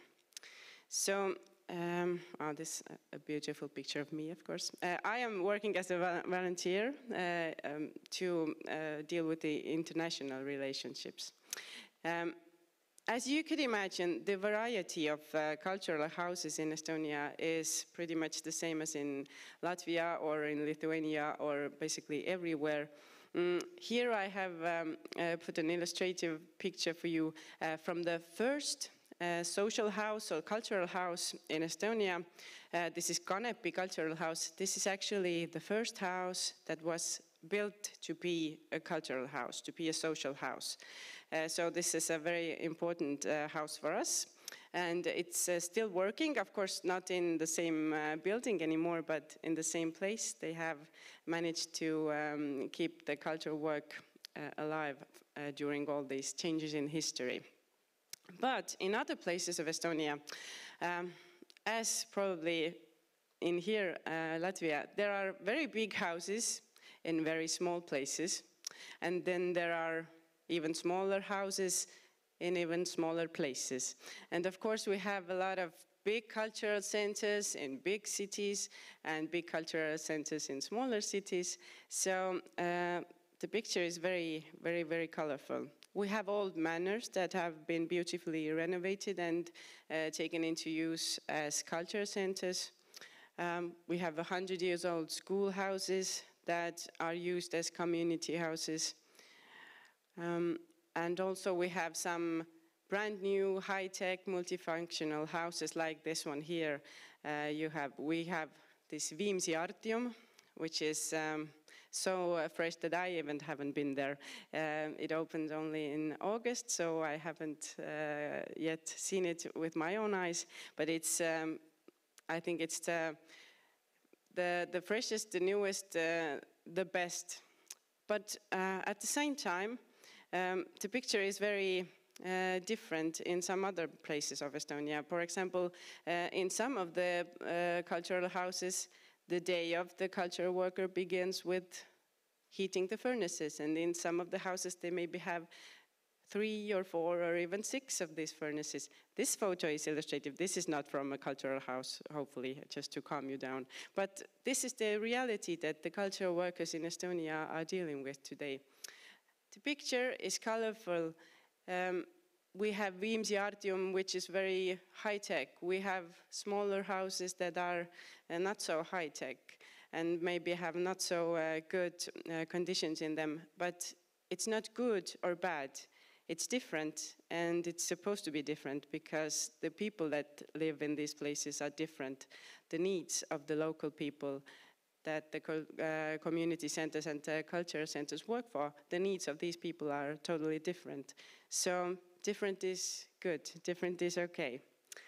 And we have, you heard before in the first part of the day, you heard Ege Kuulbok-Lading talking about how Estonian culture centers have developed through history. So she's mentioned that we have moreover over 300 cultural centers as institutions, but there are estimately 500 different houses or venues where these institutions work. So we have a lot of places where we can do our work. But of course, a house, as we know, is only a house without the people in it. And we have to talk about people when we talk about cultural work. As you all know, and I suspect as you all are, cultural workers are like superheroes. They have the energy, they have the ideas, they have the knowledge, and they have the ability to use all that they have and bring people together. And often they do it on the late evenings, they do it on national holidays, they bring their families to their workplaces, their children grow up in culture centers, and it is normal for these people, and probably for a lot of you people also. The teams in these culture centers are very different. In some bigger culture centers, they have big teams with artistic directors, with technicians, with a lot of people helping the everyday lives. But in some of the culture centers, it's still just the culture worker and maybe the cleaning lady, and they have to do everything by themselves, which again is okay. But the role, whether the culture centers are in cities or in small villages, the role of them is to bring together communities, to create opportunities for lifelong learning, to stand for the retaining and developing of our cultural traditions, including the National Song Festival and Dance Festival tradition, which also is very big in Latvia, and So you know the feeling. Because all the folk dancing groups and all the choirs, where do they practice? Of course, in the culture center. So it's all connected. Also, culture centers exchange professional culture to all parts of the country. And this is a very important role because we have to give the people the experience of a wider scale of culture, not only deal with very light entertainment. I think it's very important to bring professional artists and actors and musicians to the local houses so that people would get to know this kind of culture also. Also, as you know, the culture centers give amateurs opportunities for self-realizations. People can discover their creative talents in cultural houses. And altogether, they bring people together.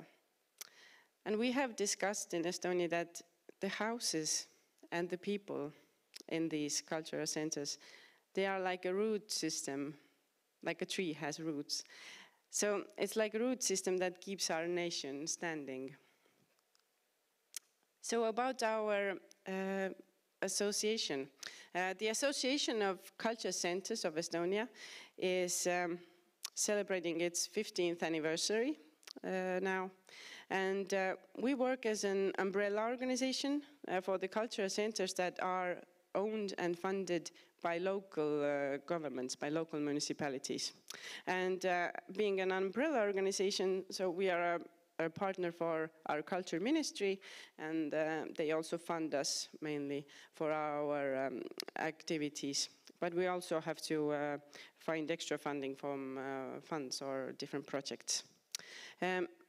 Our daily we have members, like 199 members. Of course, the number is always changing. But we have, for example, 15 NGOs that unite cultural workers of certain regions. So if we say that we have 15 members, then it means that behind these 15 members are maybe hundreds of people. But we also have single members that are not from an organization, but are just have joined by themselves. The management of our association includes of the board. We have in Estonia, we have 15 counties. So there's a member from each county and also one member from the capital, Tallinn. And but the daily work is mainly done by the head of the board, and we also have a project manager. But we don't have this bureau or this office or CEO who gets paid for the for working for our association. So it's mainly a lot of volunteer work for events, for communication, for different parts of our activities. We use a lot of volunteer work from our members. We aim to develop national awareness of the importance of the role that cultural centers have in local communities. We want everyone to know that culture and the people that work in cultural fields are very important. We elaborate the professional standards for the employees of cultural centers. We want the people that are working in cultural centers, we want them to feel confident. We want them to have opportunities to learn and to improve themselves and to rise their competence, because culture work is not something that can be done by anyone. It is a profession and you have to be professional to do that. We also want to participate in creating cultural policies.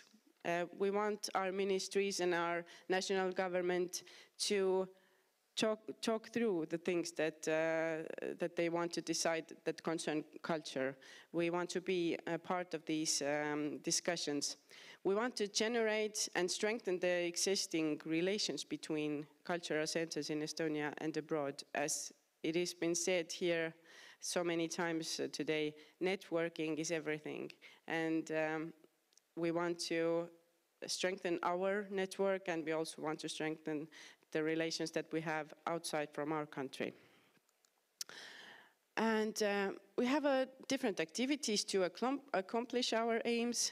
One of the most important things for us is that we give out the occupational qualification standards for culture managers. So if a person doesn't have higher education in culture, he or she can apply for a qualification standard. And our association has the right to give out these standards. And we also organize cultural conferences, recognition events for cultural workers. We have this new project called the Day of Cultural Centers. And of course, we have annual summer schools, which are the favorite events of all cultural workers. The challenges that we face in Estonia in the culture field is that I'm very glad to hear that tomorrow you hopefully will have, Latvians will also have a law for cultural centers.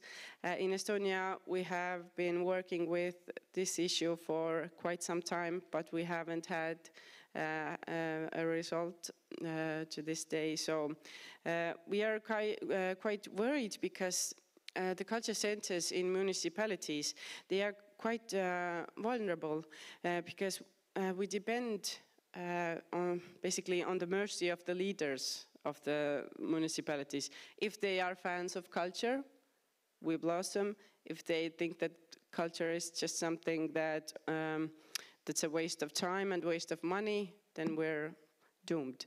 So we really need to think of culture as an investment. This is something that we want to stand for. We are worried about aftergrowth. Aftergrowth in terms of audience. We're worried that younger people, they don't have the habit to coming to the culture centers anymore. But also about cultural workers, because we don't really see that young people are dreaming of becoming cultural workers in small municipalities. They are maybe dreaming of being great culture managers and organizing international music festivals, but I don't see any young people dreaming of being the ones that heat the furnace in the morning. So this is also something that we have to think of, how to improve this situation. There is a big difference in salaries. We have to talk about money. The situation is pretty okay in bigger cities and in bigger and wealthier municipalities, but in some of the municipalities, the salaries of cultural workers are still very, very low. And also, there are discussions in Estonia's society about cultural workers' salaries, but they tend to be more about the salaries of the cultural institutions that are state-owned, that are funded by the state. And these discussions do not comprehend these people who work for the municipality culture centers. And this is something that people that watch the news and have no knowledge about, they don't know. They come and pat on our shoulders. Yes, you're going to get a raise, but I am not going to get a raise because I work for the local municipality. So these are things that we have to talk about. And the key words in finding solutions, how to improve the situation. We believe that communication is a very important thing.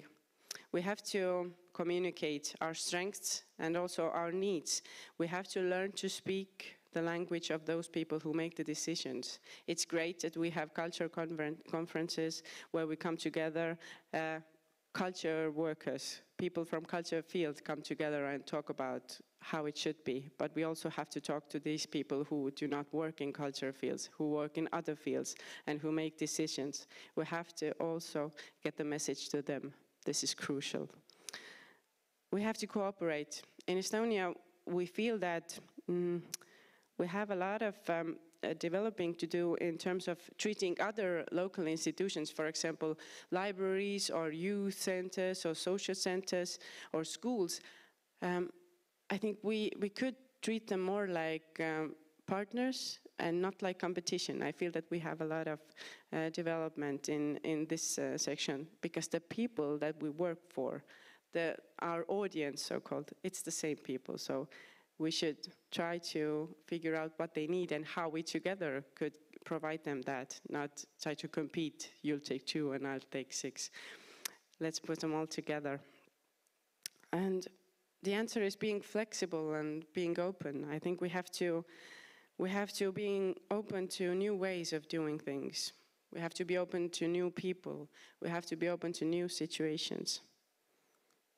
And as been said, when the root system is strong enough, the tree is able to bloom and even laugh at the storm. I thank you for your time, and thanks for asking me to be here.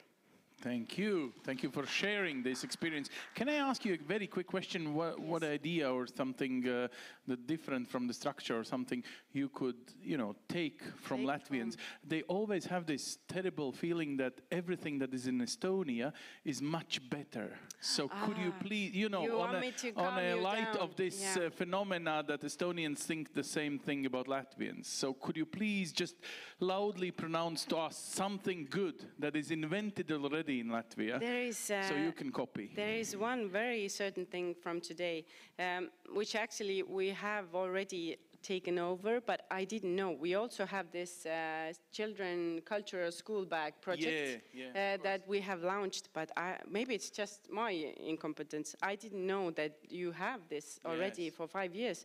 So I see that we have it, I think, for the first year. So this is definitely something that we can learn from your experience, and I'm really glad that we have also started with this project. Just saying even more of the progress of this, I was actually in the room when the Minister of Culture of your country and my country kind of started to negotiate on this, and we were kind of a little bit quicker. So just, somehow. Congratulations. So congratulations for you also, because it happened exactly in Cesis, where there is a monument because of Estonians helped us to regain independence after World War I. Huh? Okay. Well, actually, to gain independence at all. So there is this monument, and just next to this monument, there was this discussion. And so you see, the history is there, even here, in between us. You were the witness of this moment. I am. I'm so happy. Yeah, I'm very glad that we have learned from you, and I'm sure that we have so much more to learn from each other. So just let's keep in touch. Just, exactly. So I go to your place like tomorrow. Yeah, you can come tomorrow. Okay, thanks. Thank you. So we learn from each other. Thank you. And now I ask Inga Kristioniene. She is online. I hope so. Inga, you must be online because you are now a representative of Lithuanian Association for Cultural Centers, and we'd like to see your insert, not only of niceties of Latvian examples, but also give us some niceties so we can copy-paste into Latvian reality. Inge, if you are there. Labdiena. Labdiena, Inga. Where are you? In which part of Lithuania? Thank you. No speak English. Gera, kalbėjai lietuviškai. Taip, kalbu lietuviškai ir ačiū už galimybę. I will speak Lithuanian.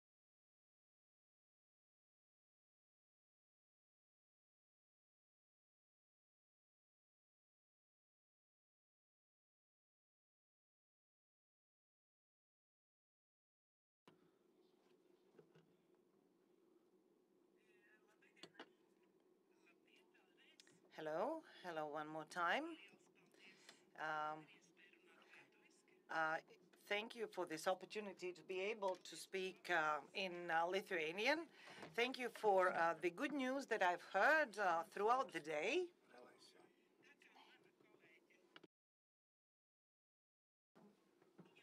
As my colleague already talked about culture center system and about national culture center that I work.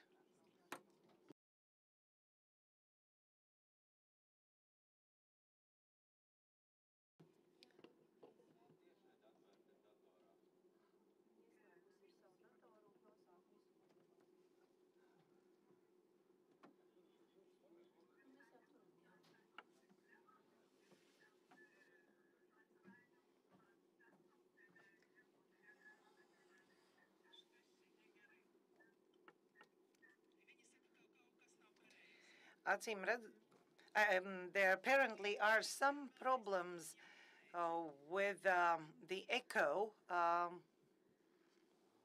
The speaker hears herself as an echo. There apparently are some technical problems.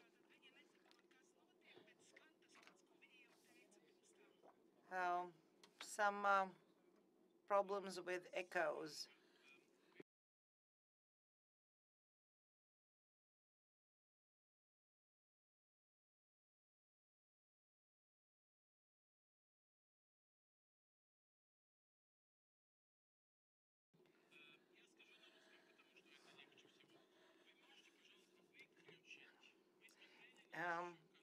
Can you please switch off the web streaming? Конференции. Мы вас видим через Zoom, и получается, вы слышите в поздний час, как бы не в правильном канале. У вас все правильно, как вы с нами общаетесь, говорите, мы вас слышим, но вы должны выключить то, как вы за нами наблюдали до этого. Наверное, в Zoom, не, в YouTube, наверное. Выключите YouTube и не сойдете с ума с нами.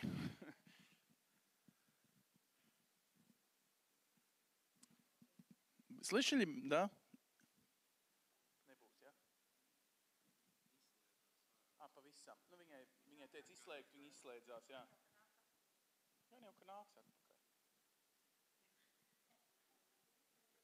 Tagad mēs redzam gaismas ātrumu starp Viļņu un Rīgu. Nē, Ulbroku.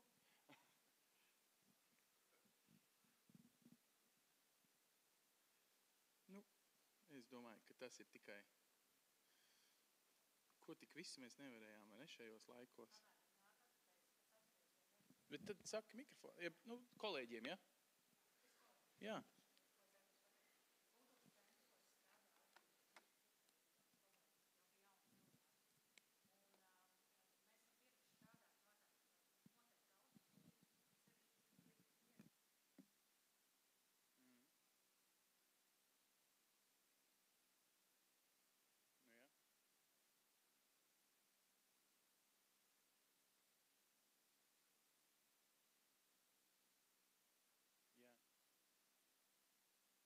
Tātad tu visiem esi nopirkusi, teiksim, Instagramera kameru un to aplīti, kas spīd un...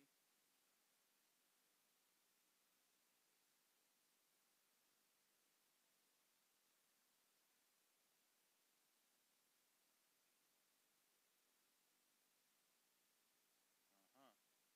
Bet...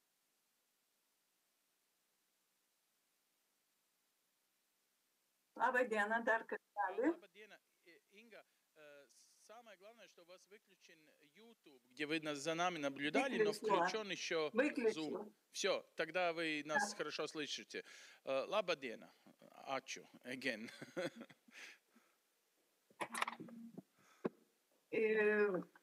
Tai aš dar kartelį pradedu iš naujo, kadangi mano kolegė... So I will start over.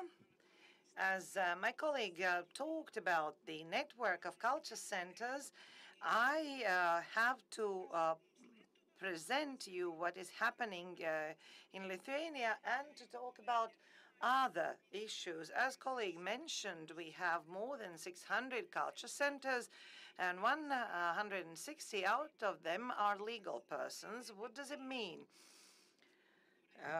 That those who have a legal basis, they have a managing director. For the rest, 400, there are structural units. I don't know whether it's good or bad.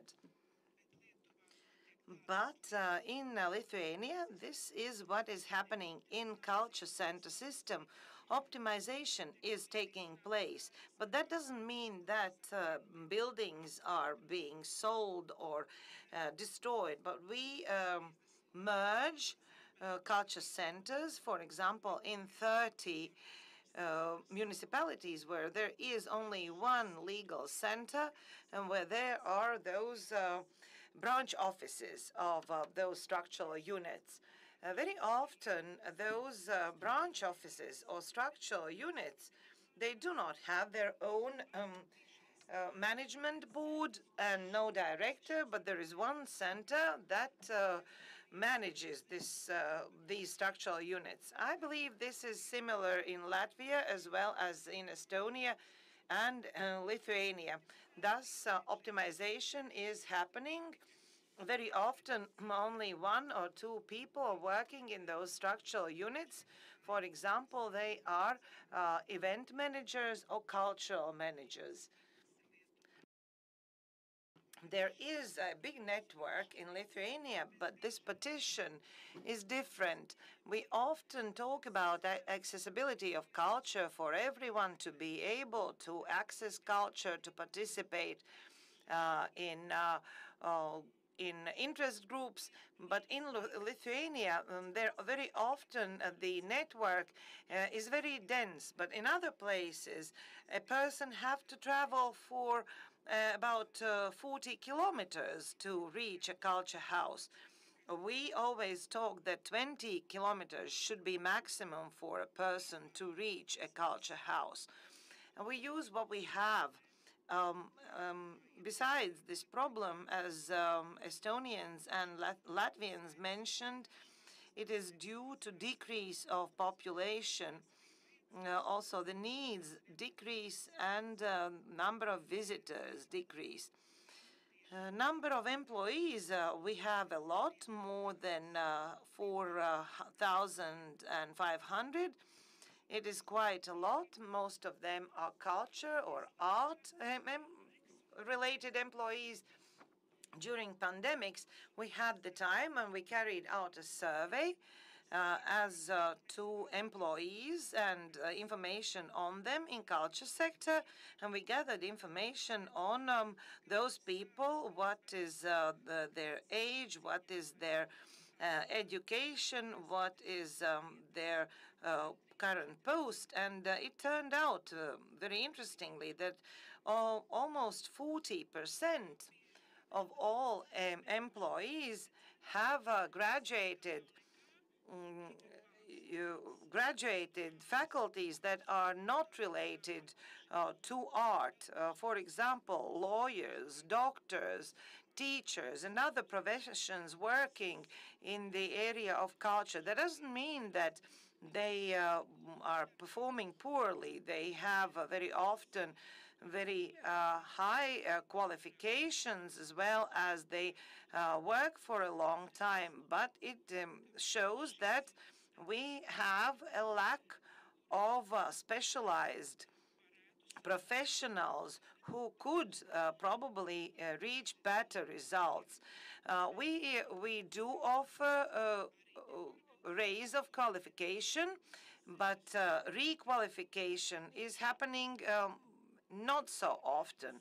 If a person, for example, is 60 years old, then probably it is worth to requalify. We encounter another problem in regions. We have a lack of specialists due to the fact that salaries are low. Also, for young people, it is difficult there to, for example, rent a house or take a loan and form a family. People are working long years. For example, people who are managing a dance group or a choir are aging. We are happy for those who do that. There are managers of choirs and dance groups that are 70 or 80 years old, but when they retire, we don't have anyone to substitute them in the rural areas. We are trying to come up with promotion programs for those people to requalify, but however, this problem still exists. When we look at the working years. It is a long time because sometimes there is even high rotation, but an average age that average time the persons are working is for 12 years, and average age is 50 years old. But we do understand that this is a threat.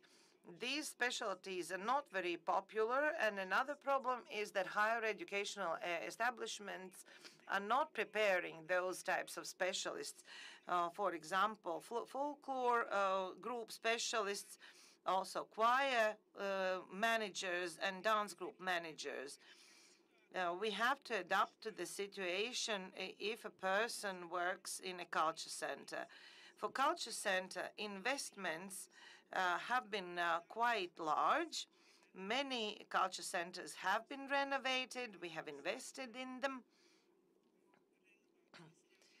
And the renovations allow for people with disability to access culture centers, but many centers are huge. If we speak about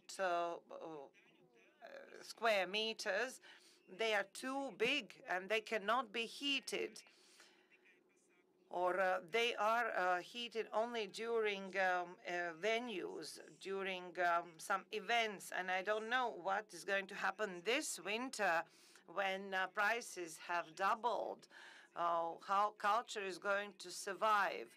But the pandemics showed or proved that we are universal soldiers. If there is a will, if there's a wish, there will be will. And we are very willful. And pandemics prove that people use modern technologies. We organize remote events with digitalization. There are more and more people who have learned that. By seeing those results, how many virtual events were held, and how many people could adapt easily to the situation, I believe also this situation will be solved and we will manage. The employees of the culture sector will somehow manage. What are the financial allocations to culture? First of all, there is municipal funding, majority, except for our national centers. Culture centers are mainly financed by municipalities from their budget, namely salaries of employees. Main expenditures are covered by municipalities. The majority of salaries, also investments for maintaining these culture houses, as well as culture council projects that constitute a certain part of the budget. Already for the third or fourth year, in a form of allocation for regions. Regions receive financial allocations for their events, and it's interesting to note that the experts themselves, all those committees and groups, do come from regions, so they can decide what is most important for them, what they are going to organize, and how they will finance one or another event. There are pluses and minuses in all of this, but that's what is happening. Then if we look at another ministry, namely the Ministry of Agriculture, we also receive financial allocations from them. Cultural heritage products and certification. There is a project, and it's administrated by the Ministry of Agriculture since 2017. And there are certain products, traditional products of historic importance that have been produced for 100 years or even longer. There are several categories. If it is handmade, then category A. If some equipment is being used, then it has category B, and those products can receive support, monetary support from the ministry for exhibitions, also for advertisement, etc. As well as there are some other projects paid for by the Ministry of Agriculture. How does the culture benefit from that? For example, craftsmen's centers are underneath those culture centers.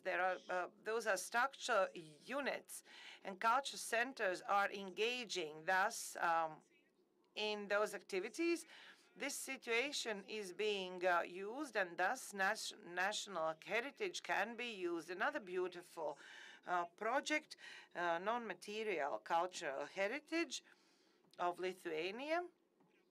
In the program, there is a program where there are 48 values, says the speaker. Some have been enclosed also in UNESCO heritage, for example, creation of suturtines, also carving of crosses, and song and dance celebration. Now we are also working on straw decorations being enclosed in UNESCO list. Very often this non-material cultural heritage allows to touch upon traditional culture and to preserve it. And events of non-material culture heritage that are being kept for the next generations, it has certain values. And if we look at the ecology and culture and also the vision or seeing the nature and keeping the nature is actually an example for us, for younger generation, how to live our lives. And very often we see that ecology and culture should have tighter links. They shouldn't be divided. Nowadays, culture is being measured by economic means, but if we look at culture as ecological phenomenon and sustainable phenomenon, then culture finds its true value, which is necessary. And we do know that for the sake of ecology, all 27 EU countries have signed neutrality pact. I don't know how it's going to be in Lithuania. Now we are in the 15th place in Europe. And speaking about pandemic years, when talking about ecology, those smart technologies in which we invest a lot, there is a lack of competencies for culture sector employees, but it all can be learned, and we can be trained. Someone already said that most of the events should also be streamed on a virtual platform, because it is quite different to look at an event through a screen or face-to-face. Another financial allocation or source of financial allocation is a Culture Passport project supervised by the Ministry of Culture. And I looked at how much culture centers are receiving from this project. It was 50,000, and Culture Passport events can be held in all forms. Educational training of all kinds can take place under this program. Informal basket, as well as classes of ecology, on ecology. And last year, 38,000 were allocated through non-formal basket. What it is when children come to participate in some art groups and bring financial allocations with them as co-financial investment. If we look at culture and ecology and sustainable culture, then culture centers from one hand can do very little, but if everyone is going to be responsible, then we will do a lot. We can unite. For example, one exhibition can be a traveling exhibition, traveling around several culture centers. We should adapt our halls, and we should think about ecology and national costumes. If we look from the ecological aspect, then national costume is a beautiful, very special, multifunctional thing that can be worn for a long time. And the material to produce it should not be brought from anywhere. We can produce it locally. Also, scenography. In scenography, you can use second-hand objects as well as clothing. Very often in events, we do see that objects are borrowed or exchanged. That is another drop for the benefit of ecology. Also, book exchange centers. Often we hear that we are no longer going to produce souvenirs with our logos. Even our song and dance celebration in 2024 is aiming at ecological values. Also, our slogan for song and dance celebration is for the birch tree forest to bloom. And every group who will participate in the celebration should previously do the collective work in the vicinity, in its vicinity. We want to rejoice in nature, but we have to protect it and we have to tidy it. Centuries ago, our ancestors understood that nature is sacred, that our gods live there, and now we have to safeguard and safekeep it. And first of all, we have to talk about this. To cut a tree, it is easy. But we see that the tree is cut. But if we see wonderful networks and wonderful cooperation between culture centers, then we will overcome also this situation. And one more time, I would like to reiterate that we have to save the environment, also the nature, culture, the one that we have, and we should not allow to be merged and for everything to take place remotely. I wish everyone, as well as me, myself, in Lithuania, to safeguard and keep our culture the way it was. And best of luck to you. Paldies. Thank you very much, Inga, for this introduction, and especially for having these nice values that we still work because of sustaining our typical values. Well, nevertheless, we have our homework to do.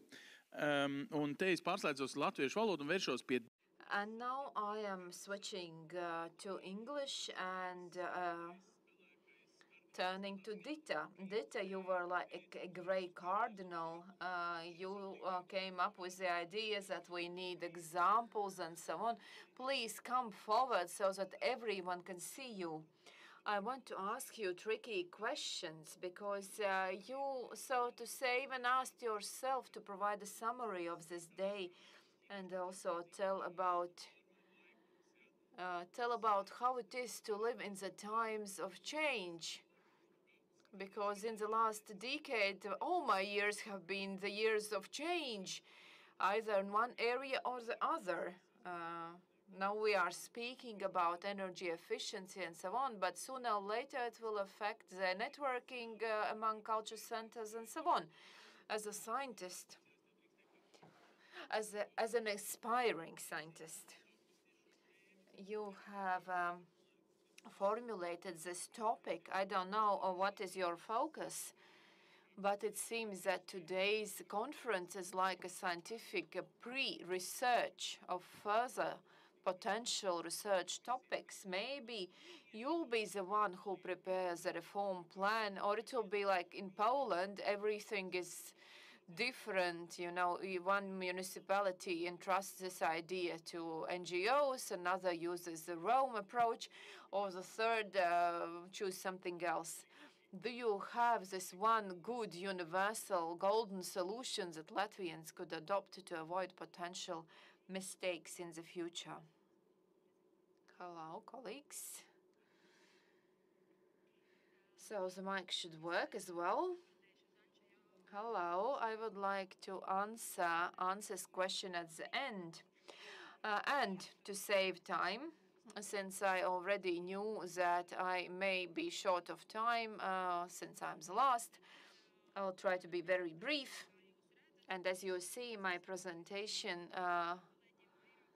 as you can see, will be in English, but I will speak in Latvian for international colleagues to perceive this information easier. So I will speak in Latvian because I'm also an aspiring fluent English speaker. To be as fluent as Sandra from Estonia or other colleagues, but at least I'm good enough to write presentations in English. So not to repeat what others were said, because a lot was said by Professor Andalaķa. So in Latvia currently there is a discussion how many culture centers we have in Latvia, because after the administrative reform we see that there are changes, including structural changes, and only when the Ministry of Culture will summarize the latest data at the end of this year, we'll be able to see some real numbers. So 558 in Professor Laķa's presentation. She indicated 554, but I think we will get the real numbers only at the beginning of the next year when the latest statistical data are published. What concerns historic development, I'm currently working on my doctoral paper on the role of culture centers in ensuring the accessibility of culture.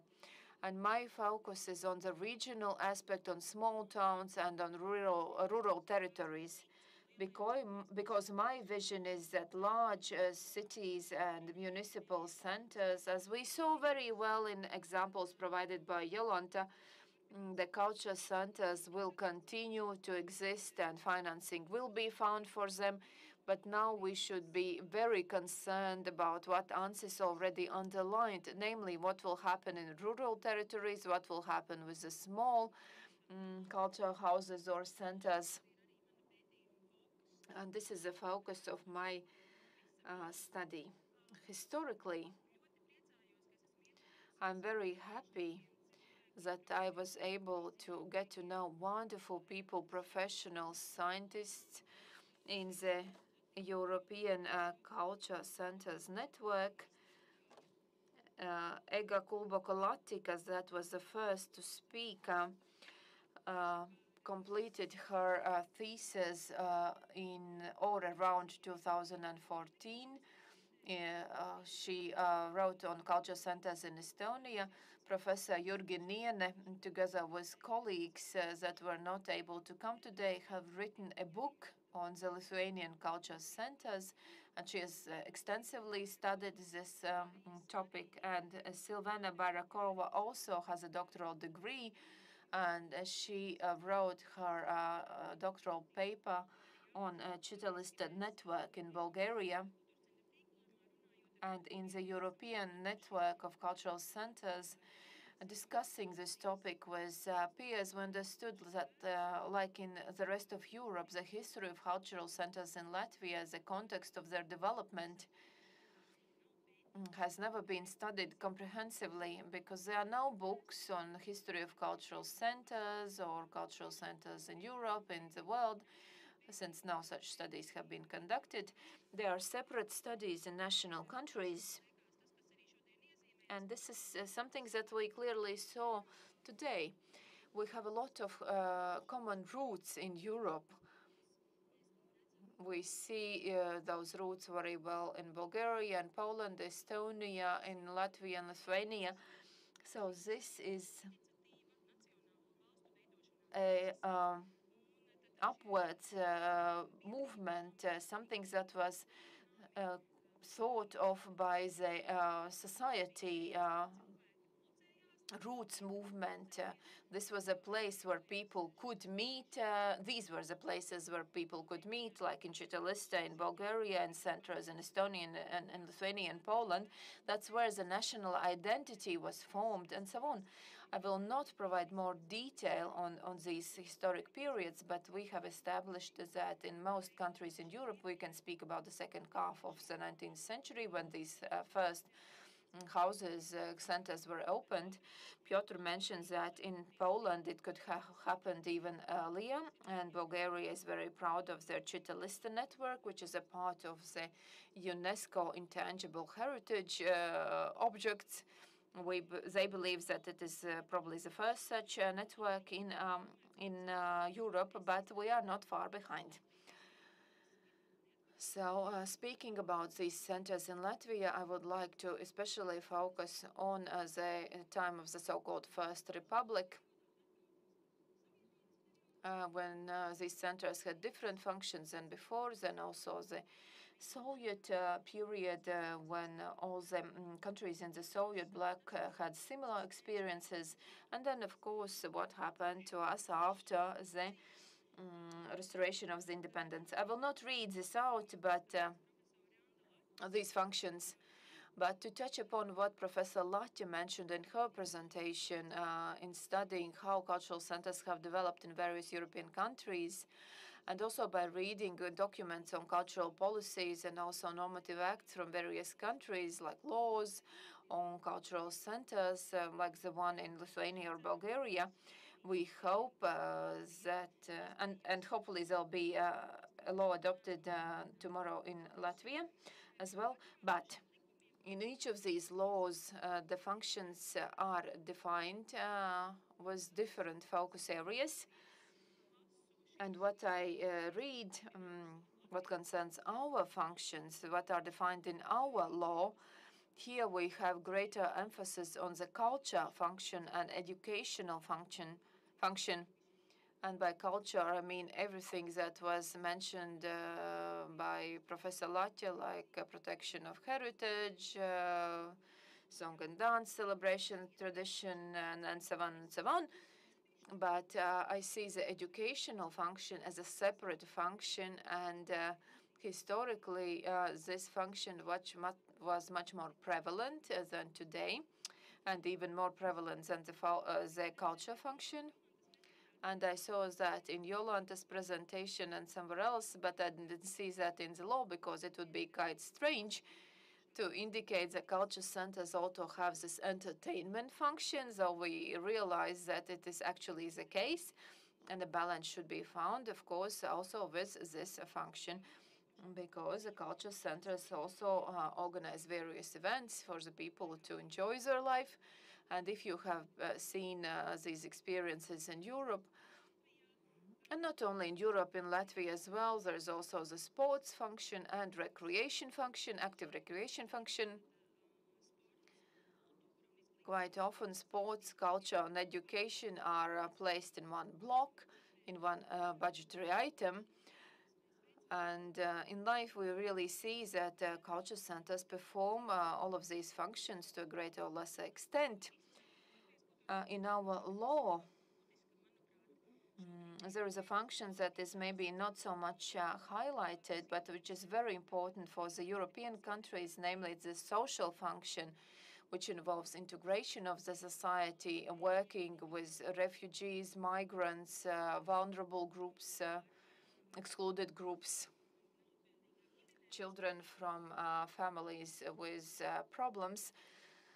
So in many culture centers in Europe, this function often prevails over the culture function. But in Latvia, it's different, because our tradition has been that our culture centers as a priority have always considered cultures and education, free time, and social function is not so important.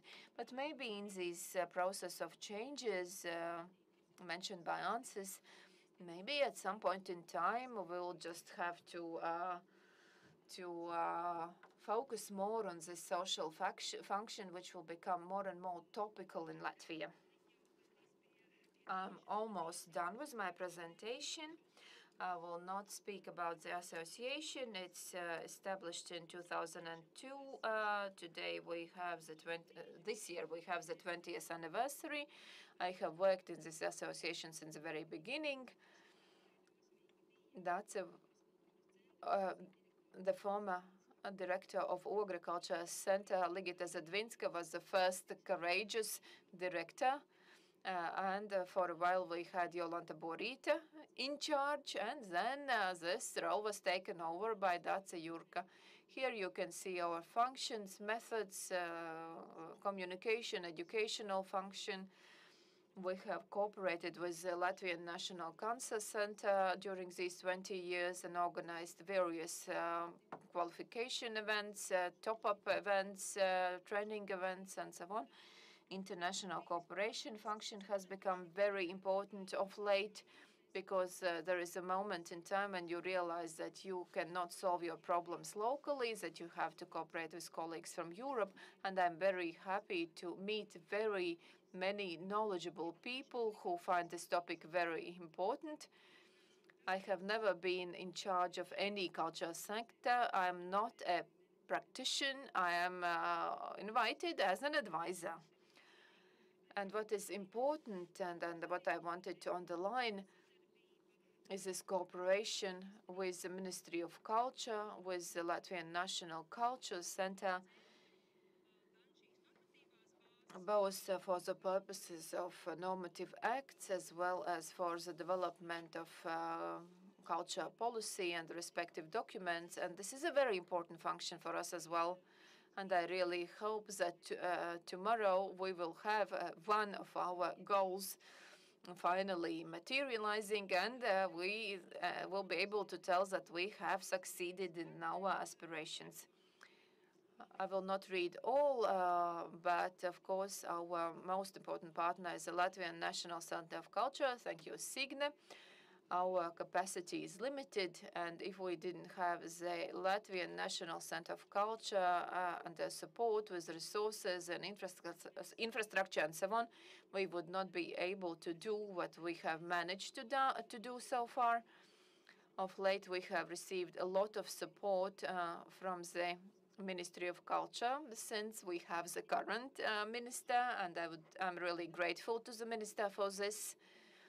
Also, since 2015, we receive support from the State Culture Capital Foundation as an NGO working in the area of culture, which means that we can engage in systematic activities, not only organize campaigns, and this also includes adoption of the law. And during the last few years, we have understood that we have to cooperate with culture universities, both to organize various courses, projects, and other activities. And that also, of course, And among our partners, I should also mention our colleagues from culture departments of municipalities, from other structural units, and you have always been very forthcoming, and we have been able to succeed. And then, of course, we have international cooperation partners like Piotr and Lina. So we have the NCC who have been active in this area for many decades. Yes, culture centers are an interesting phenomenon because there are many, many of them. I once counted, it seemed that there are more than 10,000 in Europe, but they are like a marginal group. Since no one wants to deal with them, because it's so complicated. This area is very complicated. As everyone has said, we are very different. We cannot be uniform, and no one can say you should be green or all of you should be pink or green. The scale differs, starting from a very small building that can accommodate 50 people to the WEF Culture Castle, the so-called WEF Culture Castle, which can house 850 people. So the scope is not comparable, and also the goals differ. And it's very difficult to formulate, to study. But while my colleagues were speaking, I already spoke with a Bulgarian colleague via WhatsApp, and we agreed that we should write a book on the European culture centers.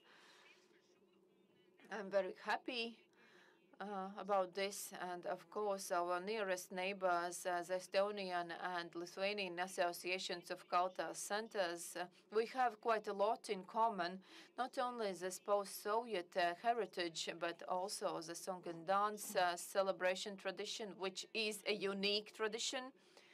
And when I spoke with colleagues from the European network, they have underlined that this is unique. We are unique globally and in the European scale. So one of our priorities is to maintain this tradition. And it is done via culture centers because infrastructure and organizational support is available via these centers. So, these centers should be understood broadly to include any type of center. And this is something unique that we have, and we should just continue that, realizing its importance. And I was very happy to read in the new culture policy guidelines that in several areas, culture centers were mentioned on several occasions, and it was even written that 90% of these interest groups actually operate from culture centers. Thank you to the ministry, to Uldis Zariņš, Laura Turlai, and everyone else who worked in the working group. That's all. Thank you for persisting until the end. Thank you for cooperation, and I'll be very happy to see you again, to speak with you, and to reach new heights. Thank you, colleagues. Thank you. We will have a small surprise. Please don't leave. No, it was in the agenda. It was in the agenda. Dear colleagues, it was a long, beautiful, interesting, and inspiring day. That's how I would describe it. Now I would like to invite our host, Tapine. Please come stand next to Dita. And also Aiga Vasiljevska. Vita.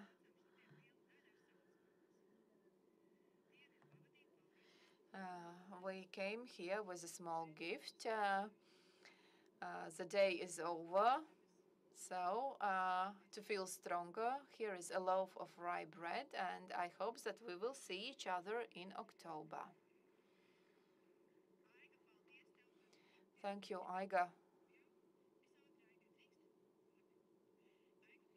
Very briefly, Aiga, thank you for being our support, for our flag, for everything.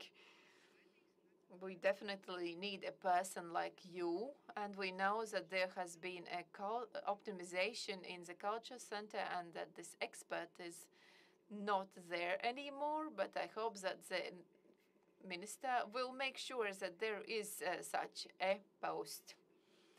And it's great that we have new aspiring doctoral students that study, that prove facts,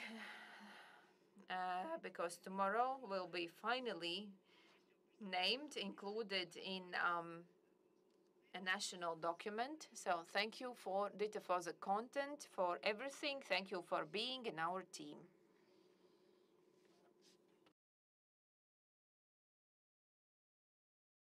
On behalf of our body, I would also like to say thank you for this very fruitful and useful day. Thank you, Vita, to you, because you received us here in Ulbroka Pearl. We wanted to organize this before COVID, but things happen as they happen. So thank you from us. And we believe that we will continue cooperating. And the stage we have the ideal cooperation model, namely municipality, state, social partners, media. Antti, you were wonderful as always. And we from the state. But if you look at us, we are all people. We work for people. And that is the most important and valuable. And I wish all of our ideas to help us during our next meetings. And when the law is adopted, I hope that these wonderful experiences that were shared, that they will become our inspiration to interpret the law so that we succeed, so that we can establish methodological centers. And of course, you have to vote for the right ministers in elections so that we have a good cooperation with ministers later. Minister has already left, but his presence was very important. And thank you to international colleagues, to the representatives of various bodies who shared valuable information. Dita. And then we came onto the stage to say thank you to you as well, because without you, we would not be able to do this.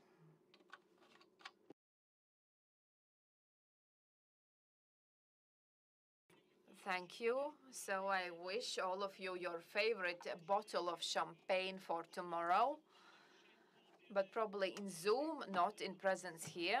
Thank you to our hosts. But our hosts have prepared a wonderful surprise. So, for you, dear performers, this is an international concert because we have connections to 100 other culture centers. And now we will see what it means to practice music on daily basis in a culture center. So you are an accordion ensemble. So you are not a quartet, you are ensemble. So it is a wonderful demonstration how the music school can coexist with the culture center. Do you have disagreement? No, we are not a music school. We are an ensemble, accordion ensemble, and we operate from here. And what will you play? Rachmaninoff? No, original music. Charles Ganiano, tango.